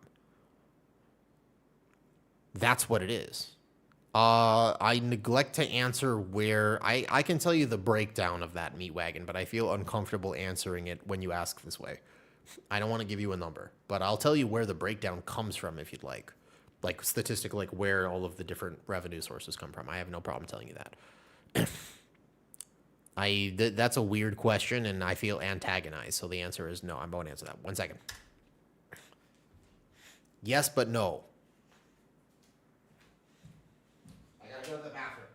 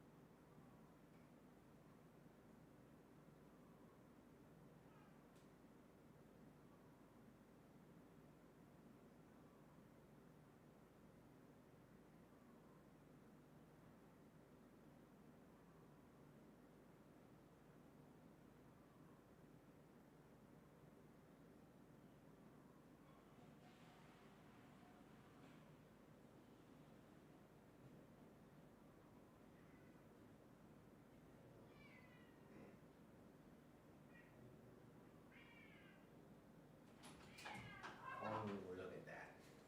I know. I know. So lonely. So lonely. I know. I know. Nobody's been petting you recently. There's only been me at home.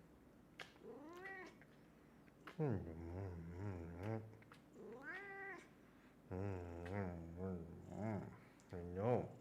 And he just had a bath, so he doesn't make me itchy right now, and he's very delicious. Look at this. Oh my God. Look at this. Look at this little one. Oh, well. I've given him so much food recently, apparently he's becoming slightly overweight. So I have to stop feeding him as much. Oh my God. TH, mod yourself. Oh no, look at this. Look at this little baby. Look at this little baby. Look at that little baby. It's not healthy for him. Like, he eats enough, though. He eats a lot, don't worry. Oh my God. How much Raider IO he have? Well, all I can tell you is that his name is Cookie because that is exactly how many brain cells he has. His Raider IO is sub 2k. It's not very high.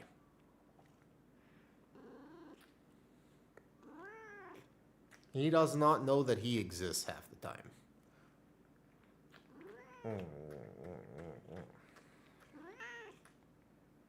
But he's cute enough to potentially have people try to help him for the 1%. Who is your Raider IO, buddy? What is your Raider IO? Look at this. What is your... Can you stop pressing in your own litter? We just gave you a bath. Why do you do that? Why do you do that? Why you... Oh, God, look at this. Oh, my God.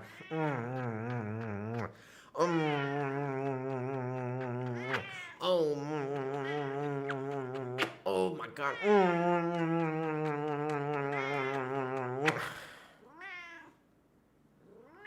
Clip that.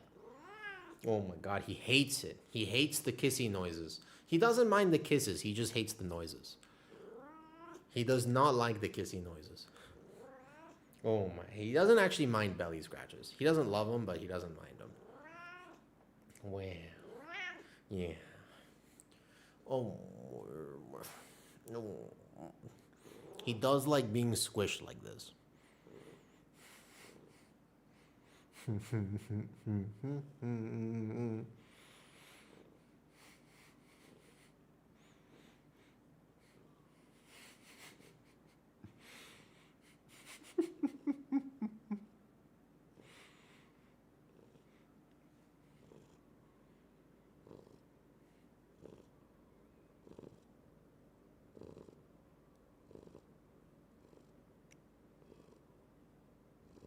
You hear him purring. Yes, I know. You're so cute. You're so cute. I get it. I get it, buddy. But now, that's enough attention. I gotta go tell the people how to spend their gear in season 1.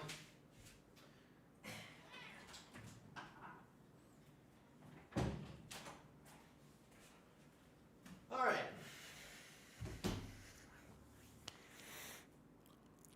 Yeah, he thought about it. He did think about it for a second. Basically, though, here's how you gear in season 1, and here's what you actually need to know. Are you ready? Okay.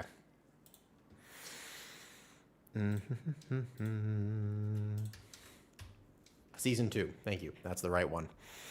Hey, Smooth. We're about to go over some Giga Min-Max, and I think this is important to understand. If you get this wrong, you will be in trouble. So let's basically go over a guide on how to gear. Problem is, this does get a little bit nuanced, and I think that it varies based on class a little bit. So we have to think about this as a Guardian Druid specifically, okay? Okay, I'm gonna rant for this. This will be a potential thing though. Meat wagon, let it go.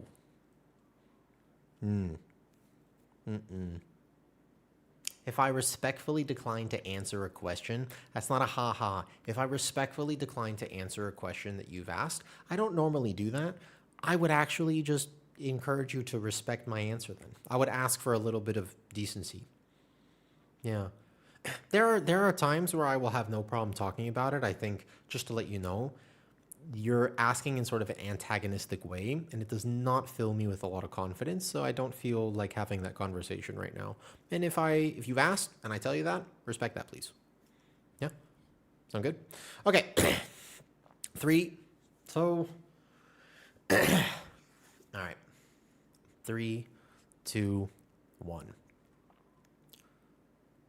So here's everything you don't know about gearing in Season 2. There have been a lot of videos that have come out recently, and I think that they're missing some of the long-term consequences of getting this wrong. If you get your Season 2 gearing wrong, you will not be able to catch up for weeks or potentially months. It is so critical that you understand this basic information for Season 2 gearing, because if you actually fail this, if you don't know what I'm about to tell you, then you are going to be in trouble. We have deterministic gearing for the first time ever, but they work through bonus rolls. There are so many tips and tricks about these bonus rolls. Everybody, I think at this point, knows of them. I'm going to go over them extremely quickly, and then I'm going to tell you what you probably haven't considered or what you don't know. Almost every class is going to take bonus rolls from the first week, which is not this upcoming week, but the week after that. You'll be taking a bonus roll. And then you can do things like, for example, spec Guardian Druid to dodge the Font of the Rage trinket, which you don't want that trinket, so you can make sure that when you bonus roll, you're on the right loot spec for every one of the bosses. Here's the problem. The first 4 weeks are very scripted, and I'm telling you from the perspective of a Guardian Druid, you must check with your chosen representative of your class where you should bonus roll, but it is almost certainly the last boss. There are some specs that are in way more despair than others. My BIS items all come from the last boss, so I like all 4 of these, but there are some specs where they only want 50% of the items instead of all of them, like Prop Pally, Prop Warrior, Blood DK, etc., and you have to now consider other bosses for bonus rolls. For Guardian Druid, you pick the biggest cantrip effects, last boss. You spend them there. Okay, but then what after that? Like, what do you do after you've actually obtained 1, 2, 3, 4? There's an exact way to spend your crest in the Discord. Go to Season 2 gearing info, and I kind of wrote out exactly what I'm going to do with my crest and how I'm going to manage my loot going into Season 2. However, what about after this? The thing that people are not realizing is that in order to take a bonus roll, you cannot take a vault item. As a non-mythic raider, you only have this as a myth track item. You will not get another myth track item. There is no world where you will loot any way, shape, or form a myth track item that is not from this system, because your great vault is now just this bonus roll. This right here gives me a two-handed weapon, a headpiece, a neck piece, and a trinket. Where does my chest piece come from late season? Where does my leg piece come from? How do I get mythic to your hands? How do I get mythic to your shoulders? This is where people are not considering what happens after you actually get your big cantrip effects. You still want to fill out the rest of your slots. So now what you have to actually consider with bonus rolls, and I just want to clarify real quick before I actually dive into this, you have to consider if you're not a raider, I should have opened with this, right? If you're not a heroic, if you won't even clear heroic raid, then you need to start with this part. If you, for example, are not willing to actually go even kill heroic Ulatek, not mythic, but just heroic bosses, then you need to start with this next part of the gearing.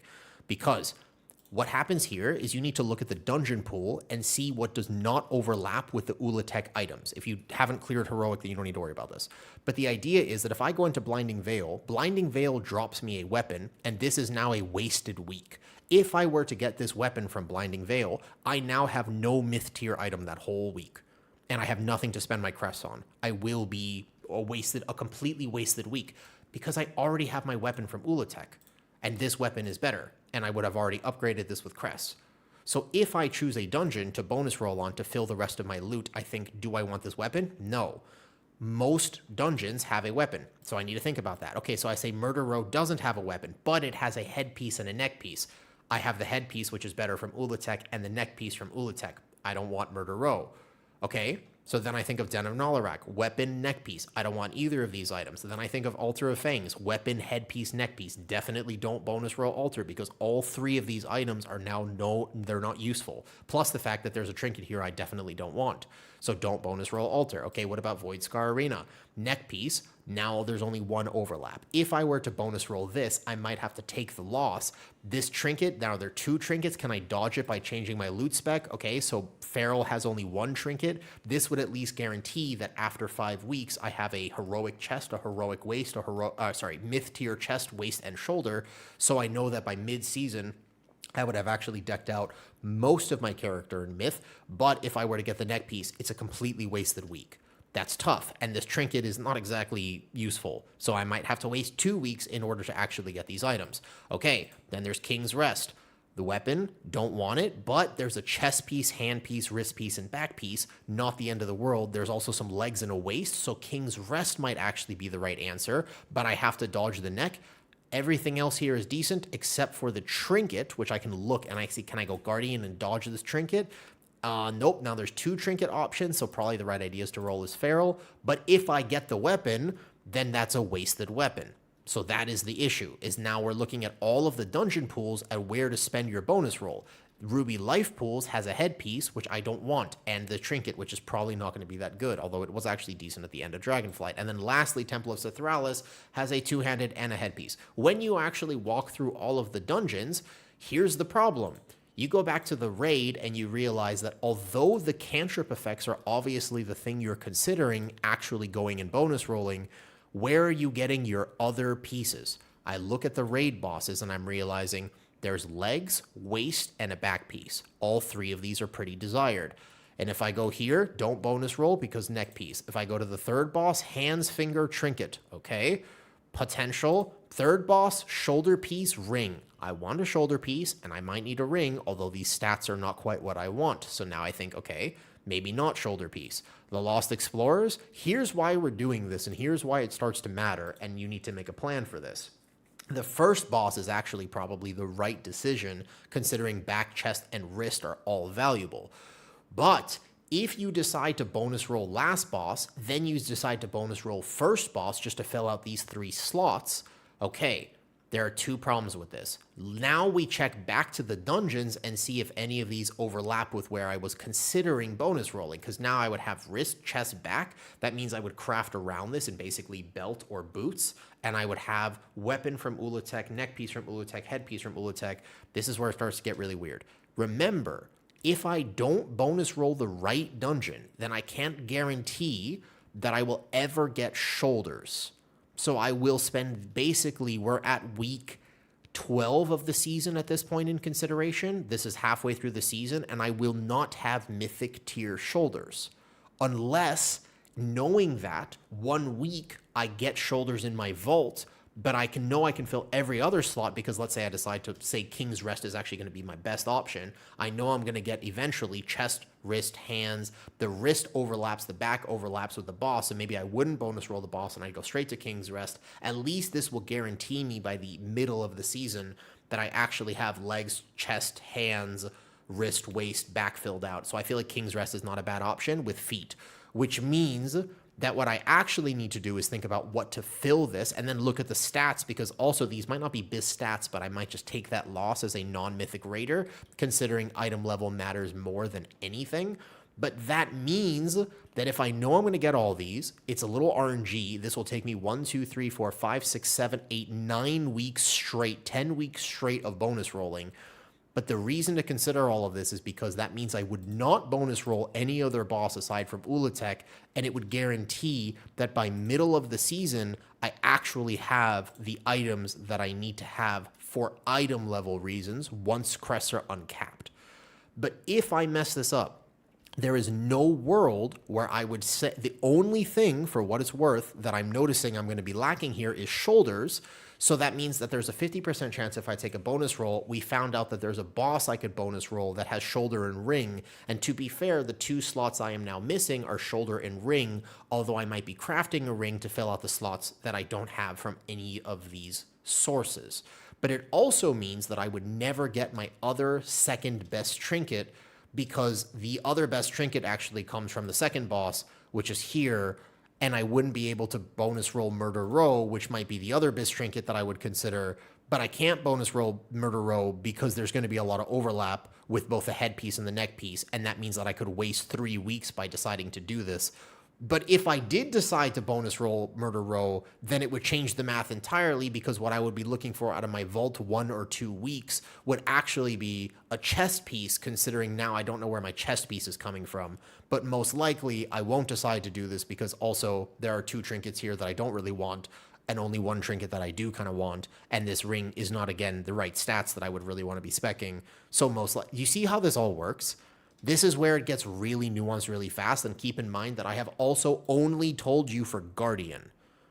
This changes based on your spec, your stats, and technically your BIS. But what you have to understand is that you should be making a plan for bonus rolls. We do not currently know if they will give us more bonus rolls in the middle of the season to let people effectively catch up, or if you will just be foregoing your vault. But if you do this wrong, middle of the season, you will not be able to catch up because you'll just be bricked. Because now all of a sudden you're thinking, well, actually, I didn't plan for the shoulder situation, so what dungeon has a shoulder piece? And then you just go, okay, let me find a shoulder. Well, Alter has a shoulder, but now to bonus roll this shoulder piece, you have a 20% chance, if that, to actually get it, and then 5 vaults will be wasted if you get bad RNG. So that's why I don't think you can really target the right item with stats early on if you're not a Mythic Raider, because you have to game the system considering you only get 1 per week. Okay, that is enough information about how to min-max this system. I hope this helps. Good luck. Welcome to Season 2 gearing. There you go. That's the consideration. Make sense? Did that help? Are we all on the same page now? What's up, Devil? Hey, to Devil Rain. I was just in the middle of a rant. Somebody asked about Season 2 gearing, and I was like, okay, there's actually going to be a whole bunch of information to cover about this. No, please start over. The idea is that if you're not a Mythic Raider, in order to actually guarantee that by middle of the season when crests are actually uncapped, you need to consider where your slots are coming from. That's the problem.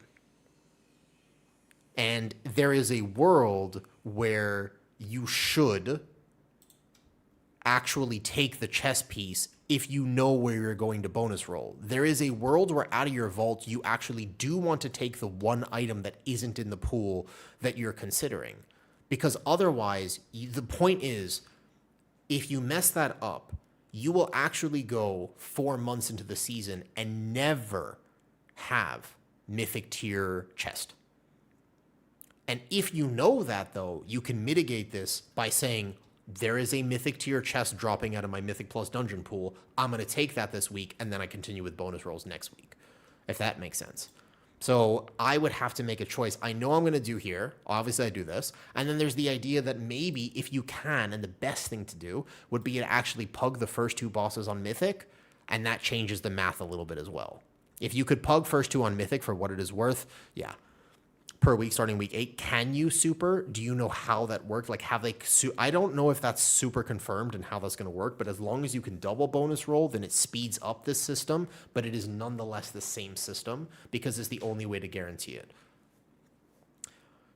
Per Icy Veins, I don't think we can super rely on that. Week 8, having an extra bonus roll would be kind of OP, and they might go back on that. I also still think that there is a small chance at this point. It's probably too late. I don't think they'll do it. But there's a small chance that we just get a Wowhead article tomorrow that just says, we understand bonus rolling is going to be causing some degeneracy. We're deciding actually that you cannot take a bonus roll from Vault until week 8. It wouldn't be the biggest surprise to me if they decided tomorrow to just emergency put that in, because the current thought process is everyone, even if you are a Mythic Raider, is probably taking bonus rolls. Like, there are some situations where you won't, but yeah. I won't be doing any raids. I think my plan is reset, get tier set. So otherwise, you chase tier set. If you can't do raiding at all, and you won't even do like normal for your potential tier set, then you take tier from Vault and bonus roll dungeons. You should, unfortunately, you should still take bonus rolls, even if you're not a raider. If I didn't cover that in the actual gearing guide, that's an extra caveat to this. And I know this also sucks, by the way. You do not dodge the gearing system. Here, I should clip this as well. You don't actually dodge to add... All right. Here, basically. To add one final note to this, you don't dodge this if you are not a raider. If you're saying to yourself, nah, I just don't want to raid, I won't even do heroic nor normal, then you should still take bonus rolls because of how the loot lockout works. They could solve this by deciding if you get item in Vault, then it also removes it from the potential bonus roll pool, which is probably the easiest fix for them. But keep in mind that there are big dungeon pools, and then you have to think about where your trinkets come from, considering you're not going to raid. So then you really are tempted to do something like Murder Row, which has 2 decent trinkets for something like Guardian. Then you still have to consider, if you were to get this trinket in your Vault and you took it, there is a chance that you waste your next potential bonus roll on the same trinket that will drop, because there's an overlap. And if it doesn't remove it from the pool, even as a non-raider, you should still take bonus rolls and then commit to one dungeon, run through all of the permutations and get all of your drops from that dungeon, and make a combination of saying, okay, if this dungeon has the best, if this one has head, shoulders, chest, what dungeon has legs and wrist and back? Because those are the other slots that I need, and where are my trinkets coming from? So that would be your next calculus, is saying, okay, these trinkets are worth maybe getting one of these other things for. I think I can go feral and maybe dodge that tank trinket. Yeah, so I go feral here, I'll get these 2 trinkets, which are both decent, and then you say, okay, so this one's gonna give me rings, legs, hands. What don't I have from here? Chest, and I need 1 extra ring, which I could craft maybe, and then you craft around what you're not gonna be getting. But the idea is that if you were to choose Murder Row, you should still bonus roll all of your rolls in this dungeon to guarantee that you fill out 1, 2, 3, 4, 5, 6, 7, 8 slots.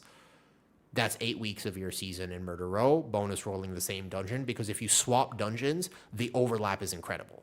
And then you would craft a weapon considering there's no weapon that drops from here. Or you do a different calculus and you say, yeah, but if I'm not raiding, I really want a weapon to drop for my bonus roll. So then you have to choose a dungeon that gives you a bonus roll. And then you think, okay, this one has, see what I mean? So there's no escaping this if they don't change the system. And I don't know if they will. To clarify. Yeah. Yeah. You will, right. You might get the item in your weekly vault. If the item appears in your weekly vault, you can't take it. Holy fans, that's the problem with them not, if they don't change how the lockout works for bonus rolling, you can't take it.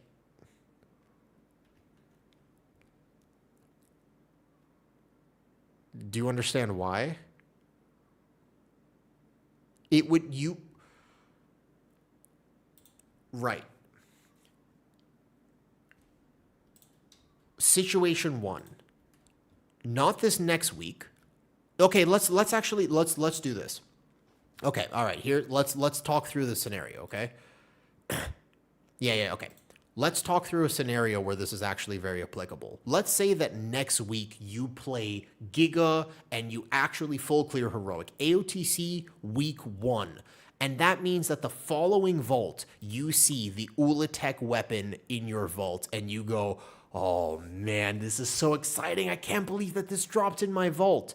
You cannot take it. You're not allowed to take it. You would be trolling if you took it. And the reason why is because the next week you would take a bonus roll. Unless you got Omega lucky and you just happen to get weapon, then headpiece, then neckpiece, then it would be good. But that's not going to happen statistically. So you still have to take a bonus roll and then go kill Ulatech again to get it because it doesn't remove it from the lockout. So let's say first week you get the weapon, you have to say goodbye to it and just take the bonus roll instead. If you took the weapon in the very first vault with fully upgraded items, once the raid has come out, it's possible that the following week you take a bonus roll, go to Ulatech, and you will bonus roll the same weapon, in which case you're just wasting it. Because the thing from your vault does not actually remove it from the pool of what you can bonus roll, which is, again, the easiest fix for kind of some of the degeneracy here. So at least if you're like, oh, the weapon dropped, I can take the weapon. But as of right now, it doesn't matter. The exception to this, maybe for some specs, is if this neck piece drops. This one is the one that everybody wants, and to be fair, Guardian wants all of these items, but many specs do not. So if I was like a prop pally and the neck piece dropped, I would heavily consider just basically saying, okay, I'm gonna deal with that sword later, and maybe I take the neck, and then I can bonus roll somewhere else. Like, it's possible that I do make that calculus. Check with your representative, not me, because I'm not familiar with every spec aside from Guardian. Yes. Fun. Are we saying that just take roll? Yeah, basically. Well, it's mostly because of the lockout. So it's just going to suck. Like if I kill Heroic Ulatech next week, and then the following vault basically has this weapon and this headpiece, to actually just say, bonus roll it is like, that is tough. That's rough. But it is the right move. Like, it's the only way I could guarantee within 4 weeks that I get all these items. Otherwise, I'm inting myself. Otherwise, it could, because the alternative is that it might take me 8 weeks. Like, it could take me double the amount of time if I'm not actually aware of how to do this. Does that make sense? Yeah, now to be fair, now keep in mind, I like the fact that it's deterministic. This season, and I just want to clarify something, okay? I will say, no matter how degenerate all of this sounds, it would be so much worse if this didn't exist. Specifically because they put so many cantrip powerful effects in Raid. And they're from the last boss, which is very different than it being from the first boss, which was Chimeras. You will only be able to get your Gigabyss if you bonus roll it. This neck piece, everybody in the game wants it. And if you're pugging Heroic Raid, you are pugging with people who are not consistent, which means everybody in the raid wants this. if you're at least in a raid group, at least when this starts dropping and some people take it from their vault as an example, then like half your raid has it. So now there's only 10 people that need it. So if it drops, you're likely to get it eventually. But in a pug, you will never get this pretty much unless you actually do it. And it drops on heroic because it's heroic and it's not mythic. So you have to bonus roll it. That's the other factor of this is just straight up that it's not on myth track. So that will matter late season. The only way to access the items that are the most powerful items in the game by far, because they have extra cantrip effects, is specifically to bonus roll it. That's it. There's no other way around this shy of actually being in a CE guild that maybe can kill it on mythic. Yes. Yes. This gear should come from single boss easy raids. I think that I would hate this a lot less. But just to clarify, though, imagine this season that they put all these items in and there's no bonus rolls. How bad would that feel? Think about that for a second. So to be fair, I know we're putting the blame on bonus rolls, and that's not where it should go. Like it's very, very, like, we have to understand. Imagine that they had all these items from the last two bosses, but there's no bonus rolls. How does that feel? Not good. The answer is not good. It feels bad because then it will be this season would actually. So that is the main caveat that I want to make. The main thing I want to say is that bonus rolls are not the problem. The fact that you need these items is the problem. Without bonus rolls, you would probably never ever get them, considering every single person wants most of these items and they're from the last few bosses. So without the bonus roll system, you would just never see them. It would be 100% RNG whether or not you ever saw this in your vault, considering you're rolling against 20 plus other people for most of the items that you want, aside from maybe some niche things like the agility polearm, which is going to be a few people, but you don't even know if it drops. So otherwise, this season would be actually terrible if you could not guarantee that at some point you would actually have the most powerful cantrip effects, because they didn't put 1. They put 5. That's my issue. I think that like 5 was a lot, because now it's like, well, you know, realistically, if I never get this headpiece, if this was the only special effect, I'll be like less than 1% behind. I'll take that loss. I'll eat it. It's okay. But the fact is that there are multiple items that I need, not 1.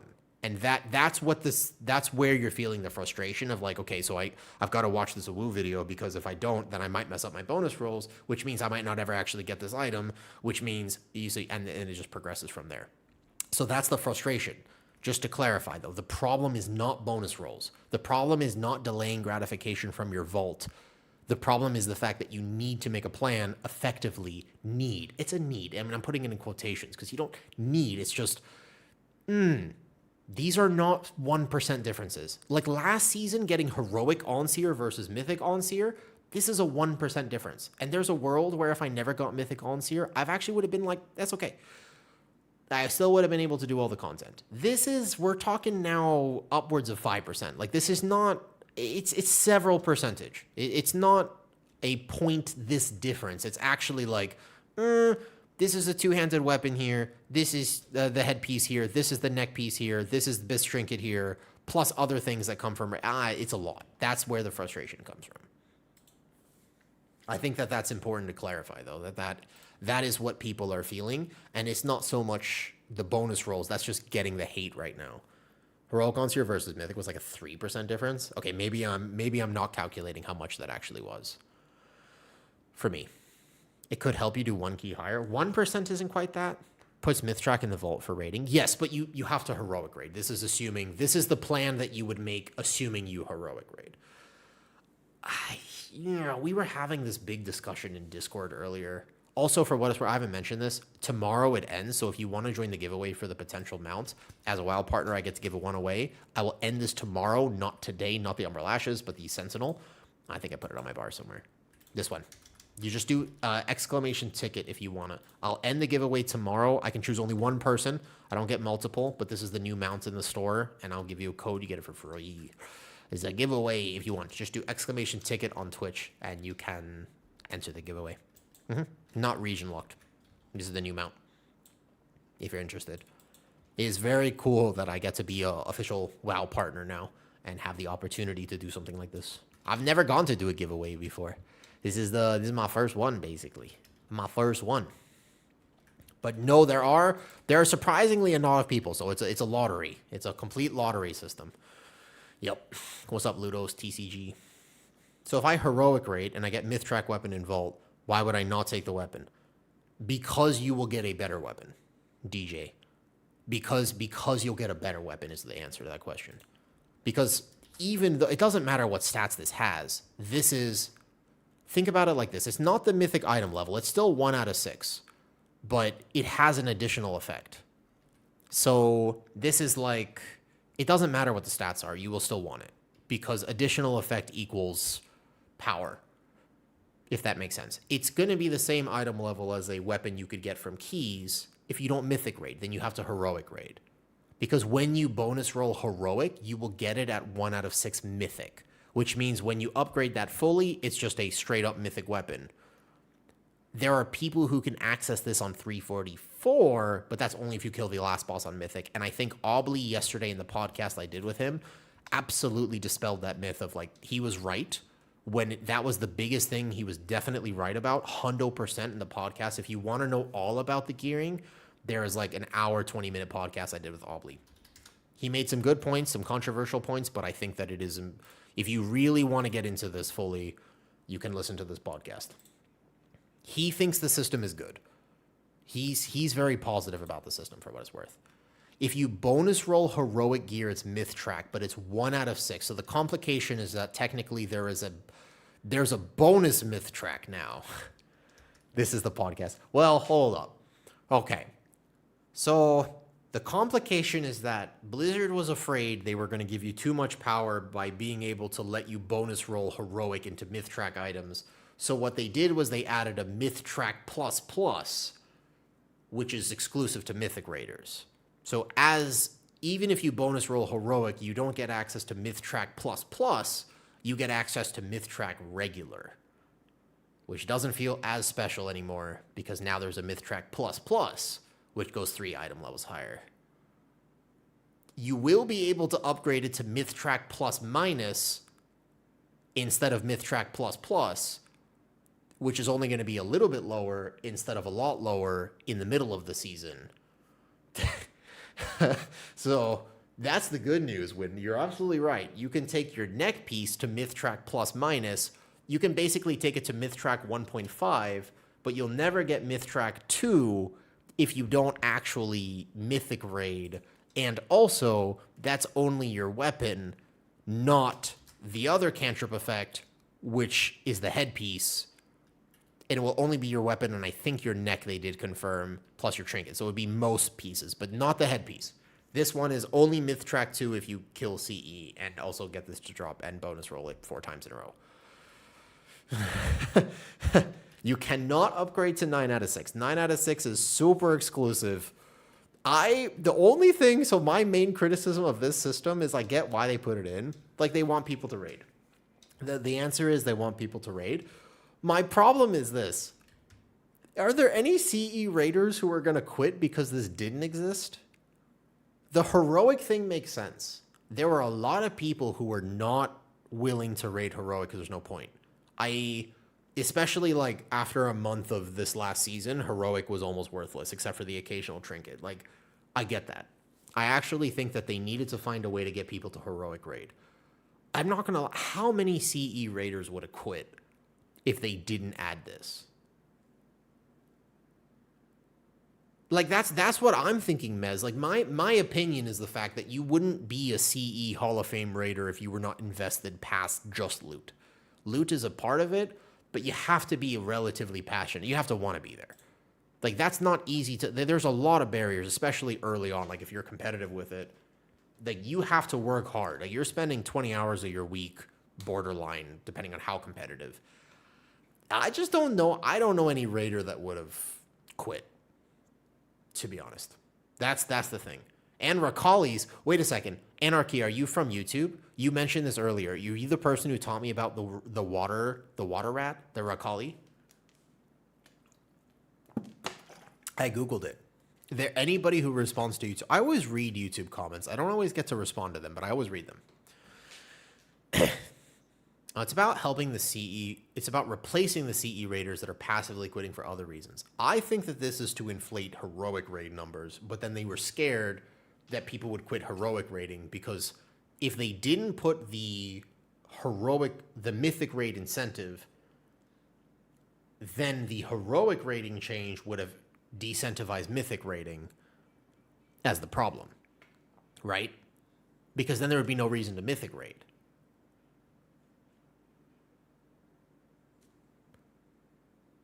Right. Well, let me put it this way. In Season 1, Lura was also a notoriously tough end boss for many late CE guilds. Like, Lura was 500 plus pulls for many, many, many groups. Weeks and weeks on that boss. It doesn't drop items that are worthwhile. So why'd they do it? Notoriously, Lura, I mean, Bellerin, even Bellerin and Lura were not... There were no items that were several percent increases. We're talking like 0.1%, like a point few percent. And people still did them. Like, granted, Season 1, so maybe that's part of it, right? Like, maybe like a huge part of it was thinking that it was just Season 1 and people were going to play. But notoriously, the Void Spire, like, there's no reason to kill this boss. This neck piece is very lackluster. It's got a cool effect on it, but it's very low. So nobody, if you get this, cool. If you don't get it, It's not really a reason to go kill Illyria. And then you look at the other bosses. The main thing you wanted to do was Chimeras for Onseer. That was worth it. And this was a one-boss raid. But the actual, like, the idea of doing Bellerin, you had this trinket, which is good. Both of these trinkets are decent, so you kind of wanted them, to be fair. This would have been an upgrade for my character, but I wasn't going to do it for that. And then you had this, and then you had the Lura. But Lura only drops the neck piece, the leech item, and the ring. But those are very small upgrades, and ultimately, at the end of the day, people were kind of okay not having it. They could have tuned this. Like, imagine that last season, this trinket was actually Litany. Think about how that changes the math. Consider that for a second. What if the trinket that I'm hovering over right now on Mythic Lura, what if that was Litany?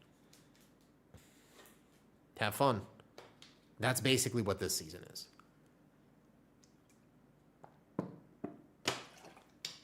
Like, consider what would happen if this trinket was Litany and from Bellerin, that was Onseer. Oof. Now we're in trouble. That's what would be rough. Sindore banned. But even then, I mean, like, one... Okay, fair clarification. That's fair. 1%, all right, I'll take it. But I still think that that's not why... People were not killing Mythic Bellerin and Lura ultimately because of this ring. In many ways, Sonic. I don't believe that there are many groups who would actually do the last two bosses for the ring. Maybe some, but I think it would be not the most. I think it would be less. Personal opinion. All I'm saying is, give away how to join. All you got to do is exclamation ticket. Just go like this, and you buy a ticket. Exclamation ticket. I can't answer it myself. No, wait, oh, no, ticket. Goddamn, I'm on myself. No, I entered the giveaway. Exclamation ticket. Space. Oh, I could not do that right. I don't know why that was so bad. Holy, my apologies. My bad. Okay, so if I win the giveaway, it goes to part 2. It goes to whoever's the second winner of the giveaway. Because I've entered it myself now. There are, by the way, and I can check. You can check the giveaway on here. And we go to here. There's actually 122 people in the giveaway, for what it's worth. I will choose tomorrow. I will ping you in Discord and over stream. It has to end tomorrow, just so you know. Not today. It does not end today.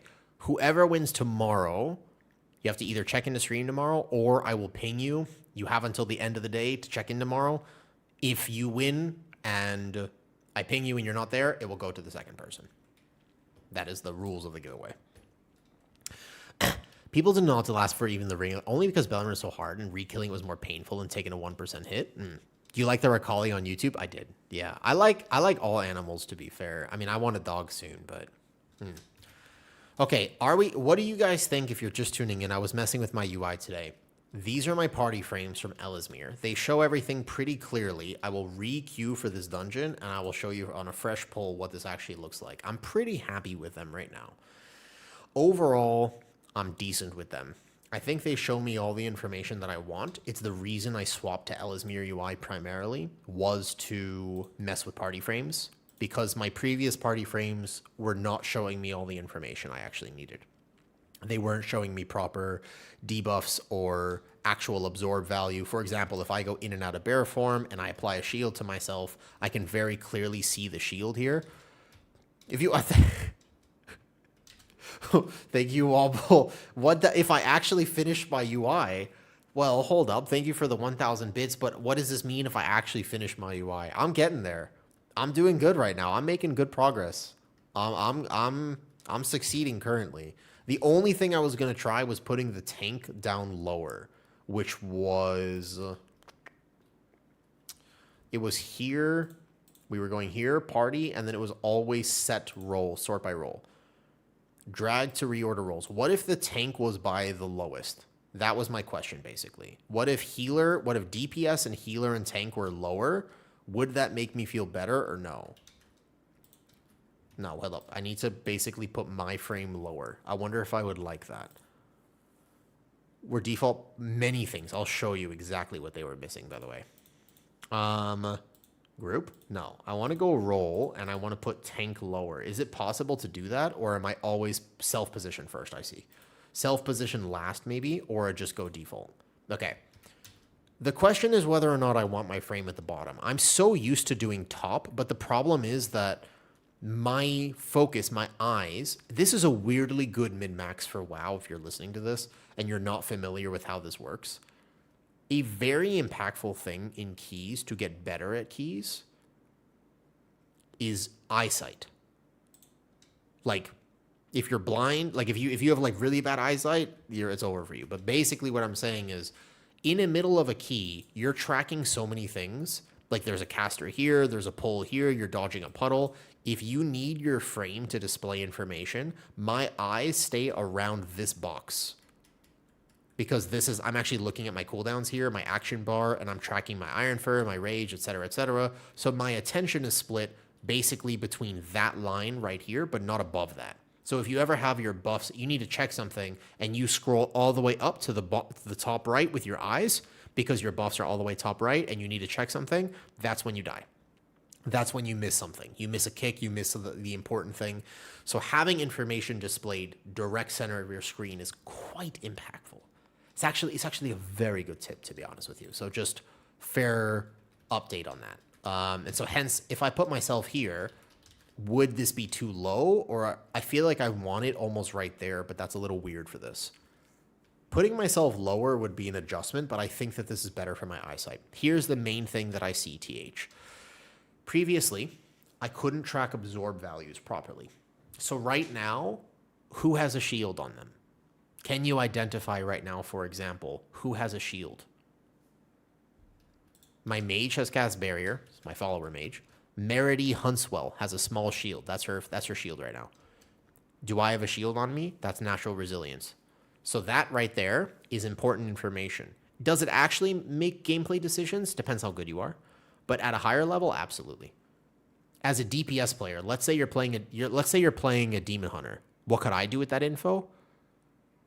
I play other roles too, but it's mostly for myself then, and just tracking things and analyzing, just data. I can tell who I want to group with again. I'll be able to say who I want to party with again and who I want to add, and if people were good, or identifying points of failure, just basically improvement, like for myself and for others. But let's say that you're a DPS player. How does this benefit you? If somebody does, like as an example, right? If your healer presses Litany, you can see the absorb shield. If I'm on Veximus in Algothar Academy, and I know that I have to survive the mana bomb, and there's no foragers up, and I see a Litany being pressed, there's a world where I save my defensive. Because if I see a shield for 30% of my max health, I know I'm going to live. So that means I save defensive. Very useful. It will actually matter. Like this will significantly affect gameplay decision.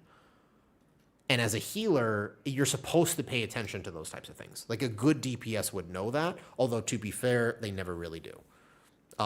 Even for myself as a druid, I can say, okay, so I've seen that I'll make decisions based off of the fact Litany was just pressed because I can notice the absorption. I can't track the trinket, but I can see that everybody got a shield. That means Litany was pressed. There's a minor shield like this big. That means Chi-Ji was pressed on a Mistweaver because I know that information. Or I'm playing with a Resto Shaman, and I see the absorb. There's Litany. I don't actually even play it, but the idea is that's useful information. And I can say, do I off heal right now? Maybe I actually spend this Heart of the Wild on the regrowth. Maybe that's the right decision, you know? There are little things like that. As a tank player, you're kind of right. I just like having the information. You're kind of right that it's not actually required. But the other thing is this, very clear debuff tracking. And I like within the actual decision for push keys, look at my health and you can see clearly where the absorbs are. If there's a debuff applied, very, very obvious. And you can see here that I have these bleeds on me. I can hover over them. I don't actually want to kill this pack. I just want to show you. And then from here, there's going to be a poison applied, and you'll see how quickly my max health gets reduced. Look at the icon here, and that's why I'm going to die. Because right now, my max health is reduced by this poison. I can see it very clearly visually. Base frames don't do that. I dispel myself. The little things like that. Is it crazy? Like, could I play with base frames? Of course. And I did last season. But there's a world where having more information, as long as you're going to benefit from it, is actually useful. Like right now, this is the most obvious thing. Half my health bar is gone. And that's exactly what this debuff does. It reduces my max health, and I need to know that as a tank. Does that make sense? That's mostly what it is. So I wanted his frames for party frames more than anything else. What's up, Mitchak? You said thank you for your content. I'm new to tanking. Oh, you're welcome. I wish other tanks would be as easy as Guardian. Any plans for detailed videos about Prot Warrior? Prot Warrior, I do have a plan, actually, because I have a Giga Prot Warrior I've been wanting to make a video with. I asked Topics if he'd make a video with me. I like him as a Prot Warrior. He makes great guides and content. And he said he's got a lot of life stuff that just happened. He just had a bunch of life things happen, so I asked him later. Yes, the Absorb, I think, is actually the biggest thing, Hams. I think Prot Warrior is also the dark horse pick for tanks. I think Prot Warrior is potentially a strong contender. But I also worry that Prot Warrior does an absolute metric ton of single target damage, and if Arms or Fury is not wanted in the raid, then remember, if the Race to World First plays you, bye-bye. Like if you see something overperform in the race starting in 3 days, bye-bye. Reroll. Bye-bye. Yeah, it's super. Some people don't understand this. If you're newer to WoW, you're like, oh, look, like the race is happening. And then you see they're playing 3 arcane mages. And you're like, oh, that's so cool. Like, I'm an arcane mage. And you're like, yay. And it's like, no. You don't want that. You don't want that. That's danger territory. The shark is circling the water, and you, my friend, are the bait. You must be wary of... If I see double Guardian Druid, I'm in despair. I promise you, if they play 2 Guardian Druids, then it's Jover for my spec. There are very rare exceptions to this, but they absolutely... Like, the race is a big event, etc. Big question. Hold up. Actually, is anybody watching right now that doesn't know what the race is? Very good question. Out of curiosity, is anybody on stream that has no idea what we're talking about with the Race to World First? That's a great question. I think the race transcends WoW a little bit. Don't even start. Harith, Holy Fans, yes you do. Unless you actually don't, but I'm assuming you do. Shamed, all your hop tier choices are on good right now, so I decided to stick to Resto Druid. I'm going to be bad. So I'll be bad on something. You should play what you have fun. At the end of the day, we don't know what tuning will be like. I know a little, but I don't know. Okay, Kay. That's interesting. Also, Nick Campbell on YouTube. Sometimes you come in here and you say, wow, like a lot. But to be honest with you, you say it so often that I'm beginning to think that you might not be of age to use the internet. Because you sound like a little baby. Sound like a little baby. They aren't terribly bad. Those tier lists apply at top. Only hams. I would offer a different perspective on the fact that tier lists only apply to the 0.01%. I think, unfortunately, I don't agree with this. I think that the greater community gets affected heavily by meta perception, even though they shouldn't. You will hear many people talk about the fact, well, every spec can get 1%. You're absolutely right. Good luck. Straight up. You're 100%. You can get 1% as a holy priest. Yes, you can. Good luck. You can get 1% as a preservation evoker. 100%. Good luck. Do you know what I mean by that? Like it's, you know. Good luck. Oh, I'll show you why I swapped to Ellesmere UI. Womble, I'm going to finish it. I've got this. This was mostly what I needed to do. And then I need to make routes and do my M0s. And that was mostly my goal this week. And then, mostly routes. We were going to work on routes as well. And yeah, so I don't have his UI. I used his damage meters. I think that these are cleaner than what I was using before. I like these damage meters. I think they're better than the base UI. So I'll use these. And then aside from that, I'll use his party frames, but I will use my own Platinator and these is still my bartender. I like my action bars. I like the shake. I like my bartender here. I'll use this is the same cooldown tracker that I had before. So you don't have to use all of his UI. When you go here, it's very easy to just literally hit the power button. Like I don't really use the cooldown manager. I just disabled it, but you can literally just hit power. And that's why super easy, extremely easy. You can actually just go, I don't like any of these. Power. You can and use your own. So you only have to take what you actually want. And I think that that's really cool. That's probably one of the reasons his UI is the best. Just because of how I was like, oh, I got it. You just actually it's very, and look, if I want to change something, watch this, by the way. Look, if I'm like, oh, so let's say, for example, that I'm like, I don't want all these, or I can actually watch this. You click the button and you don't even have to do some weird programming. It's actually just click, check. And I go, what about this? Click, check, macro created. Oh, I've already made a macro for my potion. Look at that. It's not even remote. Blizzard should have made this. I'll say it again.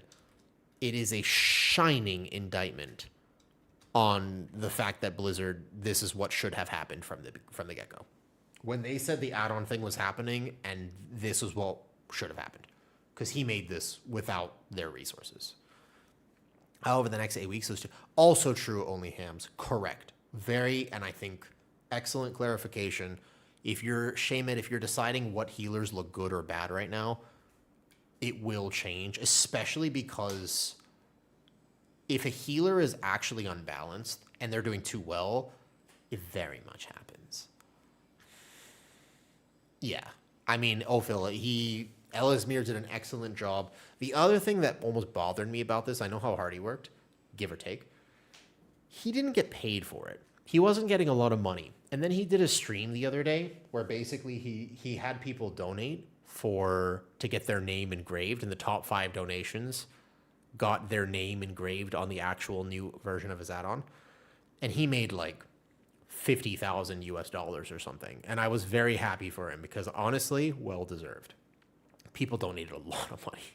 He made like a proper income that day, and I was very proud of him for that. Michak, are you still there on YouTube? I wanted to answer your question. In my Discord right now, there are resources for every tank. In particular, you can find everything, and I will keep listing it over the season.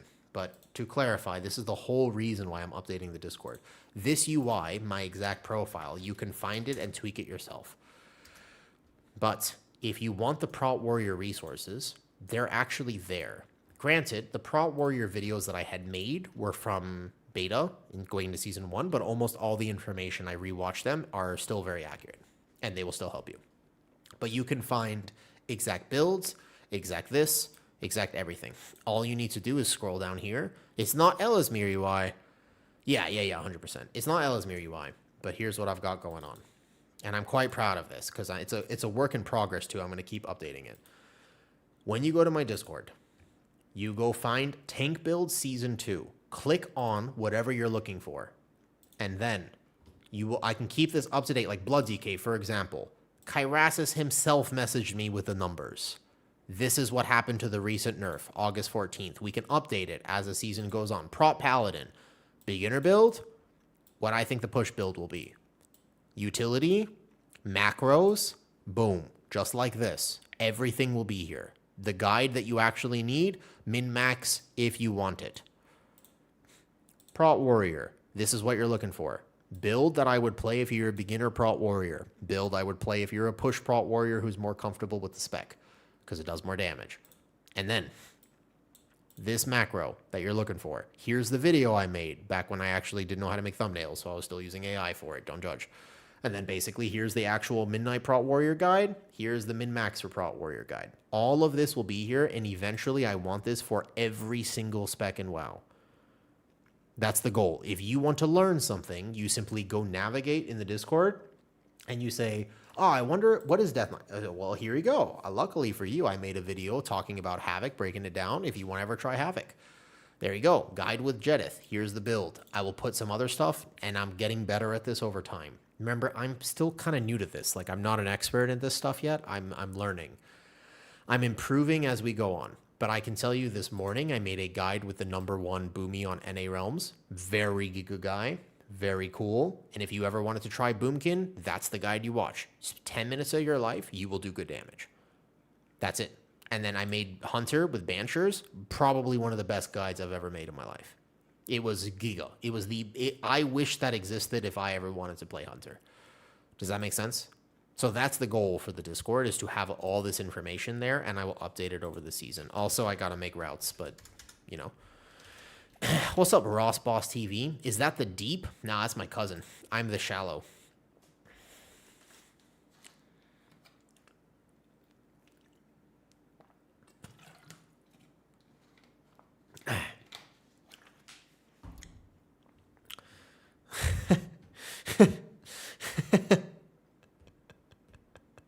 What's up, Dijamore? Yeah, I remember your name, of course. I like to think that I remember most people. I try, at least. I try. I don't have the best memory, but I do my best. I like streaming. I like being able to basically talk to people and have conversations. I'm just really big on having conversations. Okay, Womble, you gave me 1,000 bits earlier if I actually finish my UI. Here's the thing. Is the Shallow what's that? No, she calls me the Deep. But I'm not allowed to say that. I'm sorry. What I actually meant to say was I have no affiliation whatsoever with VOT Enterprise and / the allegations from Starlight. You know, I henceforth apologize for my actions, and that's my past, and my past doesn't define me, etc., etc. I need the Mythic Plus routes. No, I would make weekly route vaults first. Next week. Please, as a tank, don't overpull next week. Don't overpull next week. Don't do it. Don't do it. I'm going to make this video probably tomorrow if I can. Well, I'm running out of time now. Basically, how to route next season. Please. Just don't overpull. People are learning the dungeons. Here's what I'm going to do. I think that my Ellesmere as a base thing for now is decent. Yes, if you want to win the Stoneforge Sentinel mounts, one of the new mounts in WoW, I get to give away 1 copy of it. If you want to enter the giveaway, all you have to do is !ticket. Oh, somehow I opened Claude. Here we go. This one. This is the new mount. If you want to enter it, you just got to do !ticket. I will end the giveaway tomorrow, not today. Well, Mars, if we die, we die. Grill Girl, don't do it. No, don't do it. Yes, I will end the giveaway tomorrow. Note for the giveaway, I will end it tomorrow afternoon, which is a few hours earlier than this. If you are not here in stream when I end the giveaway, then I will ping you in Discord. If you're not in Discord and you're not in stream, it will go to the second person. But the giveaway will end tomorrow, not today. Okay, and I think that I'm happy with these party frames, so let me export Ellesmere now. Now I have to figure out how to export here. Also, I don't know if I actually like these bags. There's something nostalgic about having the base bag UI. Like, I'm not sure if I love having a UI like this. I also don't know if I love his quest tracker, so I would disable the quest tracker personally. I like the base bags too. There's something special about it. So I think that there's too nostalgic for me not to have base bags. So I'm going to take that off before I export the profile for people to use. Keep in mind, this profile that I've been working on today, yeah, honestly, these are better. I like these bags. All right, so bags are there. And then I also wanted to disable this quest tracker because it wasn't, I think I want to disable this. And then I did want to keep the damage meters are good. And the mini map is good. I don't mind those. So let's do it. Okay. I'm overall happy with this. I think that this is pretty solid. I'm happy with my damage meters being like this. Yep. I'm calling it a victory. The main thing, and I have only flask reminder, which is always good because I actually do forget my flask half the time. Okay. Export. If you want this, it'll be in Discord. Profiles and presets. And we're going to call this, I have to first save my profile, right? Active profile, default, rename, Owu Season 2, M+, rename. Bam. You can even assign to a spec. That's so cool. All right. Export profile. Include CDM spell layout. Actually, I never looked at my CDM. Okay. Any specs you choose. Holy, that would actually get really interesting. All right. Yes. Export CDM. Oh, boy. Okay. Just these two, because they're the only ones that I've actually worked right now. Export. Export profile. Copy string. Share. Discord. My UI. So we're going to completely revamp this because there are a few things in here that you basically just don't need right now. Delete message, and then we'll go here. Method raid tools. I still use method raid tools. I still use enhanced QOL. I don't use XWin tools. I don't think we need that. I don't use mini CC anymore because mini CC was broken. I do use bartender for my bars. I like the bartender. And XWin tools. Oh, I'm going to have to redo all of this. Rest in peace. I'm too used to the base UI. Okay. Ellesmere UI with party frames. Okay. So that's the first one there. We're going to post that in my UI. Then I want to make sure that I have the Platinator profile, which should be here. And I can make sure that we have it updated, basically, for anything I've done with it. Platy. And we're basically going to export this. And you export the profile, not the style, I'm pretty sure. Right? With Platinator, you export the profile. Cool. My UI. Perfect. Platinator. Profile Season 2. Cool. Bam. And now you can basically just get this if you want. You don't use XBoss? I do use XBoss. I have XBoss in here as well. And the XBoss profile, we can just upload it from live, but it's already in Discord. It's over Platinator profile. I might have just deleted it. All right, bet. Here we go. XBoss. And we just want to export this profile here. Import, export. And where's the export here again? No. Homepage. Export. How did I do this last time? I did this before. I just forgot how to do it. Export. I didn't mess with this that much, though. People were asking for it a lot, but to be honest with you, I didn't actually export this. Please select one target. Export content, trash cooldown settings, raid tank, mythic plus tank. Mostly this, right? A woo X-Boss. To be honest with you, this is X-Boss is something you should get. I'm gonna make this UI thing. I'm gonna talk about this soon, Mithy. You should get X-Boss. It's probably worth getting. That didn't copyright. That's okay. I don't think it's fixed yet, Web Slinger. It's basically weak auras, yeah? We'll update next week. Cool. So my UI is pretty set now. Platinator, Ellesmere, right? Then I use, all right, Bartender for action bars. Copy text. Action bars. I don't use mini CC anymore. I think mini CC is just bricked. I don't think you need mini CC for Ellesmere to display cooldowns. Is this correct? Xbox should be fixed on the 18th. Yep. Can anybody confirm that you do not need mini CC installed? They might actually break Xbox. They did break mini CC, which is sad, actually. But I don't think I need mini CC installed to actually have this appear. Yeah, possibly. And then enhanced QO life was the action tracker, plus some other stuff. Ellesmere has this too now. I'll show you in a second. X-Wind tools. Is this X-Wind here or is this Ellesmere? Ellesmere has a kick tracker, no? I'm assuming that it's here.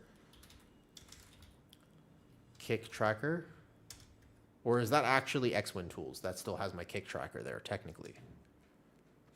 Okay, I'm going to let somebody confirm that before I decide, because I can't find it here. What's the plan for Party Personals this season 2? Yes. I mean, just guess, I guess. Ellesmere has a kick tracker. Okay, thank you. Yes, as bars. That's what I thought this was. Thank you, Raze. Thank you. Because I was thinking I need to just disable this, though. Perfect. But I still use Enhanced QOL because I think it's the best action tracker. And then Method Raid Tools still for the Marks bar. And then what other add-ons do I use that are now no longer... I use Bartender. He has a chat with his own base U thing. I don't even think I have DBM. We don't need this. We have Bug Sack, Bug Grabber. Probably worth just getting these, no? Oh, yeah, they should, Shikoff. Have you seen Ellesmere UI? Do you use it, Shikoff? Also, I asked Kitty if she would do stream today, but she was busy. Mythic Tools, targeted spells bar at top. Mythic Tools is greater than the targeted spells bar at the top. I think targeted spells, I want it to be on frames instead of a bar anyways. I think that this is what I've been doing recently is just moving to it, and it's better. Platinator, Group Finder Flags. This is actually a cool one, and I feel like Group Finder Flags is kind of sweet. So let me just link this here as well. I'm giving my UI setup today. Oh, that's where it's located in Ellesmere. Thank you.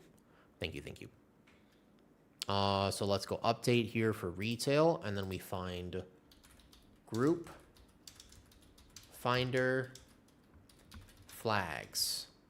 Group Finder Flags is kind of cool. I think they updated it properly, but the idea behind this is copy add-on link. You can see where people's region is from. Like if I leave this, obviously if I leave this party here for the follower dungeon to test, you can see where people are from. Not that it matters too much, but it's a nice little quality of life. If I start a group, for example, I go Mythic +0 fast, and I put this in, you'll see that when people apply, it should, unless it's bricked, should still have party flags. Let's just see if it works, or if they did not update it. It's okay, somebody will join eventually. I play regardless of the ping issues, Vampiric, so it doesn't bother me too much, to be honest. For now, I really like just LV. I didn't like LVUI, but the Ellesmere is at least easy enough for me to just turn off and on. And the biggest thing for Ellesmere was party frames. His party frames are better. How is ping in Taiwan? Thailand. Chief. Thailand, not Taiwan. High. See? There you go. X-rated Shaka. You can see that he has the NA flag next to his name. There you go. Yeah, no problem, no problem. So you guys see the flags here. And it will show me, so these two people are OCE now. And I can see that they're OCE. You got a version of Cell? Oh, I miss Cell. Cell is my favorite, actually, for a long time. I really like that. Okay, cool. Quality of life. Showing region when people apply. 2 groups. What other add-ons, then, do I use aside from this that I would want to share? For Nefarious? Probably. But I mean, I use it, so I'll have it here. All right, so you can just turn on XBoss. Obviously, we need XBoss, but it's not updated yet. But not the OG dev. Got you. So XBoss here, frame scout. I remember you. This is not a bad idea for notes. We have... I don't actually think we use these anymore. We need MDT. I don't think I've even put MDT in the UI. So obviously, we need MDT. My add-ons. Mythic Dungeon Tools. MDT, that's clearly something you want here. Copy add-on link. Right. Route planning for keys. And then I also want to put MDT Helper, which is a randomly, by the way, very impactful add-on for new tanks, which shows you an overlay of when this thing happens. So we're going to put like this, right? Cool. Overlay for routes if you want it. Cool. Hi, Saffron. How's it going? Hello there. Are you excited for next season? Dude, I'm trying to update all my information. I'm working hard, man. Happy almost season 2, indeed. Happy almost season 2, Saffron. That's the plan. We're going to have a happy season 2. Not for real, though. For the people who are still here, and Saffron, you can tell me what you think about this. Will Bear be okay? Yes. Yeah. 100%. Actually, if anything, Bear is too strong right now, Dizzer. I'm a little worried about a nerf coming up soon. I think if anything, Bear gets nerfed, not Buck. No, like Bear's good. It's not. Is it like the meta? It's contending, but it's not probably going to be the best tank. It's just very good. It's strong, right behind Blood DK or equal to Pally, give or take, somewhere in there. But it's not bad. At the very least, it's not bad. So I was looking at what to update things. It might be Mark of the Wild is a huge part of it for sure. I think that Narcissus is just a fun add-on to have if you've never seen this before. It's kind of how you get... It's how you do... What's it called? Now, where is Narcissus with LVUI? It would have changed the map icon, and it would be over here. Where are now all of my minimap icons or my add-ons that were around my minimap? It's got to be a folder out here. So, Narcissus. If I open this, it goes like this. And you can see, it's just a way to do this, but you can also use it for like a photo shoot in-game. It's how you get screenshots. And actually, I didn't know this for a long time. That's why I didn't know how to do this. Where to go? Here. Yeah, like dressing room. Here. I think that's a cool add-on. Yeah. Wait, where is it? How do I right-click it? And then I just go... I wanted to show you this. This is where we're talking about. Okay, so this is what Narcissus actually does, is that, A, you got a big bear butt here, which is always nice, but the main thing that you can do with it is... Watch this. You can add any animation to your character once I've figured out how to re-enable my character. So if I go to here, and I can, for example, type something in or start doing animations or visuals. So I can, for example, be like, oh, let's get a fire spell and see if I like that or not. And this is apparently my character at the moment. Hi, Bella. But, like, some of them will work, some of them won't. But if you want some big stuff, you can go grand spells, body and environments. You can be like... spells Shaw touched, and you can see that my character will now look like this, right? Yeah. So you can basically make you can just see what things look like. Deep sea or level up, and you can get screenshots of things. So this is how people do it. Flame emitter. Snow. Okay, now it's just bugged and it's not working right, but ignore that. Normally it works well. Hi, Bella. Oh, no problem with that. That's okay. That's okay. Didn't know it does all that. It does so much that it's actually hard to do this, though. I'll ask again, what's up, Wizard? Why don't you run Gory Fur plus Raise? Because this talent is very good, and Raise kind of requires me to take this talent, which I don't think I want to take, and there are other globals which matter more, so I don't think Raise is going to be played currently. And that's good. That's not a bad thing. That's a good thing. You can play it if you want. Like, if you want to play a Raise play style, it's not the end of the world, and you totally can. You can make it work. I just don't think it's going to be the meta pick. Is Druid still good? Yes, Shuhei. It's actually quite good right now. Very underratedly good. Play what you have fun with. If you like the Raise play style, I feel like you would probably just like Druid of the Claw, which is doing all right. I don't think it's going to be the meta build, but you can still play Druid of the Claw. Nah, no sandbagging here. Druid is good. Okay, almost done with the UI setup and the UI links that I wanted to make here. I feel like Narcissist is just a fun add-on. If I'm going to make a whole folder in Discord with all my add-on stuff, I might as well put it in here, though. So my add-ons, we go Narcissist. Yeah, it actually takes me too long to actually do all of the Narcissist stuff, so normally I just don't mess with it like crazy. But I try. I try my best. Cool. Fun photo shoot add-on. Can create any effects for screenshots and stuff. Okay. Perfect. Alrighty then. Now, I should have reordered this, to be honest, because these are going to look a little weird, but this is what my UI... Is this clear for everybody? Let's just actually get rid of Xbox, I think, for now, because I'm going to have to re-update that. This is what the UI section of Discord looks like. You tell me if this is clear and if you'd be able to find the information that you actually want. You tell me if you can find this. If this is the UI in Discord, can you see this clearly? Like, it's... You basically go to My UI, and then you'll find Ellesmere profile. You import this. You go Platinator profile. You import that. And then you can find the list of add-ons that I use. Fair? Pretty easy, right? It's just that maybe you have to go up a little bit. I think I should put these below. Like this should be here, and the add-on should be higher, I think. For like easy access to stuff. Because this should be the first thing you see. It absolutely will. Oh, Wizard, it'll be fine. Bear's super tanky. Your new tier set basically fills everything. What's up, Zan? First of all, thanks for your work for tank community. You're welcome. I'm glad that my videos help.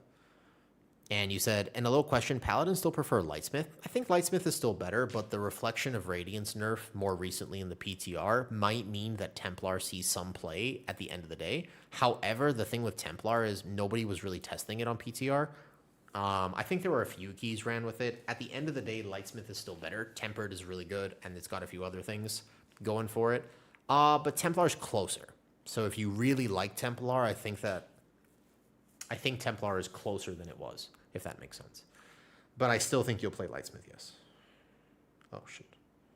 Yes. I've bought 5 kilos of steak and a kilo of homemade bacon and some butter. A Wizard, it won't be a problem. Bear is extremely tanky. I don't think you have to worry about that. I'm saying Lightsmith if you're good on it. I think that Lightsmith is probably still the play. Homemade bacon, yeah. So there's this place I order wholesale meat from because I just eat a lot of it in Thailand. And normally I just order in like the 5 to 15 kilo range because it's the best pricing. And I get all of my steak, salmon, bacon, etc. from them. Yep. Okay. Let me redo this part of Discord. So I'm just going to copy all of this. Control C. And then I'm going to Ellesmere UI with party frames. Cool.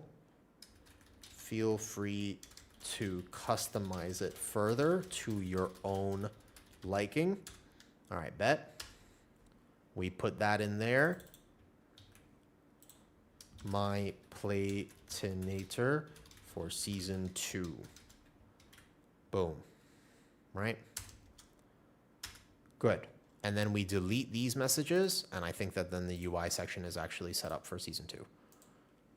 And then I'm going to scroll up, and we're going to do this, though. What makes Bear extremely tanky? His survivability is greatly reduced compared to first season. Why do you say that?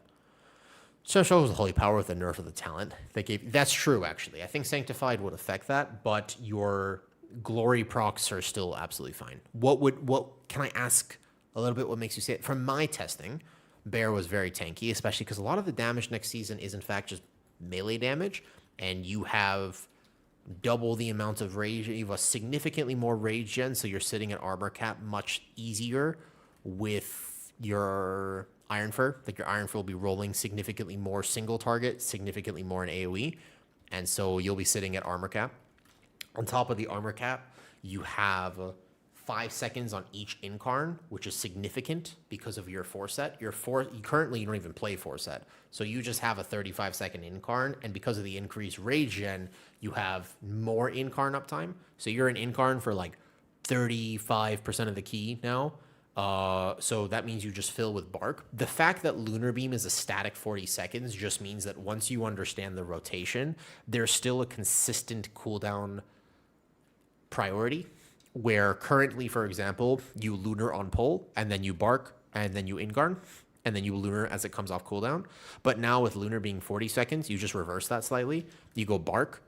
It's in the guide, basically. But you're going to open with bark, and then, for example, you're going to let the mobs come to you. You're going to set up, and then you basically incarn, Lunar, Apex, and then 40 seconds later, so 25 seconds after that, you bark again after the end of incarn, and then Lunar's back up. You can either delay Lunar for 10 seconds to get extra survivability and coverage, or you can press it right there to have increased damage in that window. And then after that Lunar expires, then you decide between SI or Kite or Pull's Dead, because that's about 50 seconds of coverage, and then you get to your next bark skin. It's the same thing. And then incarn's back up sooner than it was. I don't think that Guardian is that different.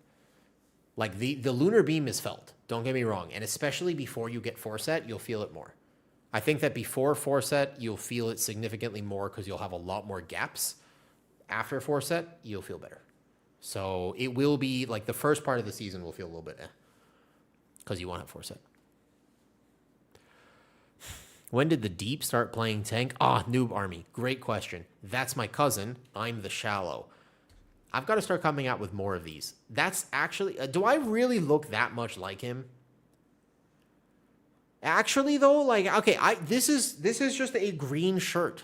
Like, I have so many green shirts. Is it really that similar? I don't even like blooming onions.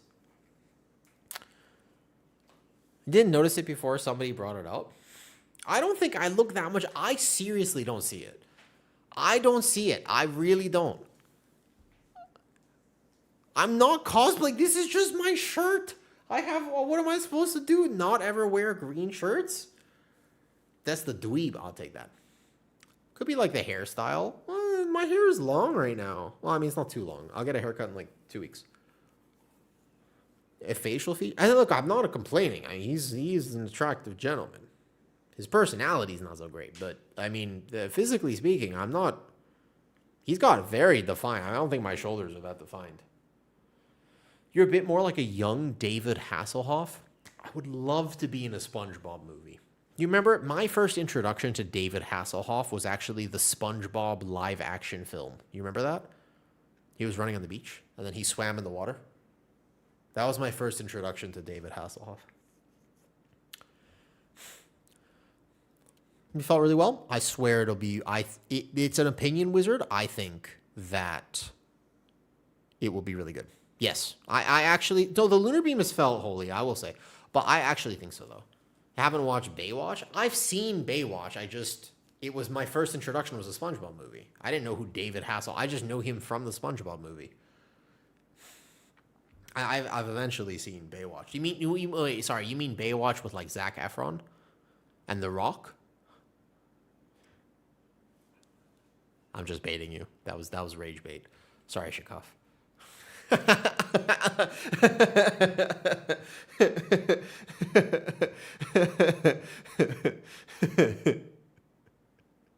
Go get some ice cream.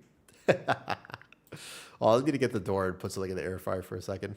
Okay, I'm pretty happy with that UI setup. So I'm just gonna scroll up here and I'm gonna start deleting stuff because we don't need all this information in the UI for season 2.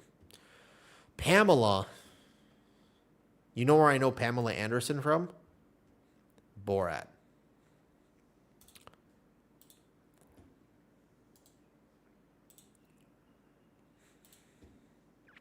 Do you like Talenti vanilla bean ice cream? I'm not familiar with the brand myself, Enlil. Also, what VDH guide are you referring to? You said thank you for your VDH guide.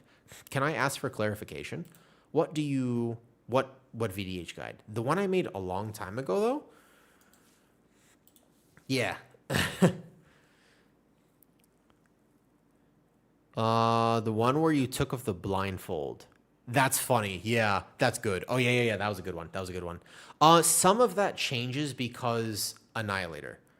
And the new tier set for VDH and Lil to min max, it's not 100% as accurate as it used to be, but it still is the good concept. Yes.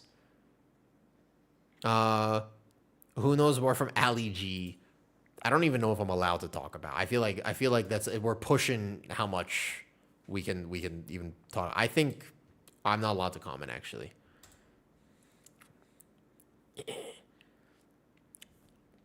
Very nice. But I'm not allowed to comment further.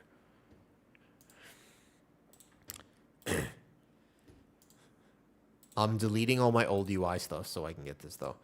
You are beyond your sleep time? Oh, it's Sunday for me. Kitty's asleep right now. And I need to eat dinner. I need to work on a little video for tonight. I think, so I was going to make a UI video tonight, and then I realized, actually, you know what? I think that the gearing conversation we had earlier is probably a better upload. If nothing else, people need to understand the gearing stuff. So I might actually make the gearing video tonight and then the UI thing tomorrow. Probably. That would be a better schedule. So I'm just cleaning up the Discord a little bit because I still have like my cell profile here from a year ago. I've got some weak auras listed. We don't have weak auras anymore. I never actually cleaned this up. Yep. All good. I have my old Plater profile. We're deleting all of it. Cool. All right. Season 2 UI is officially updated. And then I will update Xboss when it gets fixed tomorrow. Before I go put something in the air fryer, I have one big question for you. Do you think in the next 2 days, Blizzard comes out with a post that actually says, hey guys, so we've been listening to community feedback. Bonus rolls will no longer be available until week 8 because we understand that basically everybody's going to take bonus rolls and we don't actually want that. Do you think they walk that back whatsoever in the next 2 days? Because I actually genuinely thought that it would happen. Like I was pretty, so I can't tell you what it was, but I can tell you that it was a big talking point. Like there's like a Discord, right? And like people were discussing this. Like there was a lot of pros and cons of it, and it was a big discussion point. I really thought that they might take it back. I at least thought they would alter it, but nothing. Like it's been radio silence. Like since they basically announced it, it has not been changed, altered, thought about at all. I am curious to know if that will... At this point, I feel like it has to stay. I think at this point, you don't really have a choice because people, like, everybody's planning for it. But I don't want to release a video being convoluted about the gearing and exactly what to think about if it's not going to stay this way. The race, they probably have a contingency plan. I bet you, Myth, that they have a contingency plan. 100% if this system changed. But I wonder. It would be a rug pull. And like I said, I don't think that bonus rolls are the problem. I think that needing all the cantrip, right, is the problem. but not sure. Okay, let me go put dinner in the air fryer. I'll be right back. I think the UI, I'm happy with this. And then now we need to make routes for everything because I have nothing. And we'll work on that another day.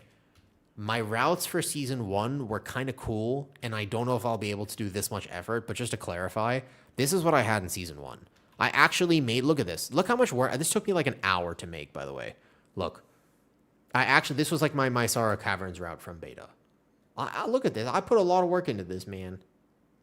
It was really like it had notes. It had an, look, it took me a while to do this. I figured out how to do the arrow. I made an arrow, pulled 3, with like tank notes, DPS notes, healer notes. I worked pretty hard on these, but I didn't get to do this for every dungeon because it took me so long that actually I realized it would take me like 8 hours to do all the dungeons. But I thought this was like, do you know what? 5 months into the season, tanks would still die because they didn't read this first note. Defensive on pull. Goddamn, they sink. Yes. They sink. Please defensive on pull. It is amazing to me how many times tanks die on pull 2, 3, and 4 without defensiving on pull. But this is a good note. This is a solid note right here.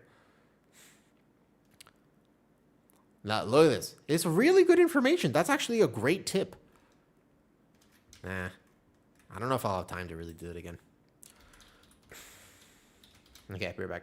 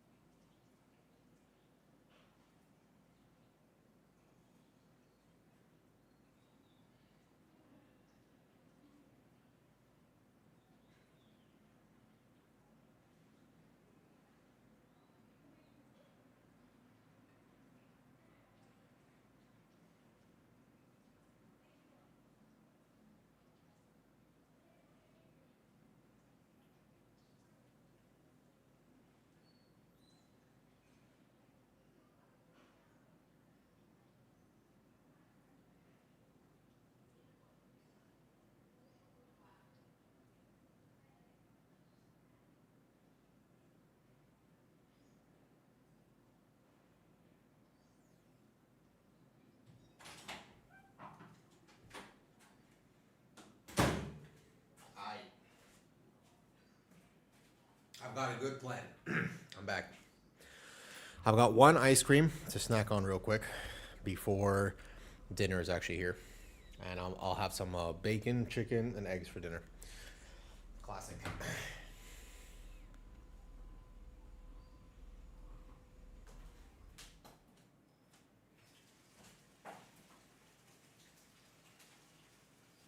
Here's the plan.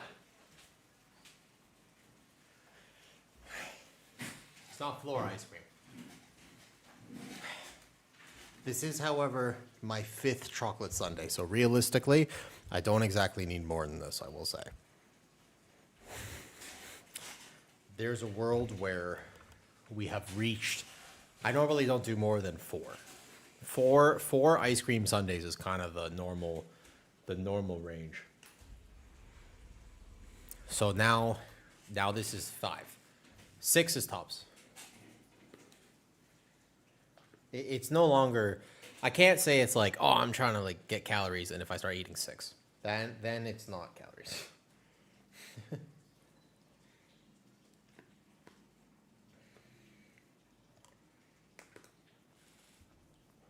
No, I ate the other one. The other one, some of it got on the treadmill, but I ate most of it. That doesn't count. All right, here's the mission for today. We need to listen to the gearing video, and I need to decide if this actually encapsulates what I wanted to say about gearing, okay? So here's the thing. I'm going to play this video, and we have to watch it together, and I'm going to decide if I did a good job explaining the gearing, and if I can post this tonight, or if I post this a different day, and I need to re-record it. Deal? But let's listen to see if I did a good job with it.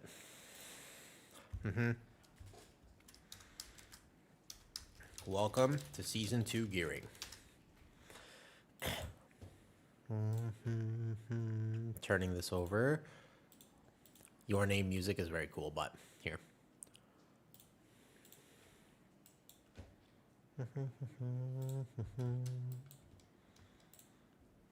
We'll go back to that in a second.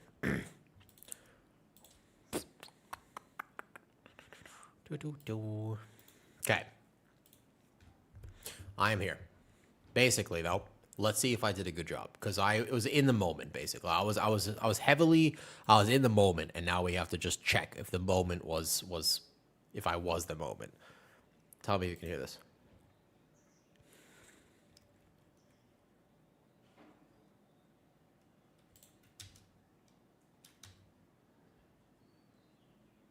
Hey yo. Do you hear music with this shit? It's Drover. It is Drover. It's rest in peace.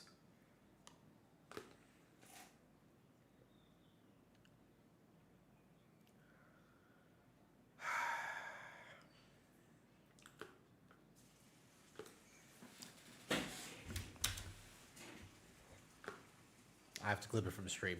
I can do that. I just need to find out where in the stream it was.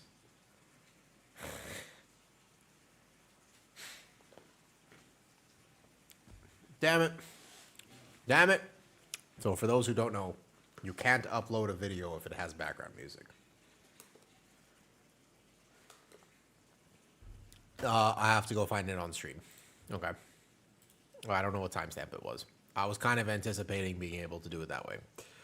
I actually hit start record, but I forgot that I had music blasting when I hit start record. Okay. No problem. There's another way to do this.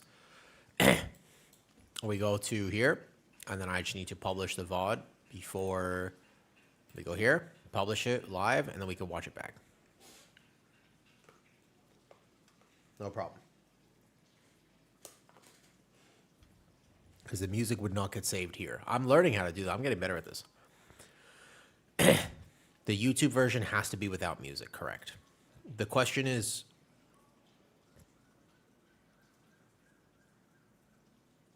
All right, it's around this part. I've almost nailed it. I've almost one-tapped this location.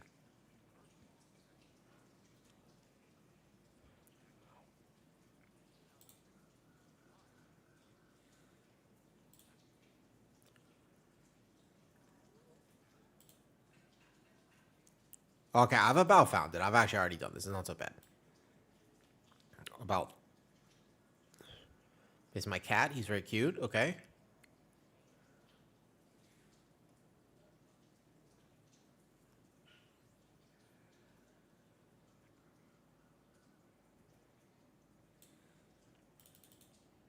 Okay. All right.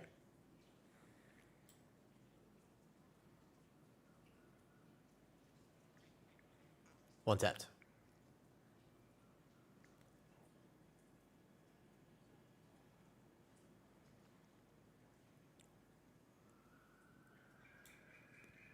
Three hours, 47. I got it. I figured this out. Okay. All right. Boom. I got this. Easy. Easy money. Easy money. Easy money. This one.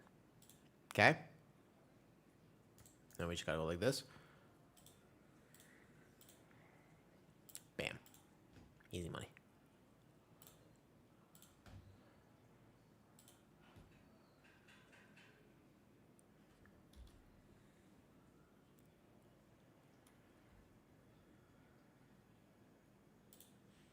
Wait a second.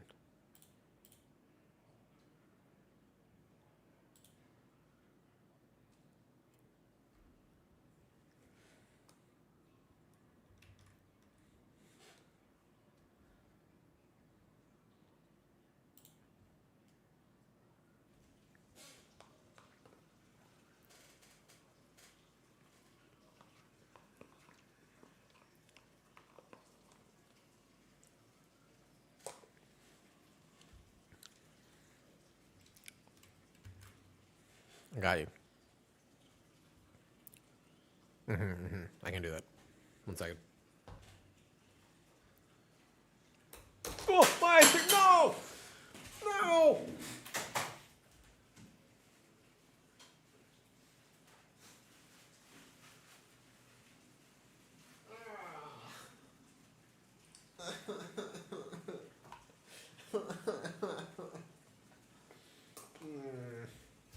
God damn it.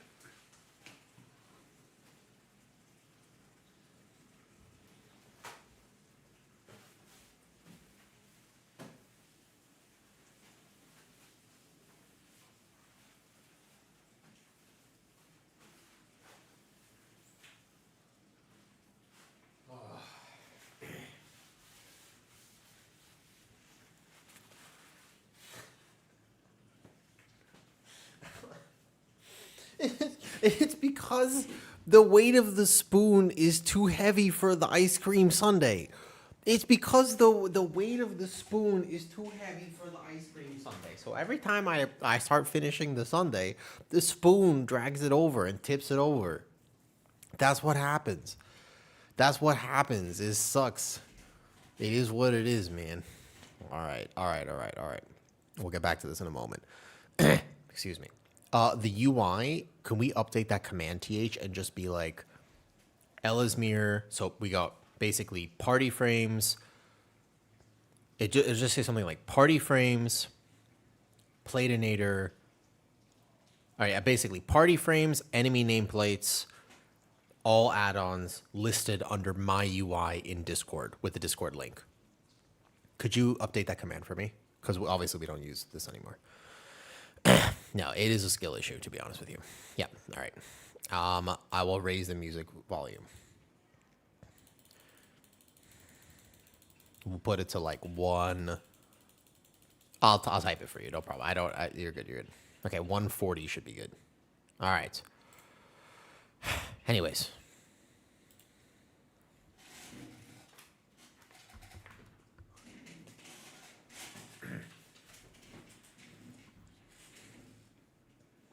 No, is that better? That's good now.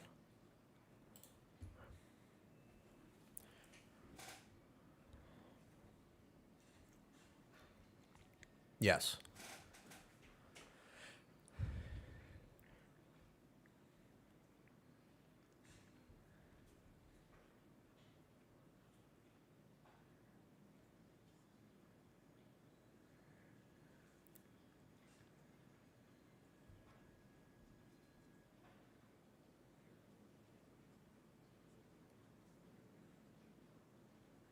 Yeah, this is the right cook.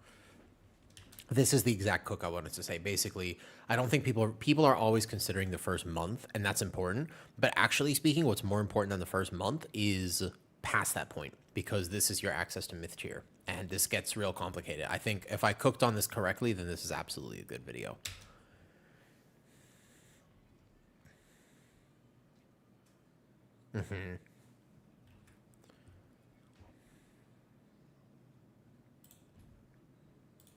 If you're on YouTube, you have to come watch on Twitch, by the way.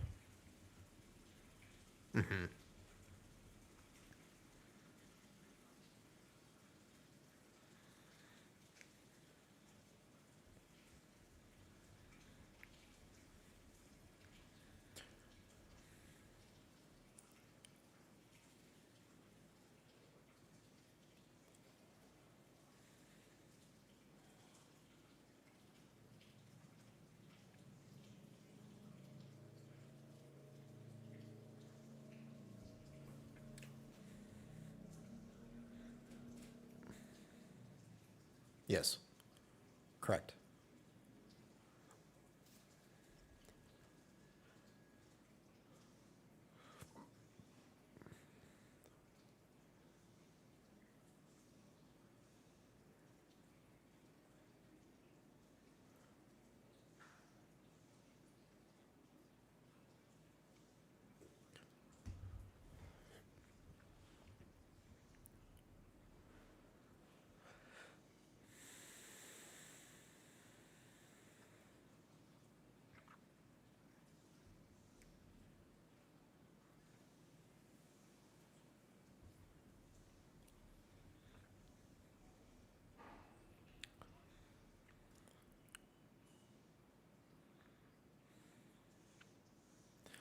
Now, if I'm wrong about this, by all means tell me, because this is not something I heard from anyone else. This is my own understanding of the loot system.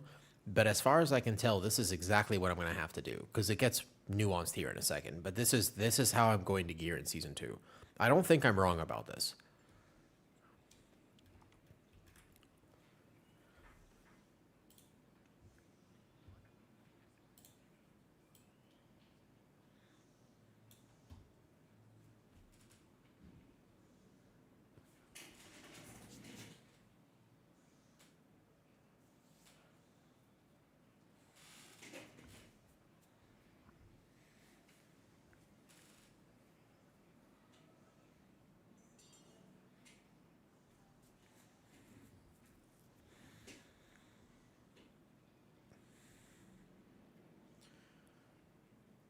Perfect, TH. Thank you.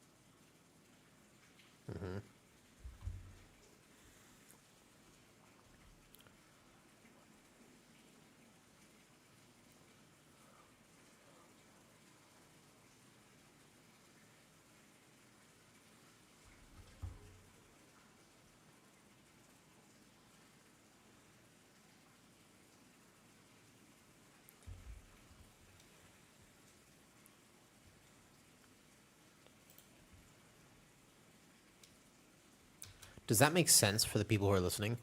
Is this system basically starting to make sense? Because I want to make sure that this video isn't too hard to follow if I were to actually make this a video. Because it's weird, but this is how you would have to consider it. And if you do end up getting an extra bonus roll by week 8, it's the same decision.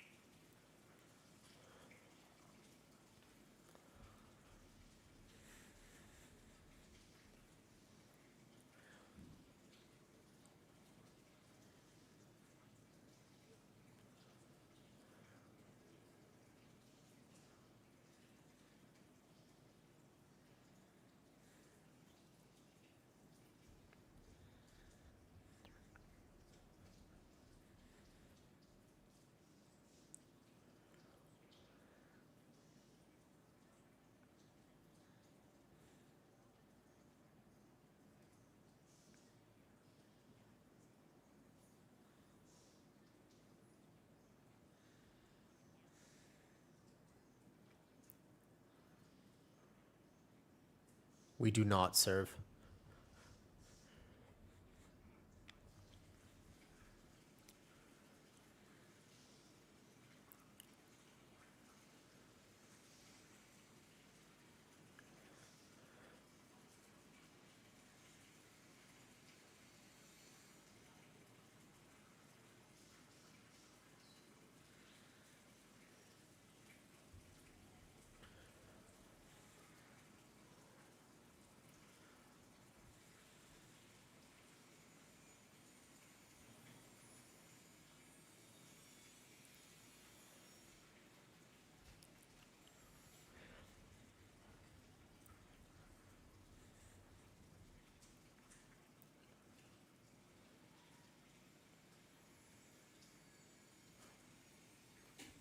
No, Poseidon, it's the same.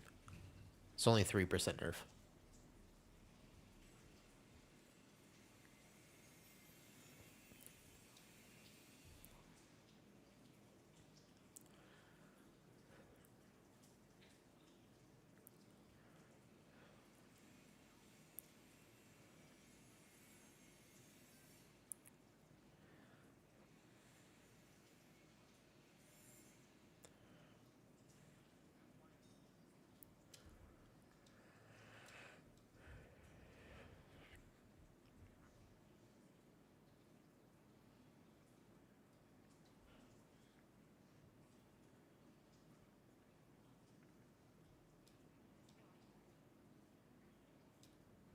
Yeah, that's it.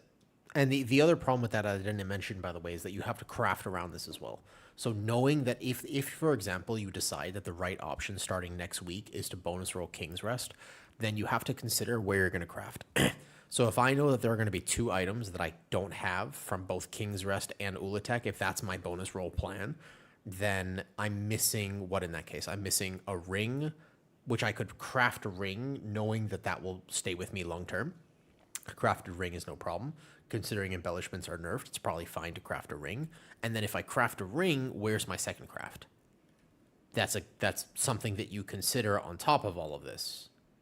So if you do this right, you'll have all the items that you want by mid-season or late season. If you do this wrong, then you will have no way to recover. That's a problem. That's basically why this video needs to come out, because you need to make a plan for this, if that makes sense. And I serve the Flaming Fist. I don't know if tier tokens are part of the bonus rolls. I don't think they were last season, although nobody really did it because the bonus rolls were different. We had 2. That means you could do 2 per week by a dungeon. That's not the same. We have 1 now. But also the 2 were on top of your vault. So bonus rolls are inherently different. I don't think people realize just how different they are next season because of the vault change. Because you're taking them from your vault, that's the issue, if that makes sense. Yeah? We can't get a third. No, they're going to give everybody a second spark. So you have 2 crafts. It means you might craft a weapon next week. Problem with the weapon craft is that you will use the Ulatech weapon for Guardian, at least Enlil. Depends on your class. Problem with the weapon craft is the fact that it will get replaced. It's not BIS. It will not stay BIS. The weapon craft does get replaced, which is tough. So you will be using a weapon craft only, like literally only, specifically for power in the first few weeks.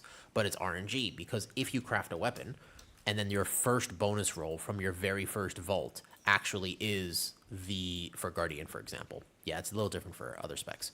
But keep in mind that if you were to go into Heroic and bonus roll Ulatech and your very first 25% chance that you get a weapon, you've wasted your sparks. You can still save the crest advantage. Like technically you only waste 20 crests by doing this, but you will have not optimized. So if you were serious about your power in the first month and you didn't want to do anything wrong, the only solution is actually to not craft a weapon, which kind of sucks, right? Because if you don't craft a weapon, that means you'll be behind in power. The reason you craft a weapon is because it's your greatest power increase for the first few weeks. But the question is, if you don't craft a weapon, what do you craft? That's the next question. And although you could plan long term, and I could, so for example, I could say I'm going to craft a ring, but it's a weird system because I might not then get a mythic weapon if I'm unlucky until a month into the season. Or I just craft a weapon next week and send it knowing that it might be a small loss.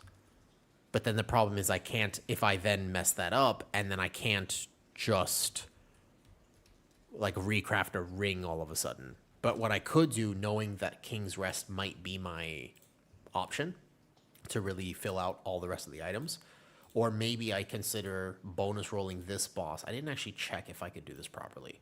The ring is the problem here, but if I spec Guardian, their shoulders and finger here, what was the other boss that I was going to look at?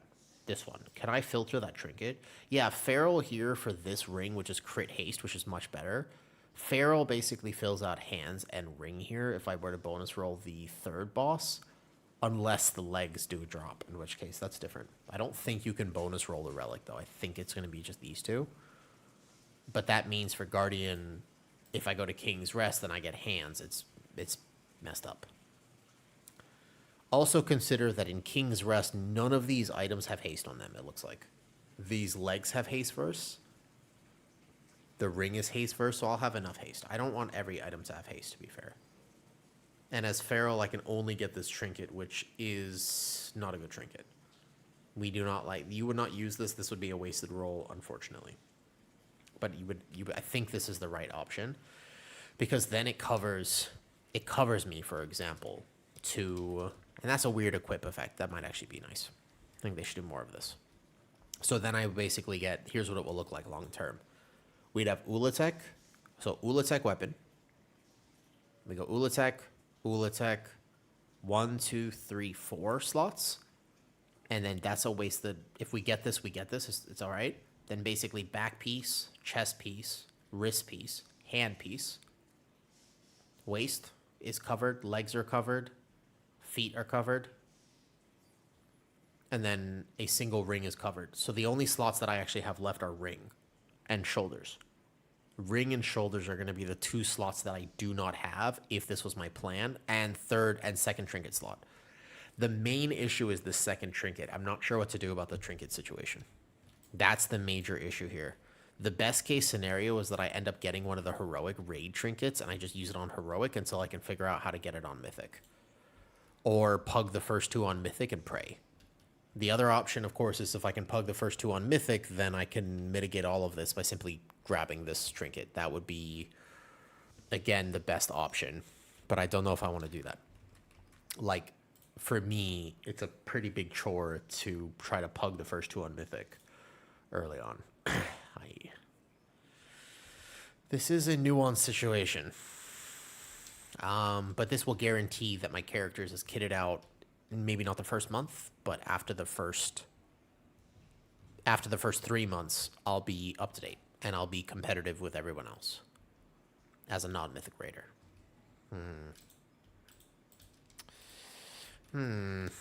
The only thing I would need is, and I can also craft shoulders in the worst case scenario or look for shoulders out of vault. Basically, it's shoulders and a ring, which means that next week, if I don't craft a weapon, the only thing I would do is craft a ring or, again, shoulders. Might not be the wrong option to just craft shoulders, to be honest. If you craft an item, the only thing you waste is your spark.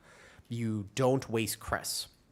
The reason you don't waste cress is because eventually you're going to get the item at 1 out of 6, and then you're going to be able to upgrade it to 5 out of 6 without cress.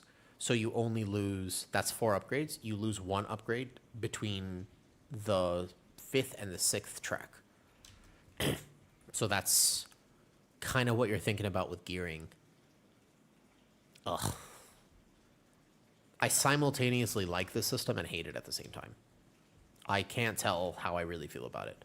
I just wish that I didn't have to think about... I wish I could just actually choose dungeons, but it's not the end of the world. Basically, Ulatech for 4 weeks. This is your first 4 bonus rolls anyway, so you're definitely doing Ulatech first 4. You upgrade these with Myth Crest. You probably don't worry about that too much. And then what?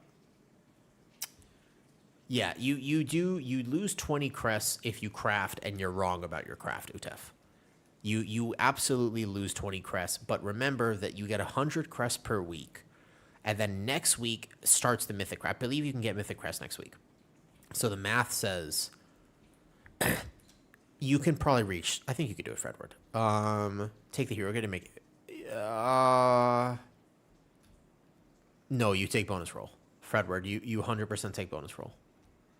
There's no world where you, after this week, you can't take a bonus roll. Just keep in mind, this current vault that we have, like this week, right now, you cannot take a bonus roll. There's no such thing. This vault that we have upcoming does not have bonus roll as an option. You can only take a potential tier item. That's the best thing you could take from this upcoming vault. Like this one next week is a tier item. If it's there, it's a tier item. You cannot exchange the sockets for a bonus roll. It's the week after that that you take a bonus roll, Fredward, just to clarify on YouTube. Yeah, this week is you look for tier. Tier is the best possible acquisition, and that's why I would go so far as to actually increase my delve. Doesn't matter because the catalyst change, I'm pretty sure, is still in Caesar, so the second you unlock 4 set, you can drop catalyst charges. I don't think they ever took that out. Because they never took that out, the idea is... congratulations, you still want tier. You want to unlock 4 set as fast as possible. Doesn't matter what the item level is. And even if you have 1 remaining piece and it's actually at heroic, it doesn't matter because you won't have access to mythic tier anyways early on. You know? So the idea is even if it's like a looking for raid tier piece, you still want it so that you can... if you start dropping catalyst, then you just get hero anyways. No. This is still locked to... it doesn't matter. You would take the tier because... the way that tier works is we have 1 catalyst as of this week, correct? Our first catalyst is this week, which means we have a second catalyst, right? Our second catalyst is in week 3, which means not next week. If you get a raid drop next week, you get 4 set week 1. But if not, then you need 1 single drop to get 4 set in week 3 because you'll have 2 catalysts plus you get 2k IO or AOTC. That's 3. And then you need 1 tier piece. All you need is a single drop from your vault and slash. But remember, you're not going to take a tier from your vault. So basically, to guarantee it, you basically need tier this week. Or a drop from raid.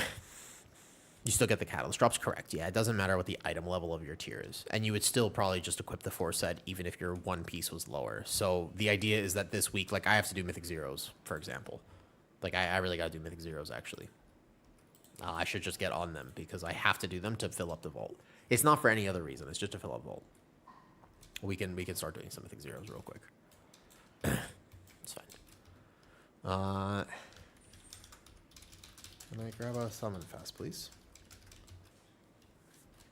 Yeah, you have to start knocking out. Basically, you fill up your vault for Mythic Zeros and you fill out your vault for Delves. It doesn't matter what the item level is. You just need as many potential options as possible. And then because the first week of raid, unless you're willing to pay absolutely omega gold and you are just a whale among whales, the truth is that what you're probably supposed to do is try to get Liquid to pay you to be in the raid. That's almost certainly the best option. If you can get your item level high enough that they'll take you, you just go, hello, it's me. Will you clear heroic with me in the raid, please? And then they yell at you when you don't do mechanics right. At least that's my experience. It's not for the gold. It's actually just for the easy AOTC because it's very hard to pug. If you get AOTC with them, nobody actually checks your log. So the next week you get into raids when you actually need to bonus roll them. You do it for the achievement. That's why. Because actually pugging raid is an unbelievable nightmare in the first few days. Yeah, I don't have a guild. So I need the stuff, you know. I need the secret sauce to get it. All right, let's listen to some music. I want to listen to... Can I listen to my music? Yeah, I will. Not only the first few days, very fair, Lenya. Yeah, exactly, right? It's actually like a massive commitment to try to get AOTC in the first week. That's why I normally do it second week. No, I want to listen to like rock music. Yeah, Caesar. The thing is, in the very first week, unless you can get a drop in raid, it's not actually as important. It's second week. You need to be clearing heroic from the second week. So technically speaking, if you don't do it in the first week, it's not the end of the world. You will not, remember, you will not take an item. You will not take, even if you open your first vault on the second week and this weapon is there, you don't take it. You cannot take it unless they change it and it removes it from the loot pool. You cannot take this item. There is no world where you take this item. Even if this headpiece drops, you can be excited. It doesn't matter. Do you know what I mean? Like it doesn't matter. You cannot take this. You have to take a bonus roll. Because you can bonus roll it in Myth. Well, it will drop from Myth in your vault, but it doesn't remove it from the loot pool, Demo. That's the problem. So if this drops in your vault and you're like, yes, but then you take it, but then your next plan for the next 3 weeks is to bonus roll this boss, you could waste a whole week because you might bonus roll it. Unless they change that and they start making it so that that is not the same. But as of right now, yes. You kind of have to. That's part of why the video has to clarify these things. All right, I want to listen to this. To be fair, I want to clarify that I'm in a happy, loving, healthy relationship. It's just that I like this music. Oh my God, I was about to absolutely flashbang you. My music was turned to 140% at max volume. 1 second. That was close. Yeah, you were about to be deaf in a second. Hold up.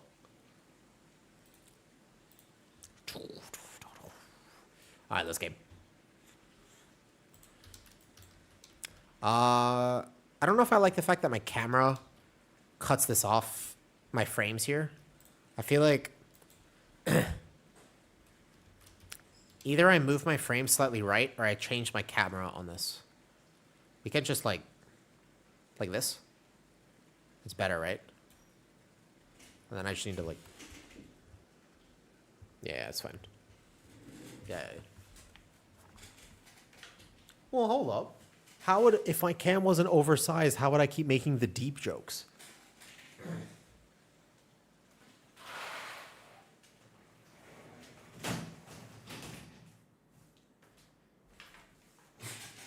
TH, I don't think you realize I need people to tell me that I remind them of the deep because I never hear it from my girlfriend. And so it's nice, you know?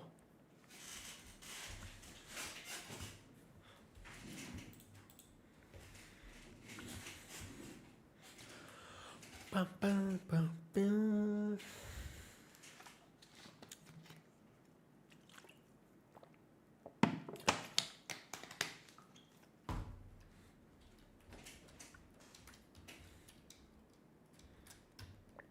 Caesar, you are a 0.1% title player on multiple specs.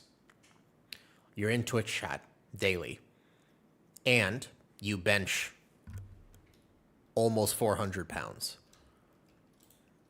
I am shocked that you have autism.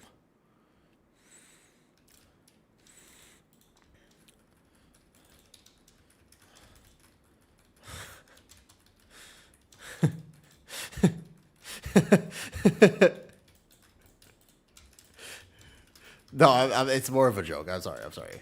It's more of a joke. Wait, what happened to the party? Wait, where'd everybody go?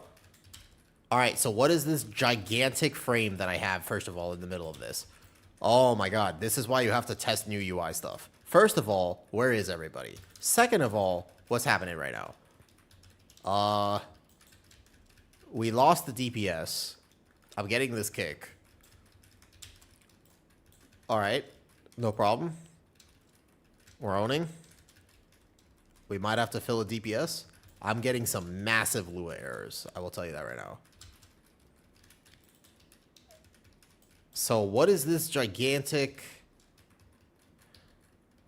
What is trying to happen right now? It's my party frames not being... No! Did they... Wait a second. I thought that Elismir had found a way to still show cooldowns. This is my defensive that's supposed to be being tracked right now. This is... Wait a second. What is this? What's happening right now? What? What? Well, how come my defensive isn't showing? That's what that was. That was definitely defensives. So why isn't it showing? Maybe a bug right now in the new dungeon or something? Oh, I would be so upset if I could see that, though. An issue with another add-on. Oh, I bet you... Okay, wait, I have an idea. Maybe Mini CC is still on. Maybe that's the issue.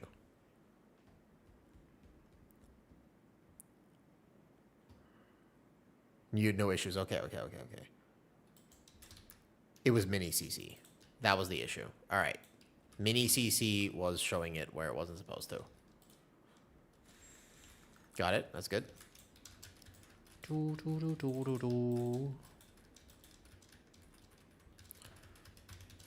So otherwise, this is working. I just want to increase the size of the defensives if Mini CC was actually inflating them, because I want to see big defensives. I want to see bigger numbers, bigger size.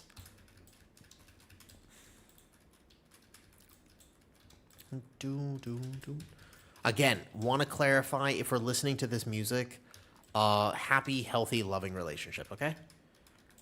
It's just that sometimes you need to like remind yourself that it's a good relationship. And you do so by listening to songs like this. Because like if you listen to this, you're like, oh yeah, that's right. Can't believe she did that shit. It's like, no, hold up. It's funny because actually when I'm in a healthy relationship, I listen to this. And when I'm in an unhealthy, like when I'm like really lonely and single and just having gotten divorced and stuff, then I listen to like Dean Lewis, Be All Right. That's when you bring out that music.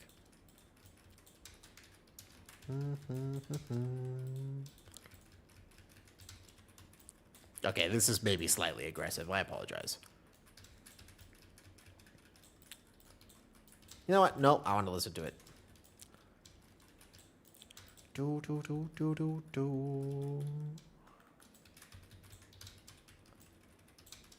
Okay, maybe not this song. Maybe, now that I'm listening to it more, maybe not this exact song. Maybe we just sort of... You know, it's probably the right idea. I'll just skip this one. No problem. I'm just gonna... Little alt-tab action here. No, hold on. I'm just gonna alt-tab. There you go. All right, this one's better.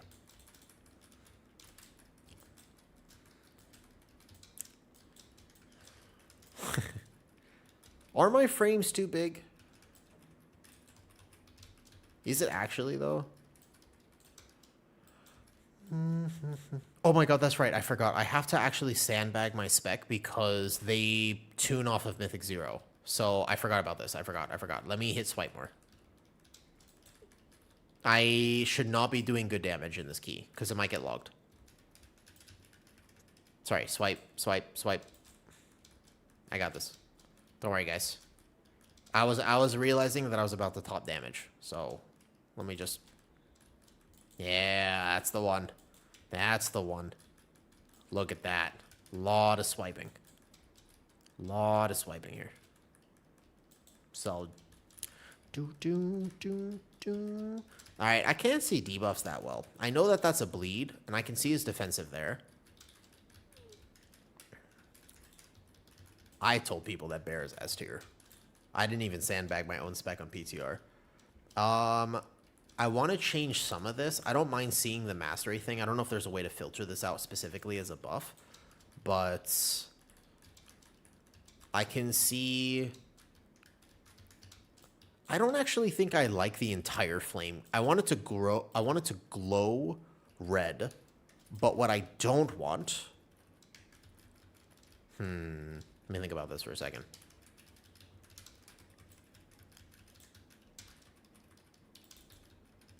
Alright, I'll do single target.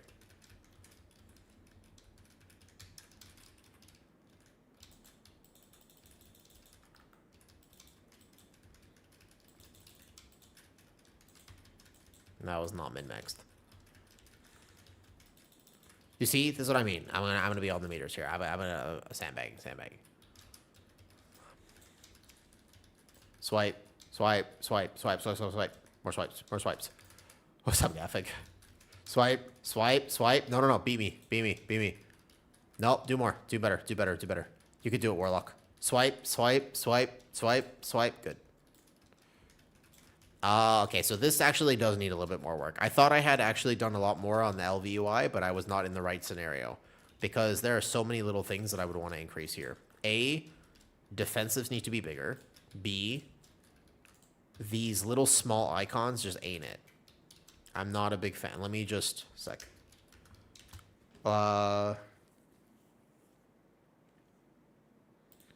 There's no way I can specifically filter out. That's the problem. I can't filter out that debuff in particular. I can make this bigger, though. Yeah? Edit in all non-healers aug. Inherit from... How do I make this bigger? There's got to be a way. Use raid settings for hide self, frame spacing, auto resets icons, frame growth. The hell? Yes, Numlix, you can, actually. Like, no Apex is being played, and it was good. It's not bad. It's very tanky, but it's just not as much damage. So it is just a damage thing. But the Apex is also very tanky. Wait a second. I swear this was working before. Is it because I'm in a dungeon? Oh, it's here. All right. Position. Size. Oh, imagine you had this in real life. Okay, so the problem is that also apparently just increases this thingy. Let's see if my bark skin looks better here. Boom, and I need a flask. Bye, sleepin'. Okay, a little bit better with the bark skin. Not hating it. What happens if I overlap SI with this? It shows me both. What happens if I press incarn here? So it can only show 2 at a time, if it's that size. Or incarn is still something that cannot be tracked, which was a thing that they did for some reason. Bro, I didn't actually have an Ironfur tracker on... So this is poisons. I can see poisons very clearly. It's going to just take some getting used to, I think, to actually consider... It might just take getting used to. I don't know if it's a different type of frame that I've had before. They're a little bit more transparent.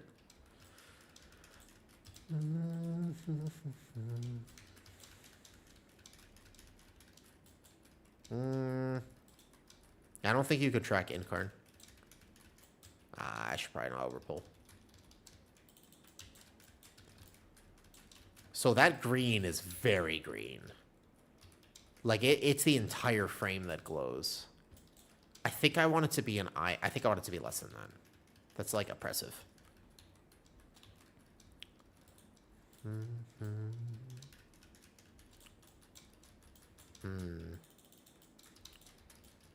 Can I see 2 stacks? Okay, so this, on top of that, I don't think that was showing me 2 stacks. And there are moments where you get 2 stacks.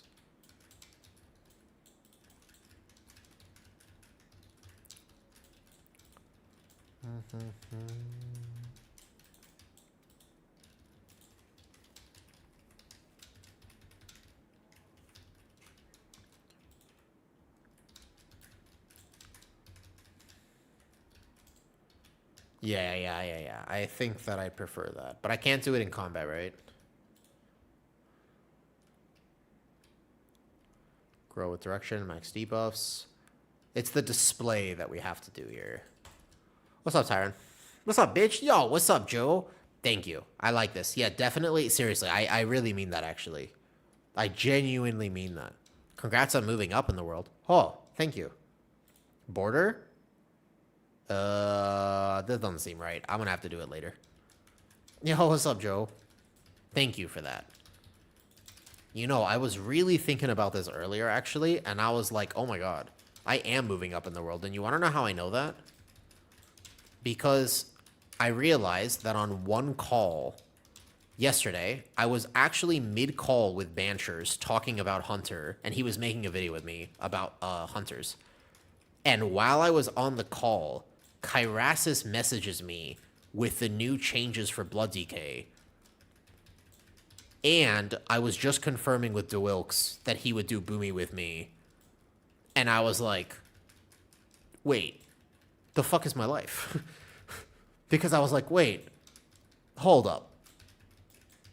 I was like, these are 3 people that I basically never thought would ever even give me the time of day a little bit ago. And I was like, wait, they all responded to me. I was like, I felt very privileged and kind of blessed, to be honest. I hope that I can leverage my newfound success, you know, by actually making content that genuinely helps people. And on top of genuinely helping people, will serve as real WoW content. Need to make stacks bigger, so small. How... If you want to help me with that in a second, I'd love your help on that. What talent are you running? My build from PTR testing. I'm trying not to do damage. I'm actually, like, granted, I have no gear. Like, I haven't done anything yet. This week, I'm still, like, 291 or whatever. But I'm actively, right now, trying to... Oh, I posted it already, Denny. Just check, like, the whole point of me having the Discord like this and setting up all these sections... Okay, swipe. Less damage. I need to do less damage. But the whole point is for me to have a resource that I can update. If you take a look at Blood DK, then you will specifically find it. Yeah, if that makes sense. So if you're interested, you're like, oh, hey, like, Guardian Druid was just nerfed. Well, how does that affect it? Just check the Discord, and it will be right there. Or obviously that's a big one because I play Guardian. But like, let's say a VDH gets buffed next week. And you're like, hey, does that change the rankings? Boom, it's right there. It's just there for you, you know? That's kind of the goal of having all the resources there. Is so that I can have in the VDH section what that means, if that makes sense. Or like keep it updated throughout the season as well. I think I'm an EC for a minute. I think EC is better, but also tier set will affect this. Oops, we pulled something. Core, yeah. Just do... If you come to the main stream real quick, you can find it there. Or I'll link you Discord in a second. Here. Boom. So these debuffs, I don't really like the way this looks. I think it's a little bit too blinding for my eyes. First season, I haven't locked in your main. Do you not know what you're going to play? Here, Cora. Just scroll down here, and I'm overall... It'll take me a while to really get the Discord how I want it. It'll take me like 6 months. Probably. Like, I think it'll take me a long time, but eventually I want to update a lot of this. EC was definitely best on beta. It's not actually tankier. Thank you, Joe. You know, actually, you're not the first person to tell me that. The truth is that a while ago, like, I think that after living in, like, a tropical country for a little longer, this doesn't happen as much, but when I first moved to Thailand, I was, like, I didn't have a PC, and I went to the beach. I remember, like, the first year that I was here, I went to the beach and they banned me. Straight up. They were just like, you can't be here. And I was like, whoa, why not? And they're like, literally in Thailand, you are so pale that the sun has reflected off of you and caused the boat crash on the water. And I was like, really? And they were like, no, but that's the story because I'm very pale. And so I get that. Like, I'm blinding for a lot of people. And it's caused a lot of problems in my life. Just think about it like this. If I ever go to a public beach and my shirt is off, especially if other items are also off, then it's basically like the beacons of Gondor have been lit. That's basically what it is. Make sense?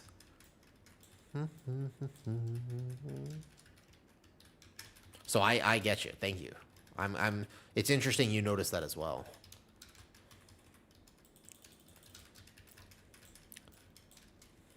Maybe one day I'll just actually put like chats on my screen because I feel like it must be really difficult to keep track of conversations sometimes if I respond to YouTube comments or if I respond to Twitch comments and you're watching on YouTube, but maybe one day. Oh wait, less damage. Swipe, swipe, swipe, more swipe, more swipe. Get hit by frontal. Swipe, swipe, lower my damage. Sandbag, sandbag, sandbag. Swipe, swipe. Don't do well in mythic zeros. If you really want your spec to be good, you gotta not have good mythic zero lugs. Right. Missing where it's posted. I see like an Apex versus no Apex build that's current. If you go to Guardian Druid, there are 2 builds, and those are the ones you want to do. All right, it's easy. Yeah, it should be under Portal. That's it. That's it. Okay, cool. I'll show you. Can you guys not see it? Okay, I'm going to talk to Zen about this. Can you guys not see Tank Build Season 2 when you go to Discord right now? That's interesting. Let's check real quick. So when I go to my Discord, can you not see, you see Season 2 resources like this? Can you see Tank Build Season 2? This section right here. And then you just click Guardian Druid, build. Yeah, you're welcome, you're welcome. Yeah, I need to update this a little bit. Like, it's not here. This was just a tab that I was working on. And then you can see, like, Prop Pally, Guardian Druid, etc. Like this. Yes, Furby, I just did. Look at my UI. Scroll down. I just updated this today. So I have all the add-ons that I use, plus the fact there's my Ellesmere UI with party frame, so I might edit it more and update it later. And then Platinator is right here as well. Both are listed under my UI. Right here. And then eventually I'll update, like, macro information and whatnot. Yeah. I got a lot of plans. And then like the guides will be DPS build, healer build, tank build. Yeah, you're welcome. You're welcome. You just find it all there. All right, let's get debuffs right. Perfect. Ellesmere, raid frames, dispels. That's the one. I say sadly, guard it will be there, freaking. It was just I think that it might change, so it's early access. But the other thing is that it's early access. You'd be surprised if I told you this is all a big passion project. Oh, what's up, Zen? Perfect. There you are. You've been summoned. Hello. Streaming for me is a massive passion. I like doing it. I like making content. I hope my content helps people. I don't have to make the Discord like this. I want to make the Discord like this. It's a vision that I have for what it is worth. I really want to have the information available that I think will help people. Obviously, I have to make some money from it, especially where I'm at in my life and some of the things that have happened this year. I'm like, okay, so I can't waste my time on things that don't make any money. Recently, I got a comment on YouTube that, to be honest with me, kind of rubbed me the wrong way. And it was like, you're part of the problem because you paywall your guides. And it's like, I don't paywall my guides. I have a lot of extra content on Patreon and YouTube members, for sure. The Guardian Druid was early access, which I specifically stated, by the way. Like, look at Discord. It's actually listed right there that I will post it. Like, and it's okay. And anytime anybody comes in and they're like, I would love to watch this guide, or I saw this video, look, I don't have a few bucks to support per month, not a problem. Let me know. I will give you the video. I literally can just send you the unlisted link. I'm not I will gladly just give it to you. Content should be there to help people. But if I told you the breakdown of where I earn money from right now and how stream is supported, I hope that it would make more sense why I choose to do things like that. I think that people drastically overestimate how much, for example, this stream, I've been streaming for 6 hours and 17 minutes today. It's my Sunday. And I had work this morning, recorded a video, which was not paid for. And I have a good job. I like my job, and I'm paid well for my job.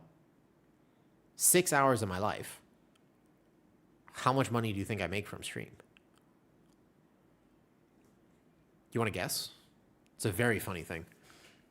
If you were to guess, like just like raw, so like average viewers 250, whatever. Oh, thank you, Frecken. But the point is that that guide will be there. No problem. Yeah. This is not like a criticism. It's weird that it works like this. Because you would think that the idea, dude, is like $10. Yeah, I mean, it's like, oh, no, not $50. Like $10, maybe 20. Long stream, maybe like 20, maybe 20 with like 250 average or something like that. It's not a lot. It's average around $1 or $2 an hour or something like that. Yeah. Numbers don't mean anything.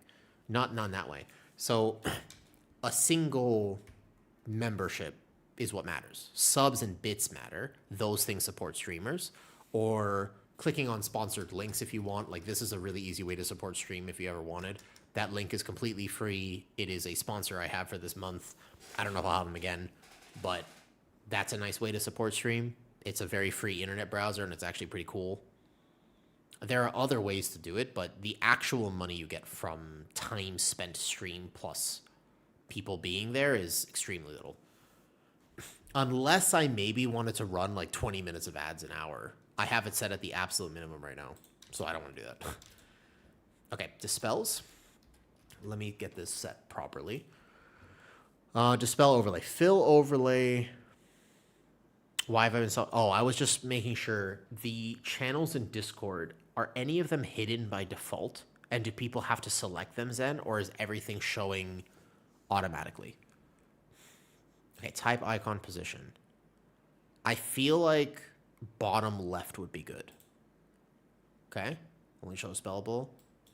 No, I think I want to see everything. Overlay opacity.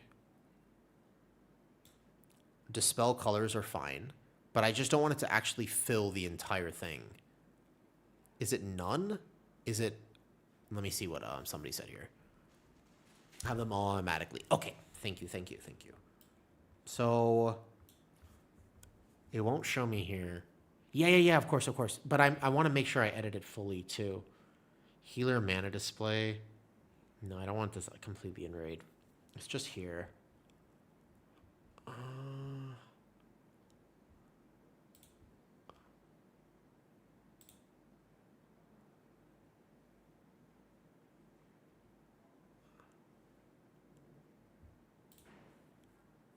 Is it is it a gradient overlay that it's supposed to be?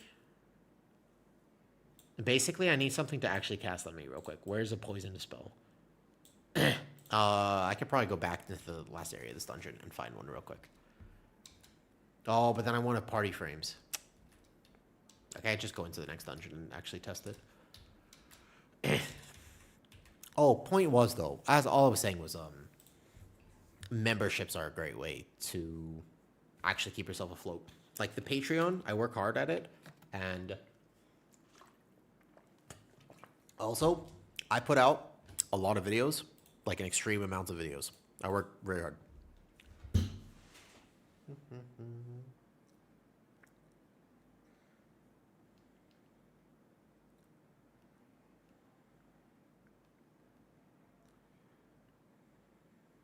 But I'll update it throughout the season. Right now, this is updated, except that I'm not super happy with how the dispels look. And I also, by the way, part of the making content has indeed been, one of the sacrifices here is the fact that I do not I don't actually get to play any ults because I'm already behind on the druid. Like, there's a few things I need to do for the druid. That is not... I have zero problems with that. I absolutely love getting to help people. That's why I chose the career that I have. So that's not a problem. Alright, let's see who dispels here, though. Yeah. Well, Caesar, that was actually 5 hours. I think you're diminishing my rant here. That's okay. I'm actually pretty honored. It just means that people come to say hi.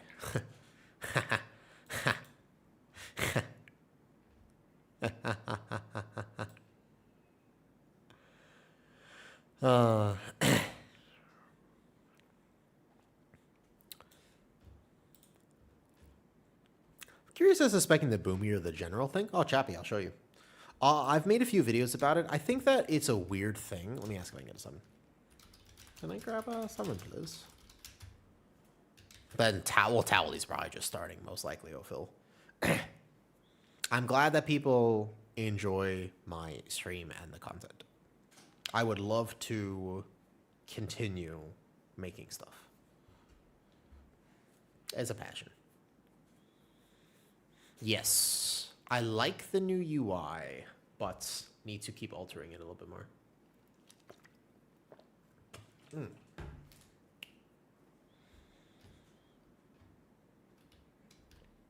I'll show you on the first pull here, Chappie. So you can use Heart of the Wild because it is an 8-second buff. You yapping me while I'm doing studies in Linux. Linux, huh? Let's talk about Matted Fur versus Forest Walk. Forest Walk is movement speed. Matted Fur is a very small absorb that shows up on HPS, but you never actually need it. Yeah. I know I started a little late. Time difference is weird. I think that it would... Oops. Select segment... Wait, I have already had a new bar. I just closed it instead of reset. Reset data. Yeah, that's TikTok brain right there. So...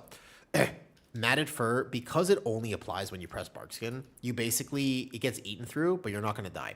So the way that you use Heart of the Wild is as you're walking into the pull, Chappie, you can Heart of the Wild and then pull something. Because it is an 8-second buff on yourself, you don't actually need to press it into the pull. You're supposed to specifically press it outside of the pull. Yes, you get the Starfall buff, but the Starfall buff is specifically 8 seconds duration. If that makes sense. Now, it's not crazy damage. You don't actually do it for damage. You do it for aggro. Yes, Voz, if you look at my UI in Discord, the profile I've been working on today is there. I would like to edit it further, but keep in mind that I can just edit it at any point and update it. Oh, yeah. Boom, boom, boom, boom.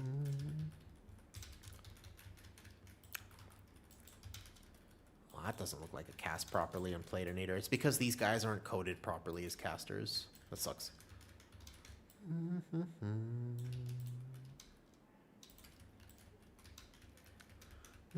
I need a sandbag more. I forgot. I need a sandbag.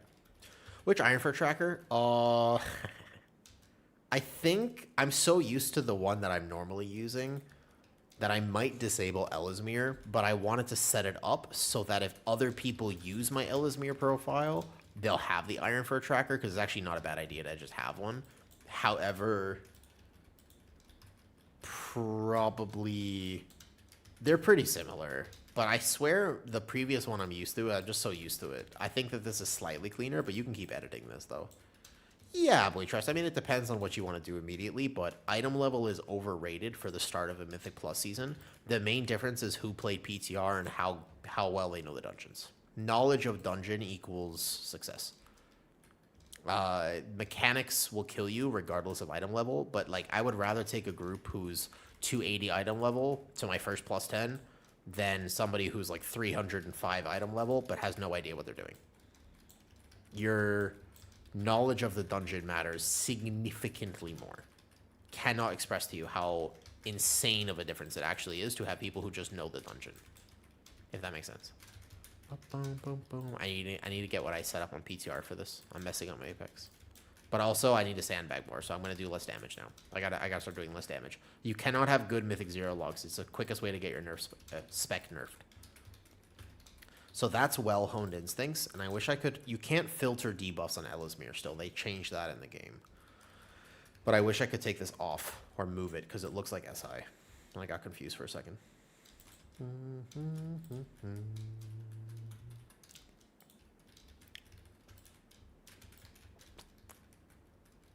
That's okay. I've gotten 2 out of 8 mythic dungeons after this, so tomorrow I need to work on routes and then do M0.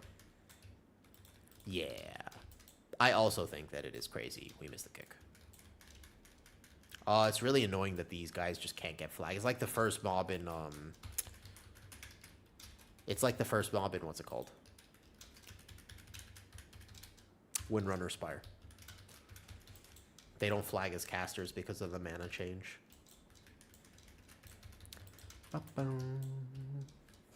So, Waitress, the answer is I will go into 10s with this current item level with no issue. I will not have any problem getting my 10s for farming gear at this item level. Oh my god!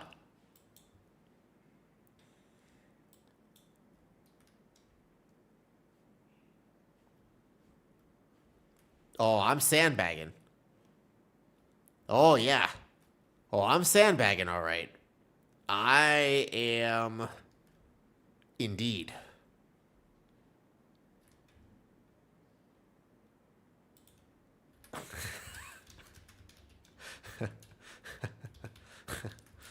Whoops. I had an intellect weapon on this whole time. Apex proc. Well, my single target is going to be really high now.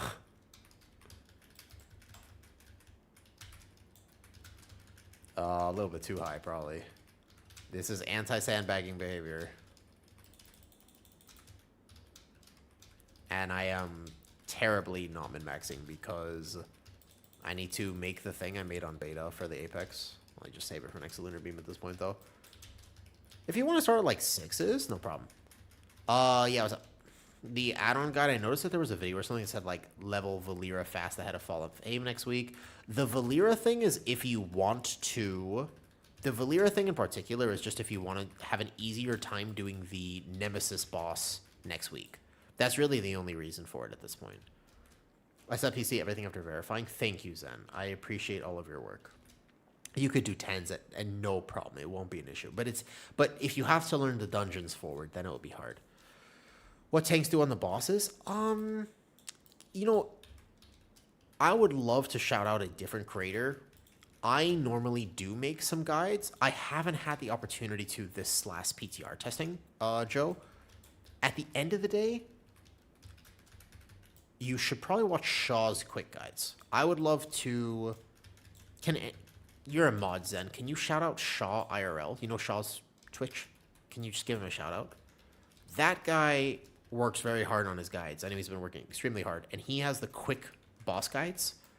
That is a great resource because you don't have to sit there and watch like an entire crazy long video. It is, in fact, 5 minutes of your time. 1 minute per boss. And he tells you from a tank perspective kind of what you need to know at a basic level. I think that he makes the best kind of quick boss guides like this. So that's what I would say is where you should go, because I can give you what I'm doing in this dungeon, but I couldn't tell you every boss because each boss is a little different. What I will say, and there's a video I wanted to make probably on Tuesday where I think it's very important. Everybody understand. Tactics has great guides as well. I think that Shaw has the best quick guides for people who just want like an easy 5-minute understanding. Yeah. I also think Topics is the other person who makes really good guides. There's a few people. Actually, I mean, there's a bunch of tank creators who make pretty decent content. Some of them you would know about, some of them you don't. Like Shaw and Tactics are a little bit more well-known. Some people who are less well-known are Topics, the warrior player, Skandar. He's a new he's like a new little tank on the block. And a few others. I think somebody mentioned Skull and Bones earlier. There's actually like a lot of people. You just won't find them because SEO and channel size. Overall, I would be excited to make my guides at this point, though. Ha, thanks, Captain. Oh, I kicked. That's going off for sure. Yeah. This is an annoying mechanic. I forgot about that. Tank should save kick. Oh, sandbag. I'm doing too much damage. I forgot. I was like passively doing my rotation well. No. Do less damage. Gotta do less damage. I gotta start sandbagging. Don't use this Apex. No Apex proc. Yeah. Muramasa. Is that an Akame got kill reference? Kinda. Similar. So, like, back into it, leveling your tanks. So I can't... Yeah. Became a Giga... Oh, thank you. I didn't see that. It doesn't always show up on the YouTube chat, though. Thank you. I appreciate the Giga membership on YouTube. I'm glad... I'm just glad my content helps. At the end of the day... after playing Bull Druid, it feels so much better at single target than DK. Druid is good damage, especially single target. That's like one of the EC specialties right now. Like all of the guides who are like, Druid has such low single target. I was like, you're playing the wrong. The EC playing properly, your single target damage is like it's very good. It's extremely good, in fact, if you factor in the buff. I was actually going to make a Reddit. I keep hearing everybody, they're like, oh, the competitive subreddit for World of Warcraft. Like, you gotta, Correct. You pop off on AoE with Dancing Rune Weapon in Sandlane. However, your single target is not that impressive, especially when you consider group buff. Thank you. And I hope you enjoy the videos. I have a lot of videos that are pretty exclusive to, like, sometimes it's early Apex and stuff.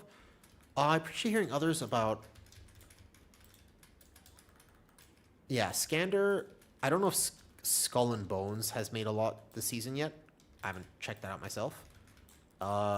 One of the advantages of playing a lot of PTR in my own testing is that I normally don't watch other people's guides. I'm pretty familiar. I might check them out occasionally, but normally I specifically just kind of do my own thing. Okay, let's see the debuff here. So now it's at bottom left. I don't know if I like this. I think I like this less. Now I need to make this way bigger. I see the poison in the bottom left, but I definitely do not like this spell. This is now not big enough on frames. Break Season 1 tier set with your Loons. Build new champion items. So the right answer for that one, Frecken, is technically the answer I'm supposed to give you is Sim. If I had to guess, no. 10% Moonfire is still 10% Moonfire, but keep in mind you don't need 4 set. 4 set you can break. 2 set I would keep for a second. Above all the builds and guides, I think so, Zen. That's what I was thinking about, just moving that entire section up. I was thinking that as well. Hey, Dornadon. Yeah, you can change the spot. I think I just want to make it a little bit bigger. It needs to be slightly more prevalent than that for sure. You're awesome, Zen. Thank you. Going to look into the full Apex build. You're welcome. Have fun with it. I'm actually specifically trying to not do... Listen. Don't at me too much. But I swear, they look at Mythic Zero logs, and because I played a lot of beta, and I know how much damage I can do right now, Does it matter? No. And do I sandbag on PTR? Absolutely not. PTR is a time for testing. Right now, I am intentionally sandbagging. I am intentionally messing up my rotation because I don't want to get bear nerfed. Yeah. I'm gonna be real. Like, if you're watching this live, I am over swiping. We have a lot of swipe action going on right now because I don't want to beat any of the DPS. Like, I'm looking at my overall right now, and I'm realizing I'm kind of close to this Arcane Mage. Can't happen. He needs to be above me. It's not worth it. The glory of what I could achieve in this exact moment is simply not worth it because I would be second DPS in this key. And the last time that Bear did that We literally got taken out back, and we never recovered. That was it. Remember last season in Mythic Zero week, Bear was doing too much damage, and people were like, dude, this is awesome. And I was like, no, this is terrible. This is the worst thing that could have happened. You know? Like, you really don't want to do well on Mythic Zero week. It's not worth it. Do not go for glory. Please. Unless you are a Blood DK, Vengeance Demon Hunter, Brewmaster Monk, Prot Warrior, or Prot Pally. In which case, please do a bunch of damage. Like, then, in which case, watch all of my guides, watch Yoda's guides, watch Kira's guides, watch Nao's guides. Please invest hours of your time learning how to play these specs so that you blast in Mythic Zero. But if you're a Guardian Druid, it's not looking so hot. Now that you mention it, I am realizing that it's not looking good. Yeah. Like, look at my health drop, too. Look at this. Look how much damage I'm taking in a second. Look at how much damage. Look at my health. It's like, oh my god, like I'm gonna die. Look at how much my health is dropping, and I'm barely keeping. I'm doing some damage, but this is crazy. Look how much damage I'm about to take on this pull. Look at this. Look at my health, man. Look. Oh my god, see, I almost died. That's crazy. Yeah, I gotta lay on hands. My healer is so scared. You see? This crazy. Look at my health. I'm tanking in cat form, by the way. It's called sandbag. Oh, I'm still max damage. How? How is this possible? How? No. How is this possible? How is this possible? DPS, do more damage. Wait. How did that happen?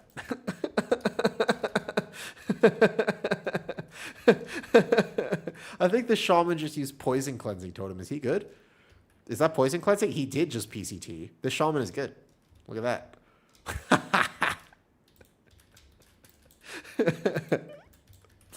I mean, look, you could do big single target if you want, but we're dead. Remember, no amount of item level saves you from this. I only have one B-res in this key level, right? I think we just wipe, probably.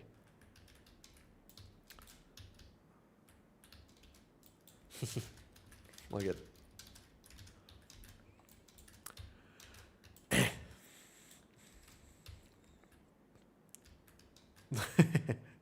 You see, I died. Oh, that's a painful release. I didn't realize it was all the way back here.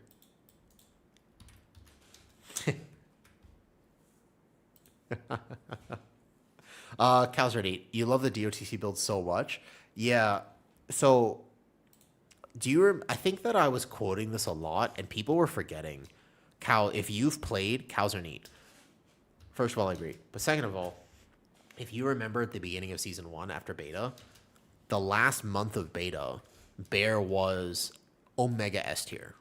Like, best tank, unbelievable. They buffed its damage too much, and it was just so good. And people forget, because Bear became meta later, but at the beginning of the season, the top 2,000 keys were 95% Brewmaster. Bear wasn't even that bad, but it was just really like, it wasn't Brewmaster. Brewmaster was amazingly the dominant tank. Everything was easier when you played Brewmaster, early season, 6 weeks. They gave the Thrash buff, and that's what actually catapulted Bear back. But it was like 3 days before release, so it'd basically be like today.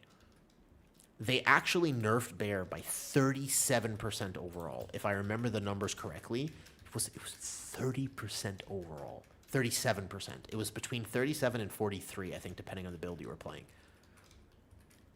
You don't want to be S tier, and you don't want to be overperforming in Mythic Zero. Like, I could Feral Frenzy right now. I don't want to. I actually will just stand here and I will swipe. I will B-res. You specifically do not want to overperform early Mythic Zero and PTR testing. Boom, boom. Swipe. Big swipe. Big swipe. And basically, the reason I mentioned that is because if every tier list is like, yo, Blood DK is absolutely blasting, People are like, should I? I've heard dozens and dozens and dozens of people say, should I reroll Blood DK? Not yet. Not yet. If you're serious about being meta, not yet. If you're okay with just rerolling for fun, absolutely go for it. But not yet. If you're truly serious about having a meta tank, the only way to do it is to have all tanks. Because you don't know. But like a lot of people, should I play Blood DK? Not yet. That's like the only truthful answer. And if anybody tells you that you should absolutely reroll right now, they're lying to you. I can tell you based on prediction what look good. And normally that's relatively accurate, but you don't know, you know? Intro Nitro Boost, you should get Nitro Boost, is definitely worth having, though. And also, Blood ZK as a meta tank would be... I said that I think the same thing about VDH, to be fair, Cows. The War Within Season 2, when VDH was really good and the meta tank, you had an unbelievable amount that would leap into a pull and die. It was extremely common. Because that tank is technical. I think VDH is the worst offender of that, actually. Like, straight up Infernal Strike into pack and just... I don't use it on Bear. You know, there's a world where I would actually consider getting it. I just never did. I think it's probably worth it on Bear. I think every tank should have it. Movement speed is underrated on every tank. You take less melee on Gather. It's a defensive. Full size of Dispel. Thank you. That's true. There is a giveaway, TH. If you want to join the Mount giveaway, have a potential to win tomorrow. There are a surprising amount of people who have entered. So the Mount giveaway, there's 136 entries right now. I can only give away one. But if you want to enter, exclamation ticket like this. What's up, IGetta? And it is a chance to win this mount, the Stoneforge Sentinel. No, it's okay. I can't buy them anymore. I've already got a ticket. If I end up winning this, that'd be crazy. Here, this one. As an official WoW partner now, I get to give this away. This is the new mount. Oh, Murph. You nasty. Nasty Murph. You nasty, nasty person.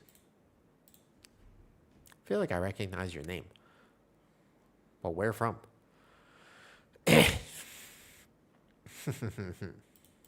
Nasty in a good way. Of course.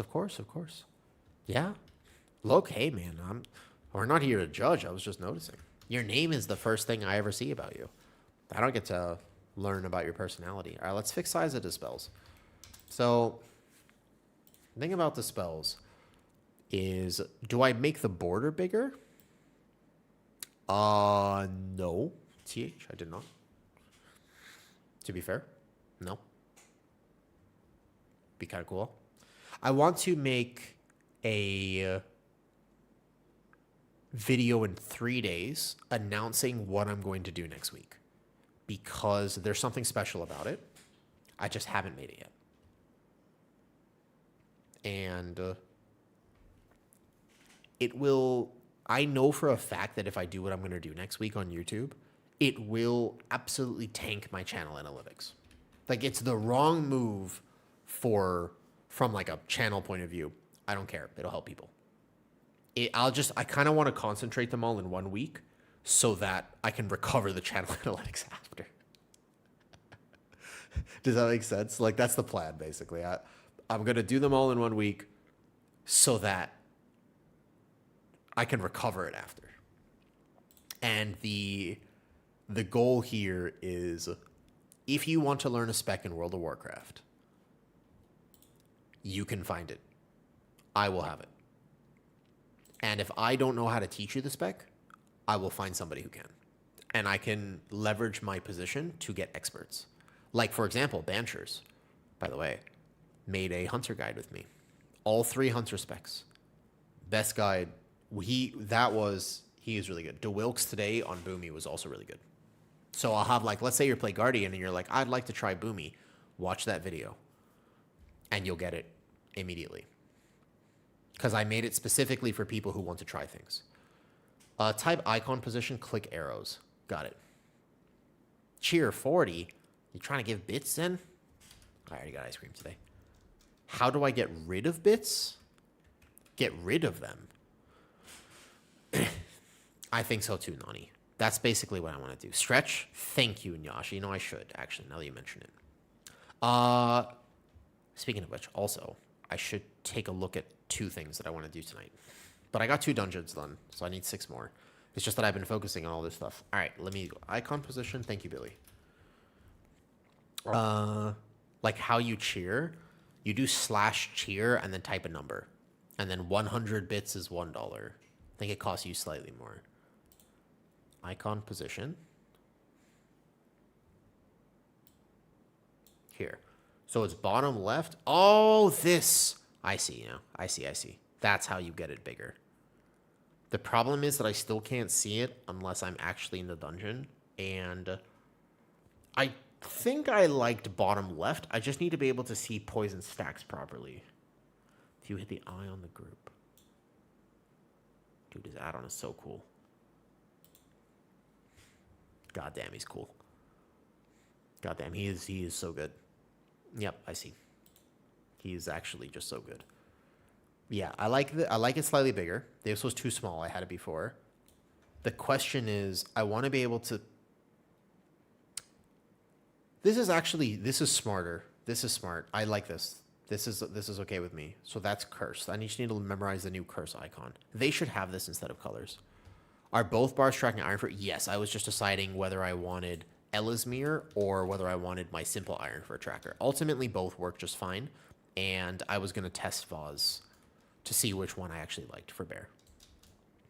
But yes, Nani, the Discord, I want to keep updating the information and really get there. That's the goal. It might take me, by the way, this is a goal I'm announcing to you. It might take me like 6 months. It'd probably take me the entire season to get how I want this to be. So from here, you can see both bars. I still think that my initial bar is better. It's slightly more, the color change was a little bit better. Ellesmere doesn't change color as fast. I think you only get it if you get 6 stacks. Let me see.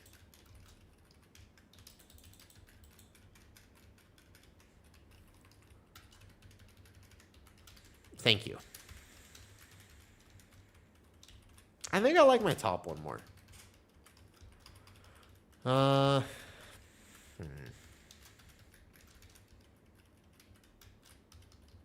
feel like I like the fact that it turns red at 4, and Ellesmere does not turn red at 4. I think you have to be at 7 for Ellesmere.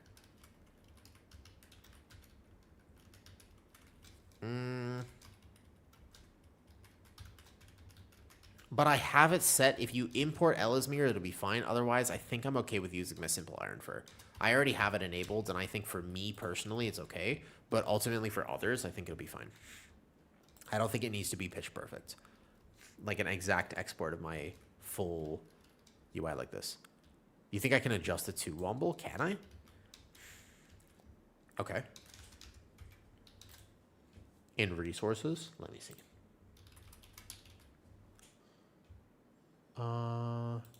Here. Bar display visible. This is going to be, that's my rage bar. I need iron fur. Iron fur bar. Be here. So I have the bar here. I see the harsh lines on this. I figured it out. Thank you for the bits then. Threshold and hash lines. So I see the hash lines here.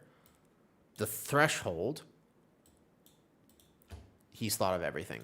It's amazing. How is his UI this good? I don't understand. How is his UI this good? How is it this good?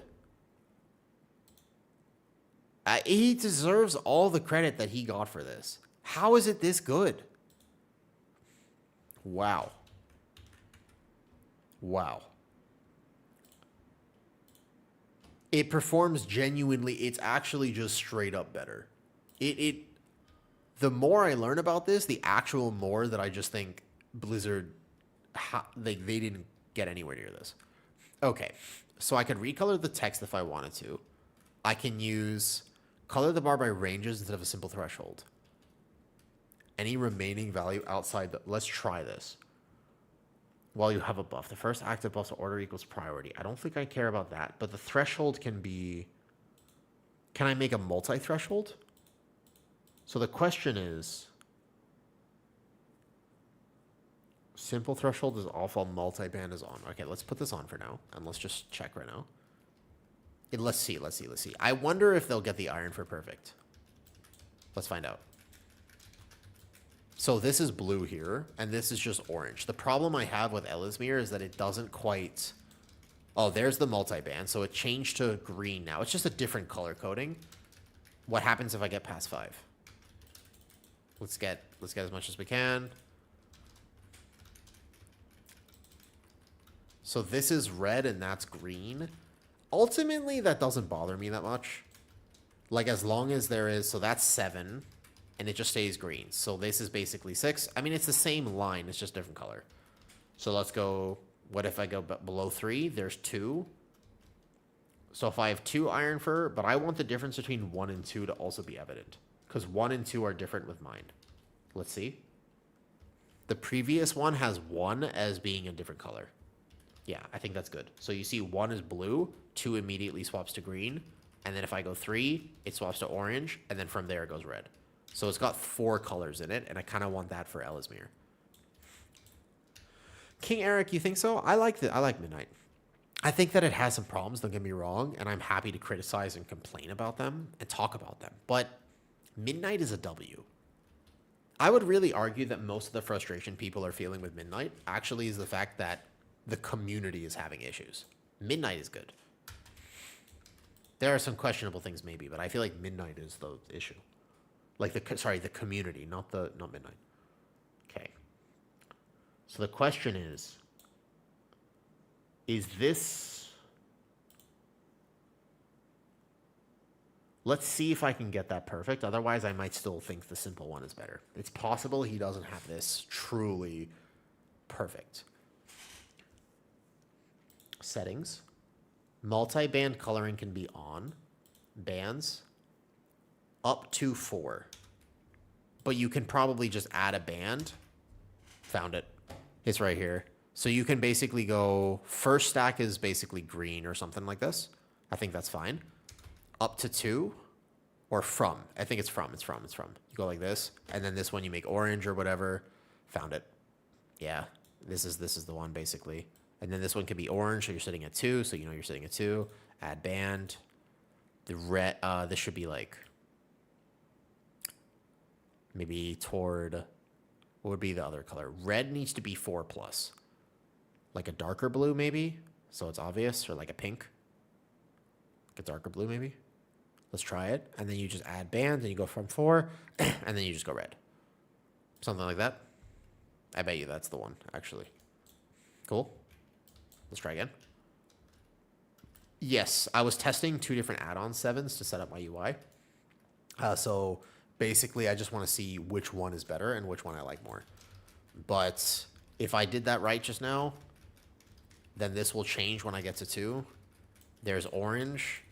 Basically, instead of looking at the number and then 4. He is so good. He's actually just unbelievably good. I can customize it. I can actually change the exact color, too, if I don't want it to be red or blue.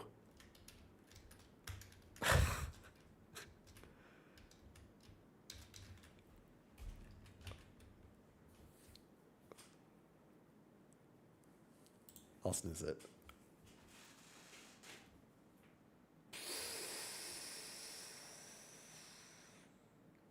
He's smart. He's smart. Okay, so I can just decide my color. I think this is too bright. I kind of want to make this like a lighter blue, probably. You go lighter blue into maybe like an orange, into the dark blue, into red. I think that's fine. Or actually, I make dark blue the max stacks. It's so good. I'm putting my profile in Discord if you want the exact export, but you still have to mess with it a little bit yourself, and I'll keep updating it. The initial export is there if you want to start messing with it, but I obviously, like, stuff like this is very nuanced, but I like it for Guardian. Not that it truly matters, but at the end of the day, I do want to be able to see what my Iron Fur is like. It's been nerfed, but it's not like, I don't think No, it was offensively nerfed. I won't try to say something positive about it. Yes, Mistweaver has been nerfed a lot. I just don't want it to be too bright. So I think that stack 2 should be like a lighter blue like this. And then stack 3 should actually be red. And we'll go like a darker red, actually. Yeah. And then stack 4 plus is just actually the dark blue, I think, is the friendliest color to the eye. Because I'm going to be at 4 a lot. So like, let's try this. And I think that's the good one. How can I change, for example, cast bar spell? So many options for that. You can actually just also go into his UI and be like, cast bar. And then you could be like targeted right here. Look, enable target cast bar. And you could not only customize the width, the height, the color, cast color, show interrupt effect, kick. I mean, you could do everything here. But to be fair, I do use Platinator, and I think I like my Platinator. I've already set that up. So unless I find a reason that his is better, I will continue using my Platinator. Let's see, basically. Okay. It's a different color palette than I had on my previous one. But now, actually, this being dark blue is kind of nice. So swapping between blue and red is easy for me to tell. I mean, I think... Oh, yeah. Well, it's definitely... You can customize it to an unreasonable degree. Okay, I want a darker red. I want a slightly darker pale blue. And then like a green that flashes or a yellow. And then I'll be done with the Iron for bar. Mine are red going like that. That makes sense. I want to be able to see each stack number. I care enough to put that on my UI. Probably it's matter. Maybe I'm going to go Shaman Healer. To be honest, this should just be in the game. Like, you know. Who's going to tell him? What's up, JJ? Who's going to tell him what? What'd I miss? What'd I miss? It's not going to be a prop alley meta. Oh, yeah. Well, I would be careful about anything right now. I don't think prop alley is getting buffed, and I don't think it's getting nerfed. I think that prop alley is decent. But I don't believe the hype that it is like Omega S tier. I think there are 3... I actually think that there are borderline 4 very playable tanks, depending on comp. And there's a 5th one that maybe is a dark horse, and a 6th one that needs some help. I ultimately think that there are basically...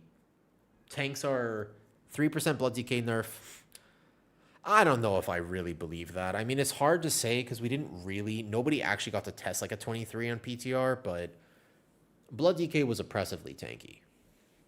Like, most of the clips that I've seen about Blood DK dropping to 10% was a misplay. Blood DK was very tanky. I don't even think it was... You had to have played it on PTR to really have felt that it was that powerful. It just felt like impossible to mess up. It felt hard to die on Blood DK. And I'm not even that good at it. Okay. So we're just looking at this now. I think I want this one to actually be... I don't mind the green. I just want it to be slightly nicer on the eyes. So like a little bit of a darker green would be good. Like a darker green. And then this one can be... I think this one can be a yellow, but like a darker yellow. Something like this. Maybe like a slightly lighter yellow. It's either yellow into green or green into yellow, and then it's red then blue. And this red can be slightly darker. Okay, I think that's a good iron for a bar. And then I'll basically just disable my simple one. Options, add-ons, oops, add-ons, simple, iron for tracker. Yeah, we don't need this anymore. He's putting all the other people out of business. I'm not sold that it would be a prop heli meta. I think its damage contribution might actually be a problem as well. But I mean, you were timing keys on PTR with it. It's hard to say. All right. Final test of this. I'm pretty happy with that. I'm actually extremely happy with this bar now. This is exactly what I want for an iron for tracker. This is perfect. Yeah. Amazing. You can see, watch. You go 1, 2, 3, 4. Amazing. It's perfect. I'm super happy with that. All right, great. Ellesmere UI it is. And then a small rage bar underneath it for what it's worth. Yep. Sounds good to me. Cool. I like this. Those are the colors that I would use. They're a little friendlier on the eye. They're not too much though. What's up, Holy? What's the problem on brew that make him a C tier tank? It's you know, no, you can ask me any, by the way. Always ask me questions. I love when people ask me questions on stream. Go for it, hold your heads. Brew, it doesn't provide as much as the other tanks currently provide. It is not unplayable. It's just slightly squishier and does slightly less damage. I actually think at the end of the day, that's mostly what it is on the tier list. But at the end of, but really, the Celestial Infusion change is the biggest one. Shaw's made some good videos really talking about more the nuance of why brew is like a little rough. At the end of the day, though, if Brewmaster got their Celestial change reverted and maybe a 5% increase, they'd be a lot more competitive. But currently, the only reason you would not bring them, or you would bring them to a meta comp, is specifically for Mystic Touch. And the problem with their group buff being the thing of why they're valuable is that it's a very specific set of circumstances why you would play them. Because you need a warrior DPS to be good. You need outlaw rogue or a hunter or other fizz comps to actually be prevalent. So it depends on many other tunings, and then you need something like Resto Shaman to be good. Now, to be fair, currently, a lot of that is true. Just saying. That's actually, it's a real fact right now that a lot of that information of what I just said is true. But I think their tier set is relatively problematic in keys.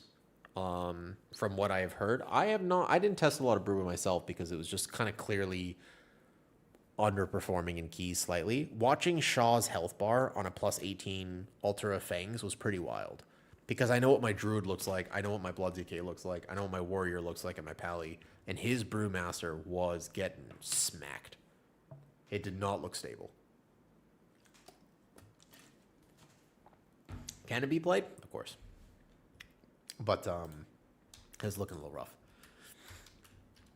I think it's important to clarify that but when I say a little bit, I don't mean 50%. I mean 5% or 10%. And that matters at the highest level. And ultimately, if it matters at the highest level, keep in mind that that will trickle down to the lower levels of keys. But I think it's important to know it's not exactly bad. Bad is the wrong word. It's just not meta. I think it's super important to clarify that because sometimes people equate bad to like bad, you know? I didn't say that right. Oh well. You know what I mean. Things are very playable. Don't worry so much. I'm going to go make food and then I'm going to come back and I got to edit a little video and I'll eat up here while I edit this. I wanted to make a gearing guide tonight, but I also have work. Yeah, you're welcome, of course. Ask me any questions. Also, if you want, there's a lot of resources in Discord, hold your heads, about Shaw and I making a Brewmaster guide, as well as some builds that I think will update. I'll answer that in a second. But at first, I gotta go cook dinner real quick. I need to go cook myself some bacon. What's up, Chadistic? Did I close my YouTube chat? Oh, I did. Whoops. Sorry, YouTube. Hello there. Yeah, it's not bad, but it's not as bad as people think it is, but it is bad, but it's not as bad. But the thing about being bad in WoW is that ultimately if people think it's bad, then it is bad, even though it's not bad. And basically that's where you're at. All right, be right back.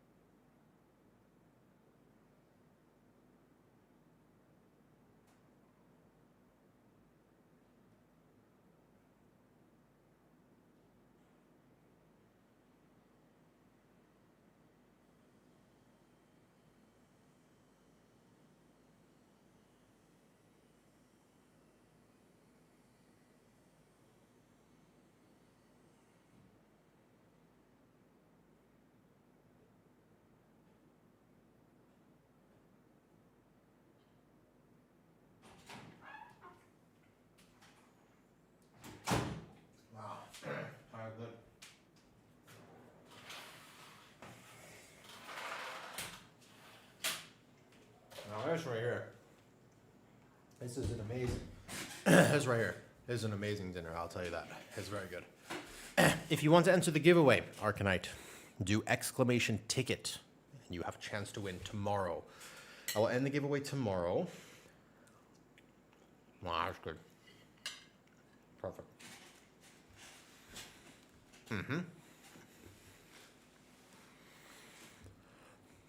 If you win tomorrow, I will ping Discord and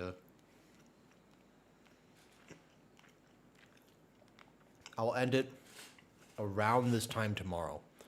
You'll have to come and check to see if you won. I will ping you on stream. I will ping you in Discord, and I'll give you like a few hours, but it has to end tomorrow, basically. There are about 150 people, so you're buying a lottery ticket right now. However, the mount is pretty cool, and mostly the reason this is so cool is because if you're new to stream, like hello there, NY, Po respect, etc. I will ping you. If I know who you are, I will ping you, and we'll see. But I will say, I'm a WoW partner now, so I get to do this because I got the confirmation that I got to give away a mount. It's part of the season launch. How cool is that? Isn't that cool? I think it's cool. You can only buy one ticket. Only one ticket. Only one mount. I don't get to give away several mounts. I'm not that cool yet.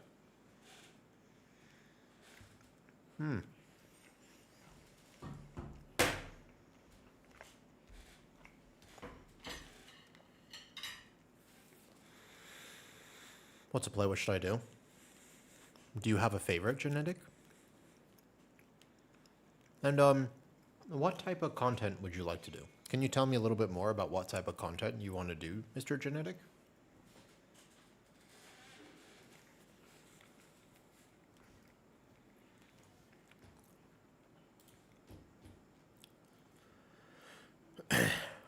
So I've got this part made, by the way.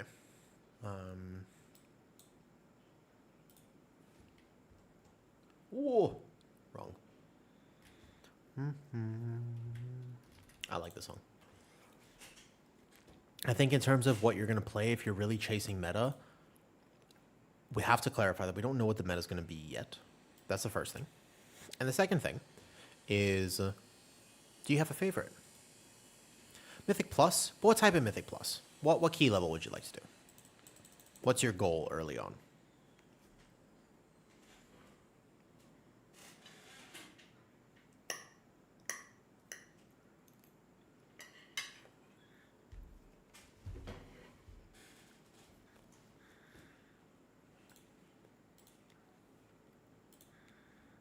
You want to make a podcast command, okay? What, sure, TH. I can pretty much give you creative freedom. You can do it. 12 to 15? At 12 to 15, whatever you play the best genetic is going to be the best thing. Because a really good Brewmaster is better than a bad Blood DK. A very good Vengeance Demon Hunter is better than a very bad Prop Heli. Same with healers, right?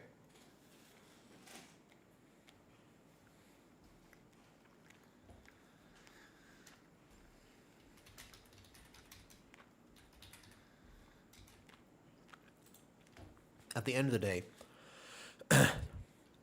a very good Mistweaver, even if not meta, is still better than a bad Resto Shaman. So, if I asked you, what would you have the most fun with playing? What do you think?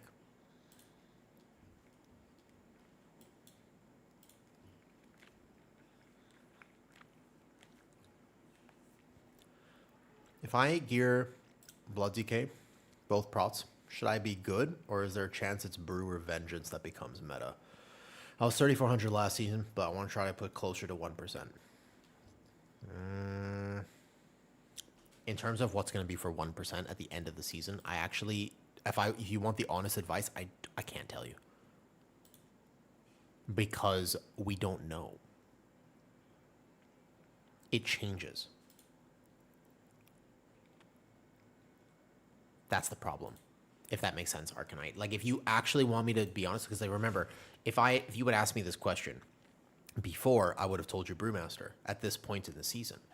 But right now, yeah, so but actually the answer was Guardian. However, it changed 6 weeks in. So I can tell you what currently looks strong. Out of those three, there's a very good chance one of them is, but for all we know, like a week from now, they could just be like, VDH buffed 20%. And you're like, okay, guess that's the tank. I still don't think it will be, but you never know. Like they do that, to be fair. Blizzard has a history of doing that. They're not shy about it. They will absolutely just, if they want something to be meta, it will be. They want there to be a meta. I can tell you that pretty much. And see. When is my Hunter video dropping? SCL, great question. To be honest, I might do something next week that bricks my algorithm. I might post twice a day. We'll see. Because I have so much to post.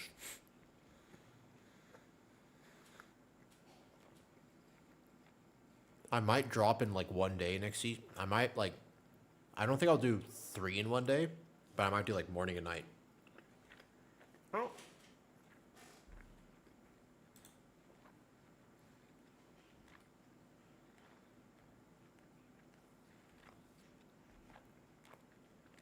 You're good, TH.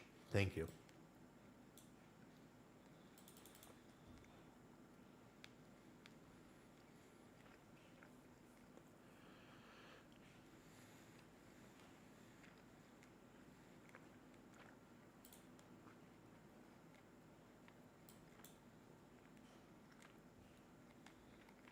Here. Join me in this journey. I've got to find this part of the gearing guide tonight.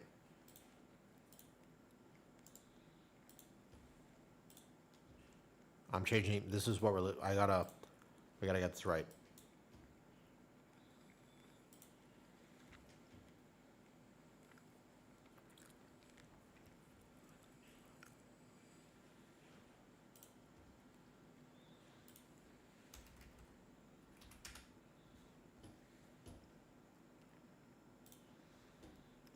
We got this part already.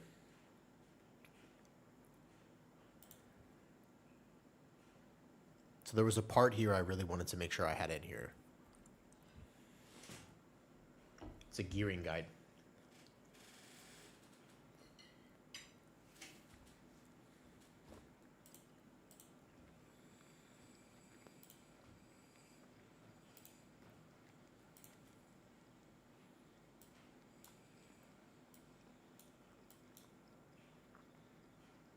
This is clever. Nobody's mentioned this about gearing yet, and that's why I'm wondering if I'm wrong. But for what it's worth, this is what I'm gonna have to do.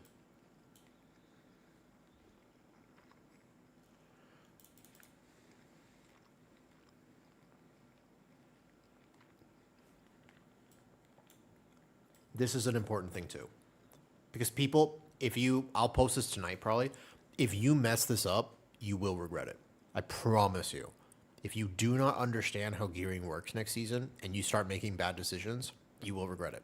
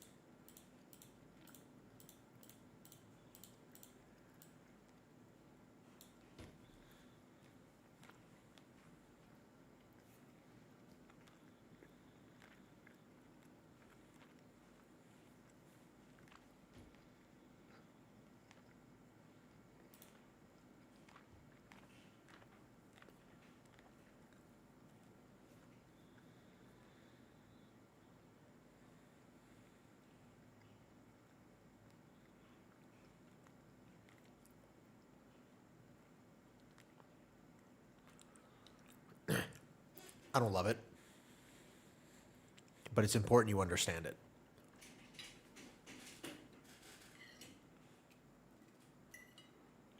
It's just convoluted. Once you understand it, it's not terrible, but oh my god, it's good. Yeah. Wow.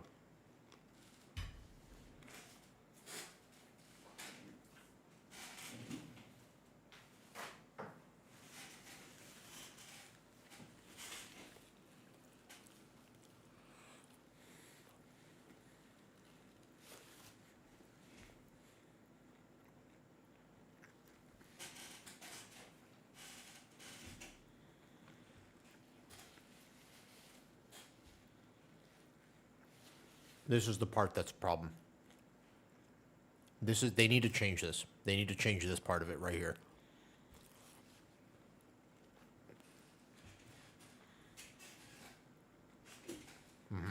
This is the part I needed to add. This is where people mess up. People are going to make this mistake. I promise you. Watch this right now. People are going to make this mistake, and they need to change this part of it. It would help a lot. Bonus rolls are not the issue, by the way. The issue is the fact that you need the raid items. Bonus rolls are not the issue. It's this problem right here. They need to fix this.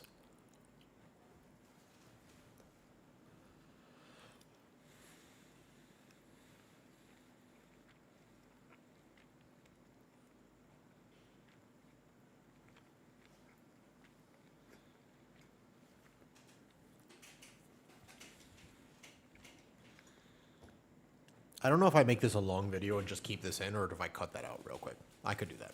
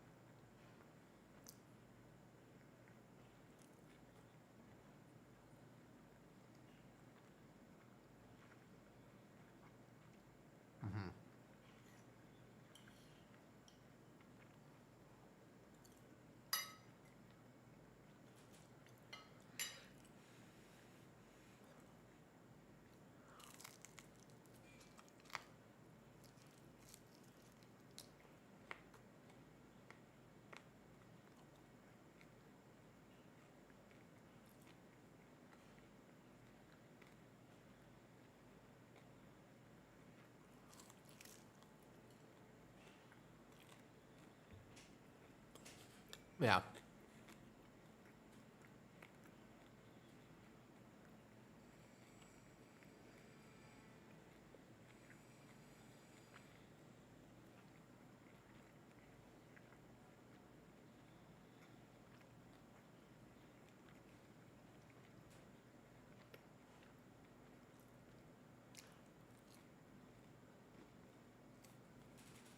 Okay. Yeah, that's the issue. They need to put the lockout. If you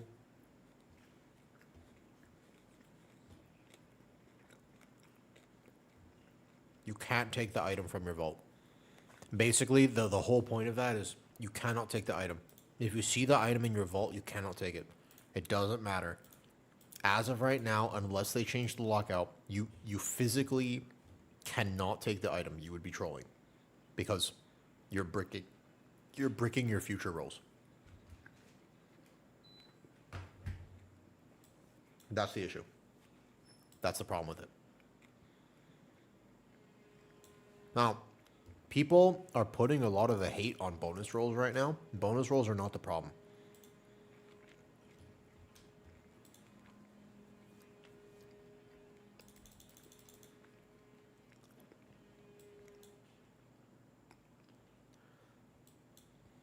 And also, to also clarify even further, this season, dude, look at this.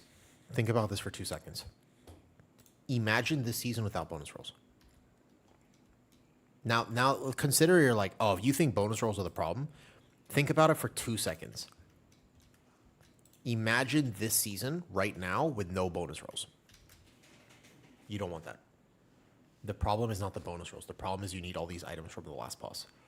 They didn't put 1 cantrip effect. They put 3 or 5. That's the issue, in my opinion. Because if they had put just 1 item, you could actually make it like, you could be like, I'll take the 1% loss if I don't want to game this system, like it's all right. But it's not 1%. Normally it is. Normally it's like 1%, maybe 2, but this one is more like 5. It's just more impactful. Technically, do you need it? Need is a strong word. You don't need it. It's just, ugh, a little bit. You know what I mean? Because you will feel bad if you don't have it, I think. At least for me, I can tell you that if I never got these items, I simply could not parse 99 even if I played really well. It would be 98 just because I'd be at a disadvantage, even if I played perfect. And that's why if I don't end up getting rank 1 parse, that's fair. But I do like to do well. Like I pride myself on doing well in raid, even though I don't like raiding. I think a lot of people forget that, for what it's worth. I think actually, like, many people think that I just don't raid. Excuse me. Hold up.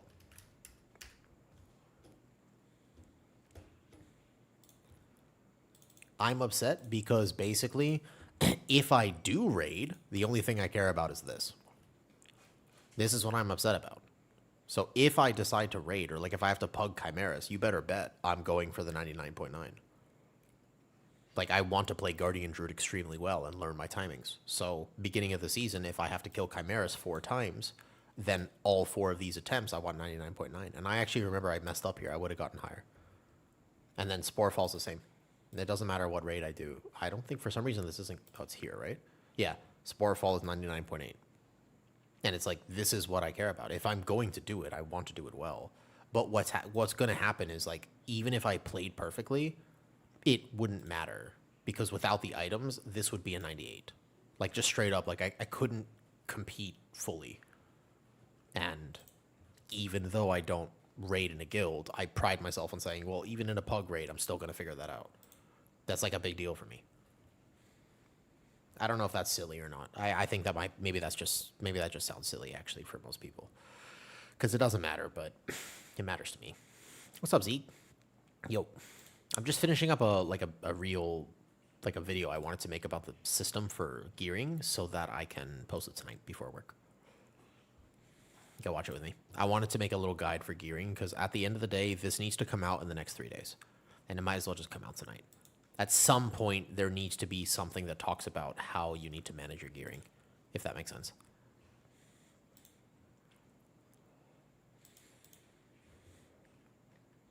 In the middle here, I think there was a part I could cut out. Otherwise, it's going to be too long.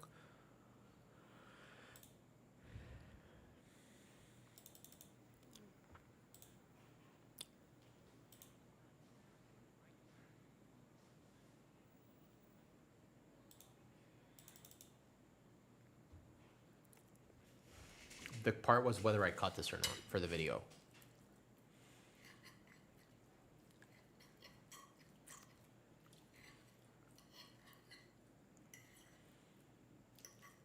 You could also just ignore this, by the way. Like, honestly, at the end of the day, if this is so anti-fun for you, you could just gear. Okay.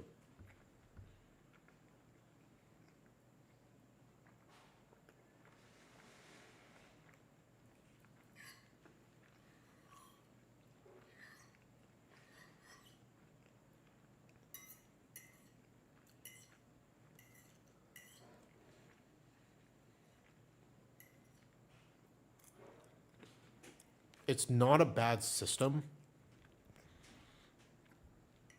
People are complaining about the system, James. I don't think it's a bad system. Okay. Can I leave that much dead time in a YouTube video? If this is like 15 minutes through a video, do you think it's okay to leave that much dead time? I always wonder about this. Because I'm just talking, but there's a solid 20 seconds that I could cut out here and save people 20 seconds of their time. But this is like at the end of the video. Doesn't matter. It's a lot more effort for me to cut that out because I can just save this right now and be done.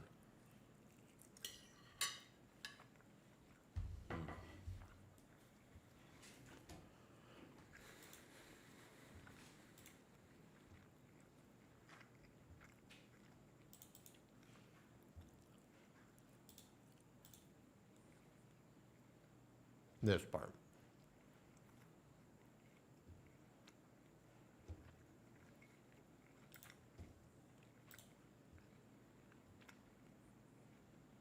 Oh, that's cool.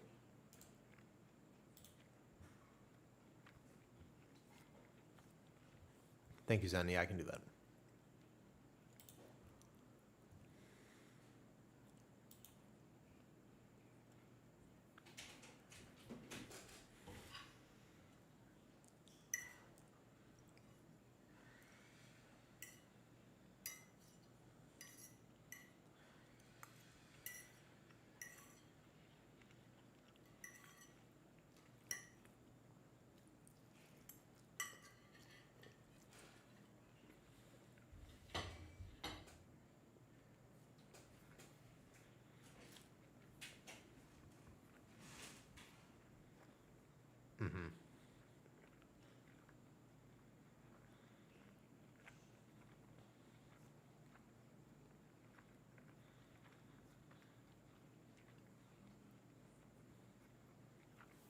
Yeah.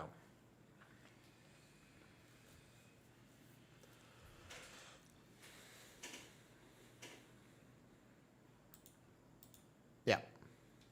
That's the part. I think you just extend this and you make this a longer video. It's fine.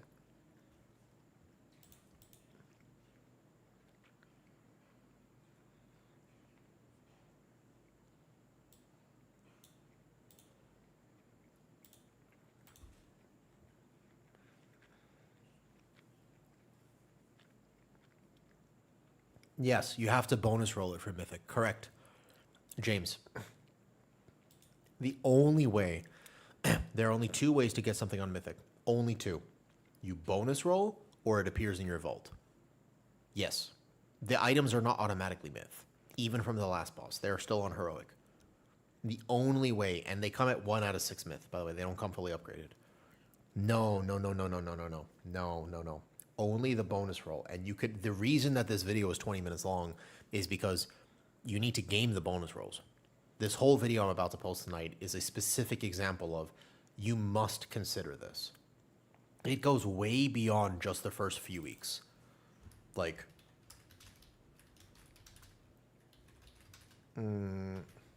part 2.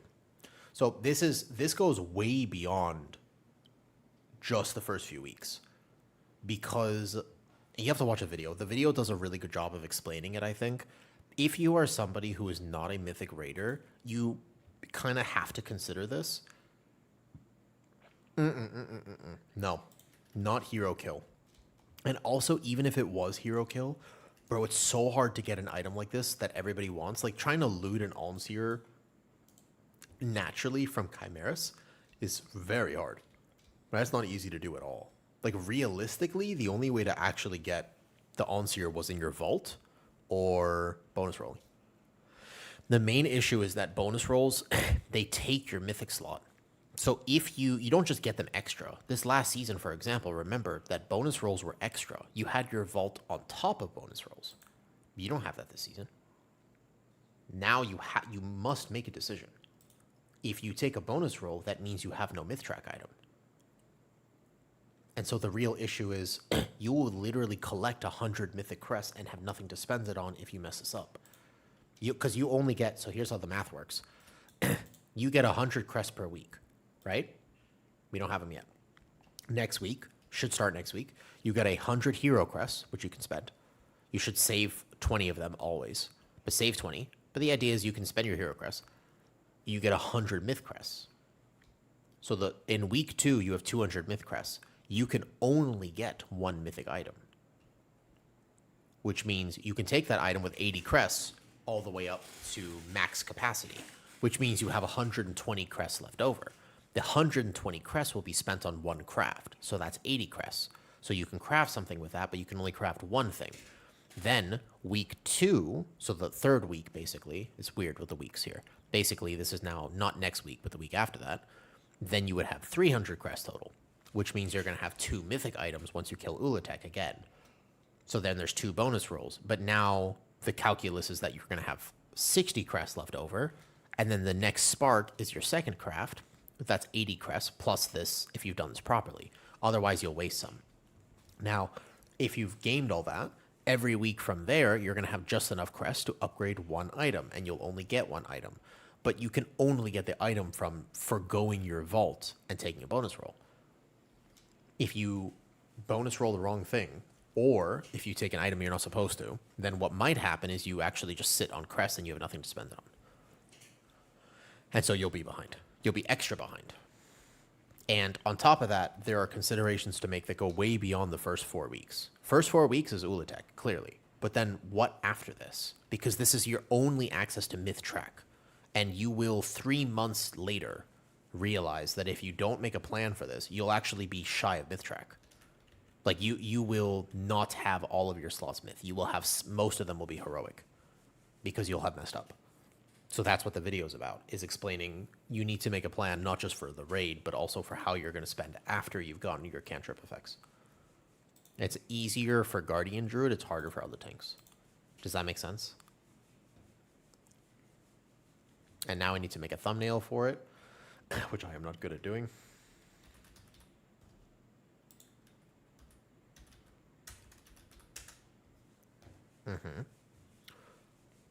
So the idea is that for each of the specs, you need to theory craft a little bit, or at least check with your representative or whoever that you like.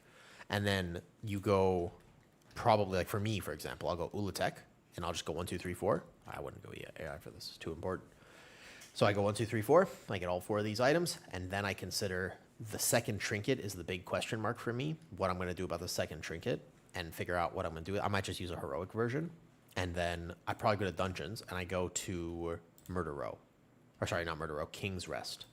I'm pretty sure I would bonus roll King's Rest given the considerations here. And I would make sure to do it on Feral. So I get these items. This would probably be the way. This is probably the best way for me as a Guardian to guarantee that 3 months into the season, I have every slot on Myth and can compete for item level once crests are uncapped. But if I don't do this, then I won't have that. Weird, right?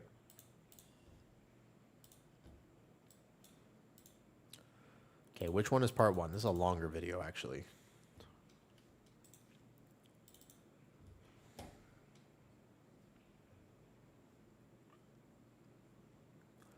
This is going to be a 20-minute video. It was supposed to be a 10-minute video, but actually, here we go.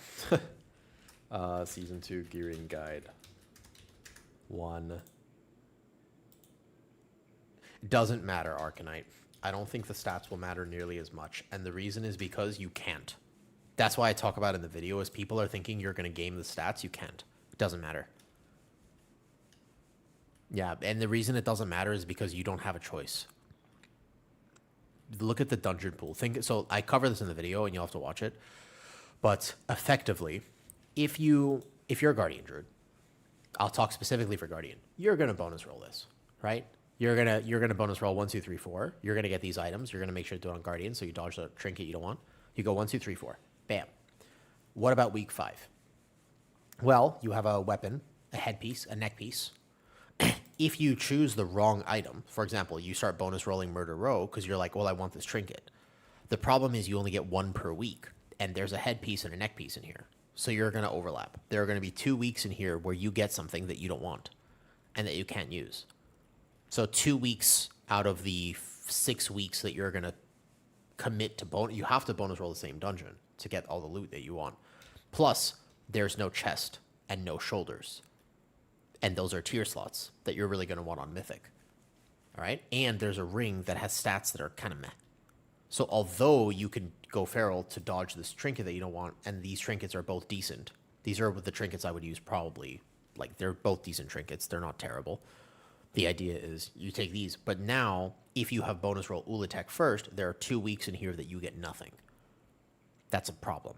So you say, okay, well, not murder roll then. What if I roll the blinding veil? The problem is this has a weapon. So one of these weeks is wasted. Plus, there are trinkets that you cannot dodge that are You don't want these trinkets. So actually 2 weeks are wasted. Okay? What about Temple of Cethralis? Well, this has a pole arm, which you already have a better weapon, regardless, because it's the cantrip weapon. Plus, you have a headpiece in here. 2 weeks are wasted. Plus, now look at trinket. You want this trinket? Nah. So now there's 3 weeks that are wasted, and 2 rings, both of which you don't want. Does that make sense? So you have to consider this. This is like long term, and then whatever dungeon you choose, watch the video. The video goes over it much more.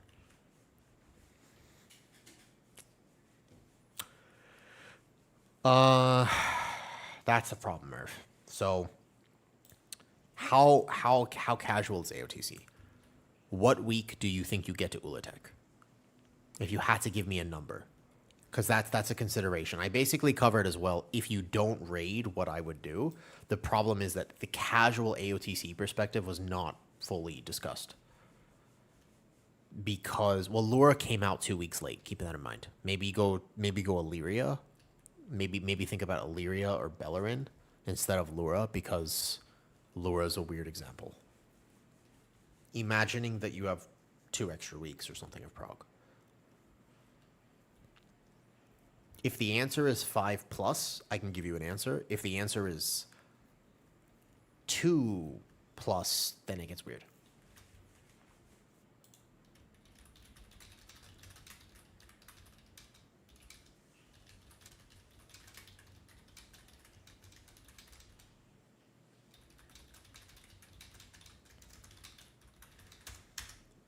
Checking. Okay, no problem. Keep in mind that this is my perspective. This is like most people, when you watch a video, if it's from Zorthus or... Here's a problem. If it's from like Zorthus or this or that, one of the main issues is they're coming from a perspective of Giga Min-Max, and also you're in a guild that's going to run splits and funnel gear, and like the idea, for example, that you should take a socket this week is weird. You should chase tier. Tier is going to be the right option for pretty much everybody that is not a Giga Raider. If you can find it in this week's vault. Okay.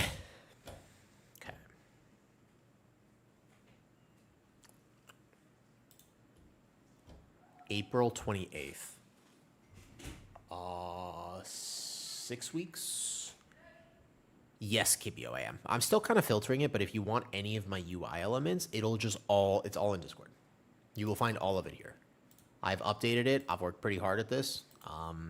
I am heavily invested in keeping my Discord nice and updated.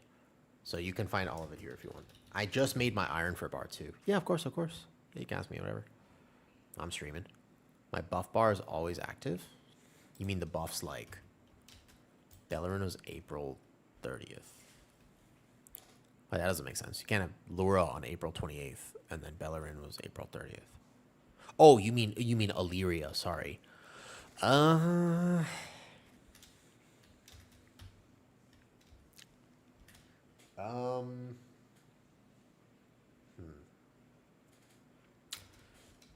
So that's like 6-8 weeks.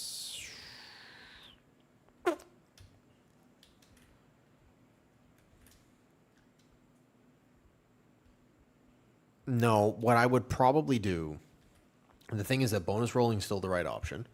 It's just, there's also a question, by the way. There might be a scenario here where this all works out in your favor. You might have to wait a second, which is we don't know if you can multiple bonus roll. Currently on Sportfall, you know how Sportfall you can kill it multiple times with the same bonus roll? We don't know if that's going to be a potential here. We don't know. There's possibility that if you have multiple bonus rolls saved, that you can Gatling gun Ulatek. When you can kill it, you can like go back in and kill it again.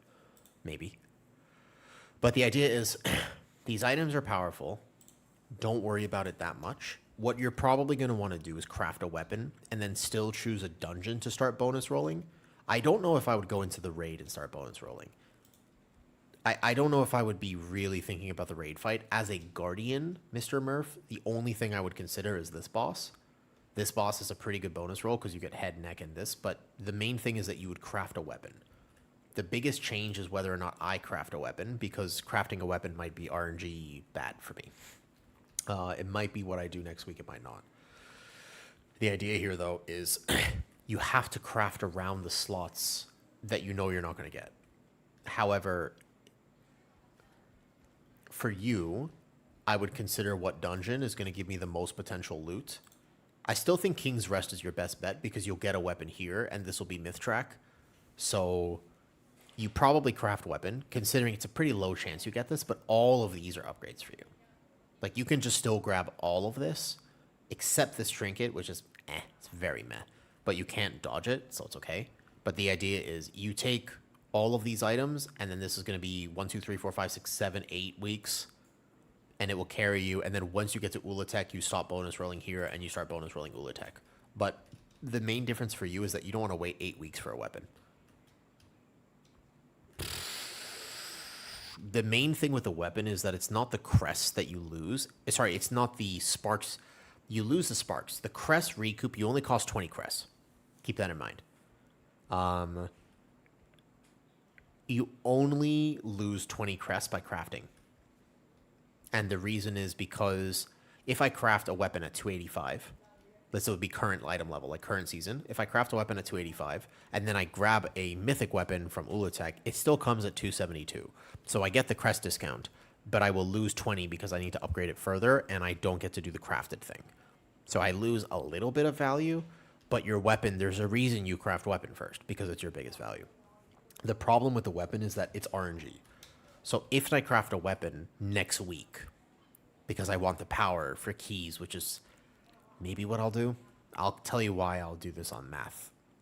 But then the week after that, I bonus roll, and my very first bonus roll is a weapon. That sucks. That would be tough. That's what I wouldn't want to happen. If I craft a weapon next week, I would want to bonus roll the headpiece, the neck piece, and then the weapon. But it's RNG. It's 25% if I actually kill Heroic Ulatek the week after. But if I'm bonus rolling dungeons, it's even lower that I get a weapon in my first month. It's possible, but there's no way around dodging that completely. And a weapon is your biggest value. The only other consideration to make here for me, if that I was actually going to be able to kill Heroic Ulatek, is Devour Demon Hunter changes the math here, Nasty, a lot. Because Devour has 2 weapons. Especially if you're a Devourer, by the way. Because you want this dagger. But, so you kind of need to bonus roll this. But you can't dodge the font. So there's an extra week in here. I don't think you bonus roll normal, at least, because it's still myth track. You want to bonus roll a dungeon. I don't know. You'd have to check with your Devour people about what this. And if you play Havoc, that's different, because then you don't want the dagger. And if you play Havoc, then you want something else entirely. There's no perfect system, but understanding this will definitely help you. Hi, Firestorm. My guild didn't quite AOTC. AOTC is harder than you think it is. How hard do you think plus 10 will be? Easy if you know how to do the dungeons. Yes. I tried to cover as much information as I could. You are correct. There are some situations I'm not considering, like casual AOTC guild. There's also a world where if you can bank bonus rolls, then you might be able to wait a little bit. And it won't be the end of the world. But we don't know. 18-minute video. Damn.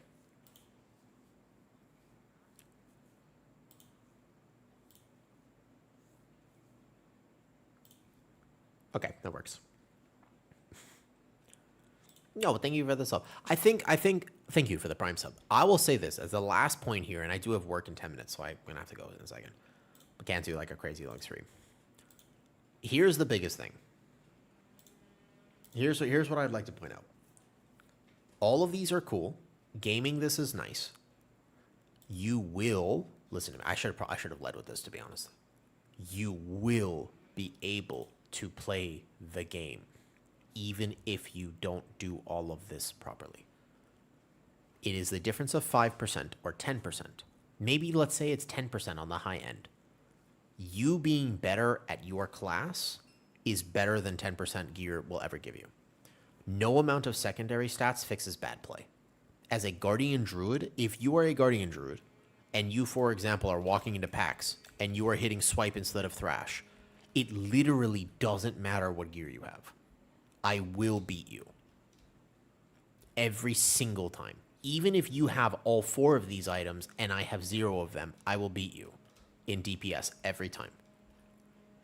People like to think that gear is everything. It's something, but it's not everything. You being able to express your skill on the spec that you choose is by far and large the single greatest factor for a DPS. And then also how your tank pulls the dungeon. That's also a pretty big one. But does that make sense? Like, it's cool to think about this in min-max. It's actually fun to do so.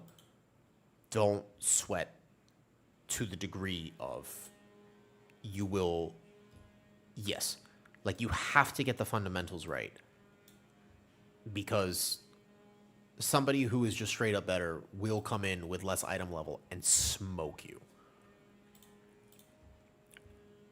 That's just how it is. Gear is like a crutch that people use occasionally. And what I mean by that is, even in the first week, if I want to get my 10s done easier, somebody who's 280 item level but knows the dungeons and is good is going to be easier to do 10s with than somebody who's 300 item level. I would still take somebody who has the better skill and knowledge of the new dungeons over somebody with 20 item levels. Okay. Gearing guide. What you don't know.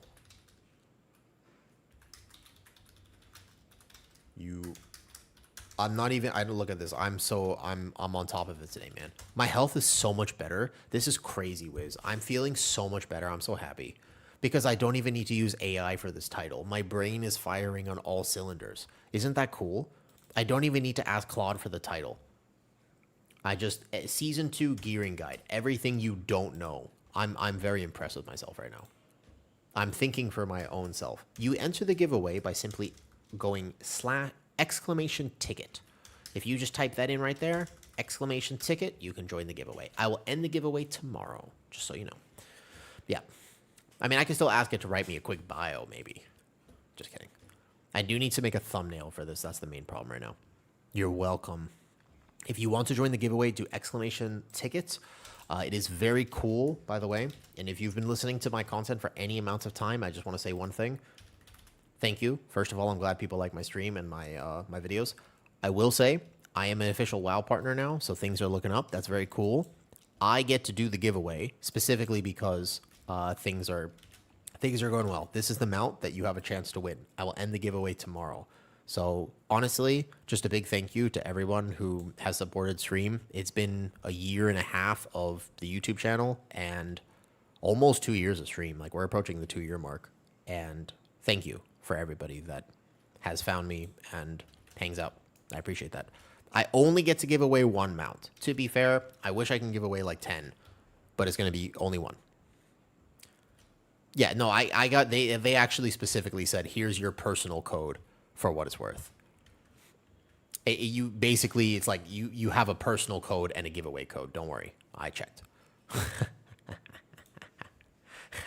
You know, there were 2. Oh, shit. You're right. You're not wrong about that. Cool.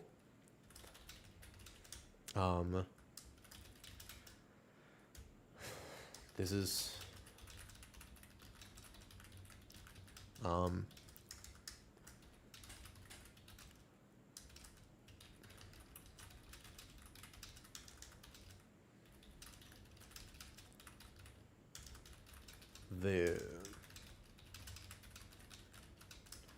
we didn't have bonus rolls this season would be terrible. That being said, min-maxing it is going to be rough. Involved.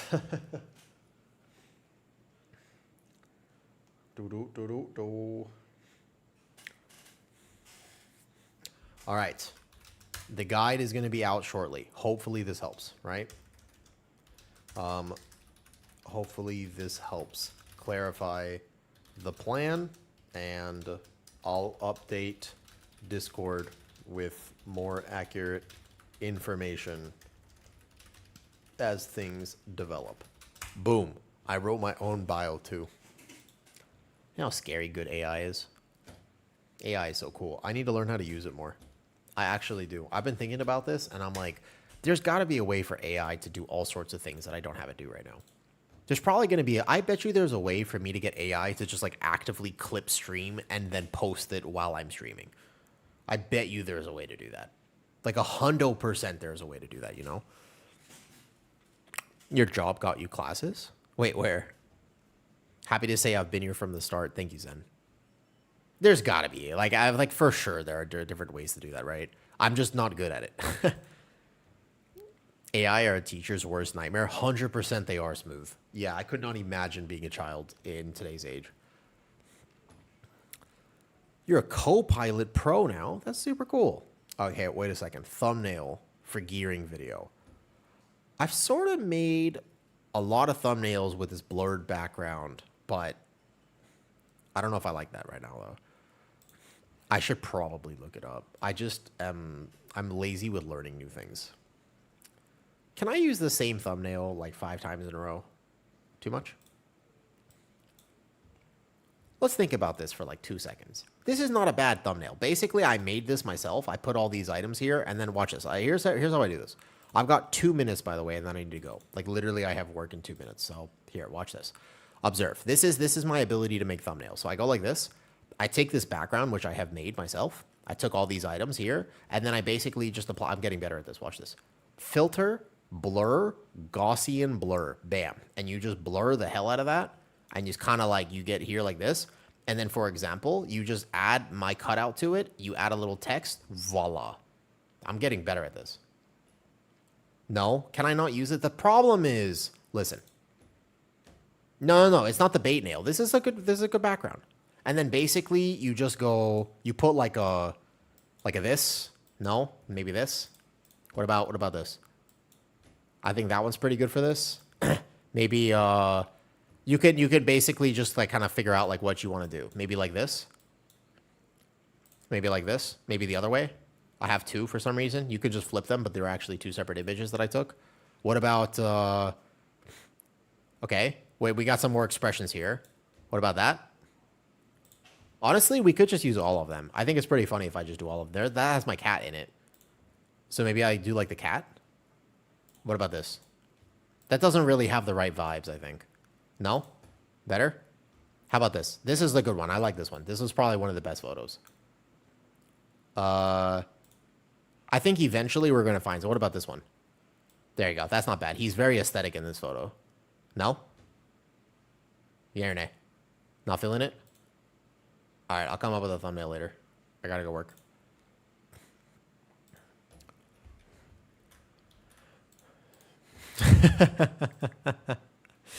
they have they feel them all together. What do you work with? Photopia. I'm not good at thumbnails. It's actually my weakest skill, and I definitely should improve at it. I'm just bad at it. I don't know how to do it. I wish I was a lot better at this than I actually was. Okay, I have work in 1 minute. Bye. I'll see you tomorrow. The giveaway will end tomorrow. You have to check back, and I will tag you either in stream. I'll ping you a lot. We'll all ping you, and then I'll see you later. Okay, I see Nethia on. Bye.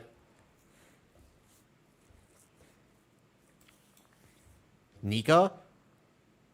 Captain, I haven't raided Nika in a long time. Fine, Captain. Fine. You can tell Nethia that this is on you. All right, Nika it is. I haven't raided Nika in a long time. I know Nika as well. Okay, bye.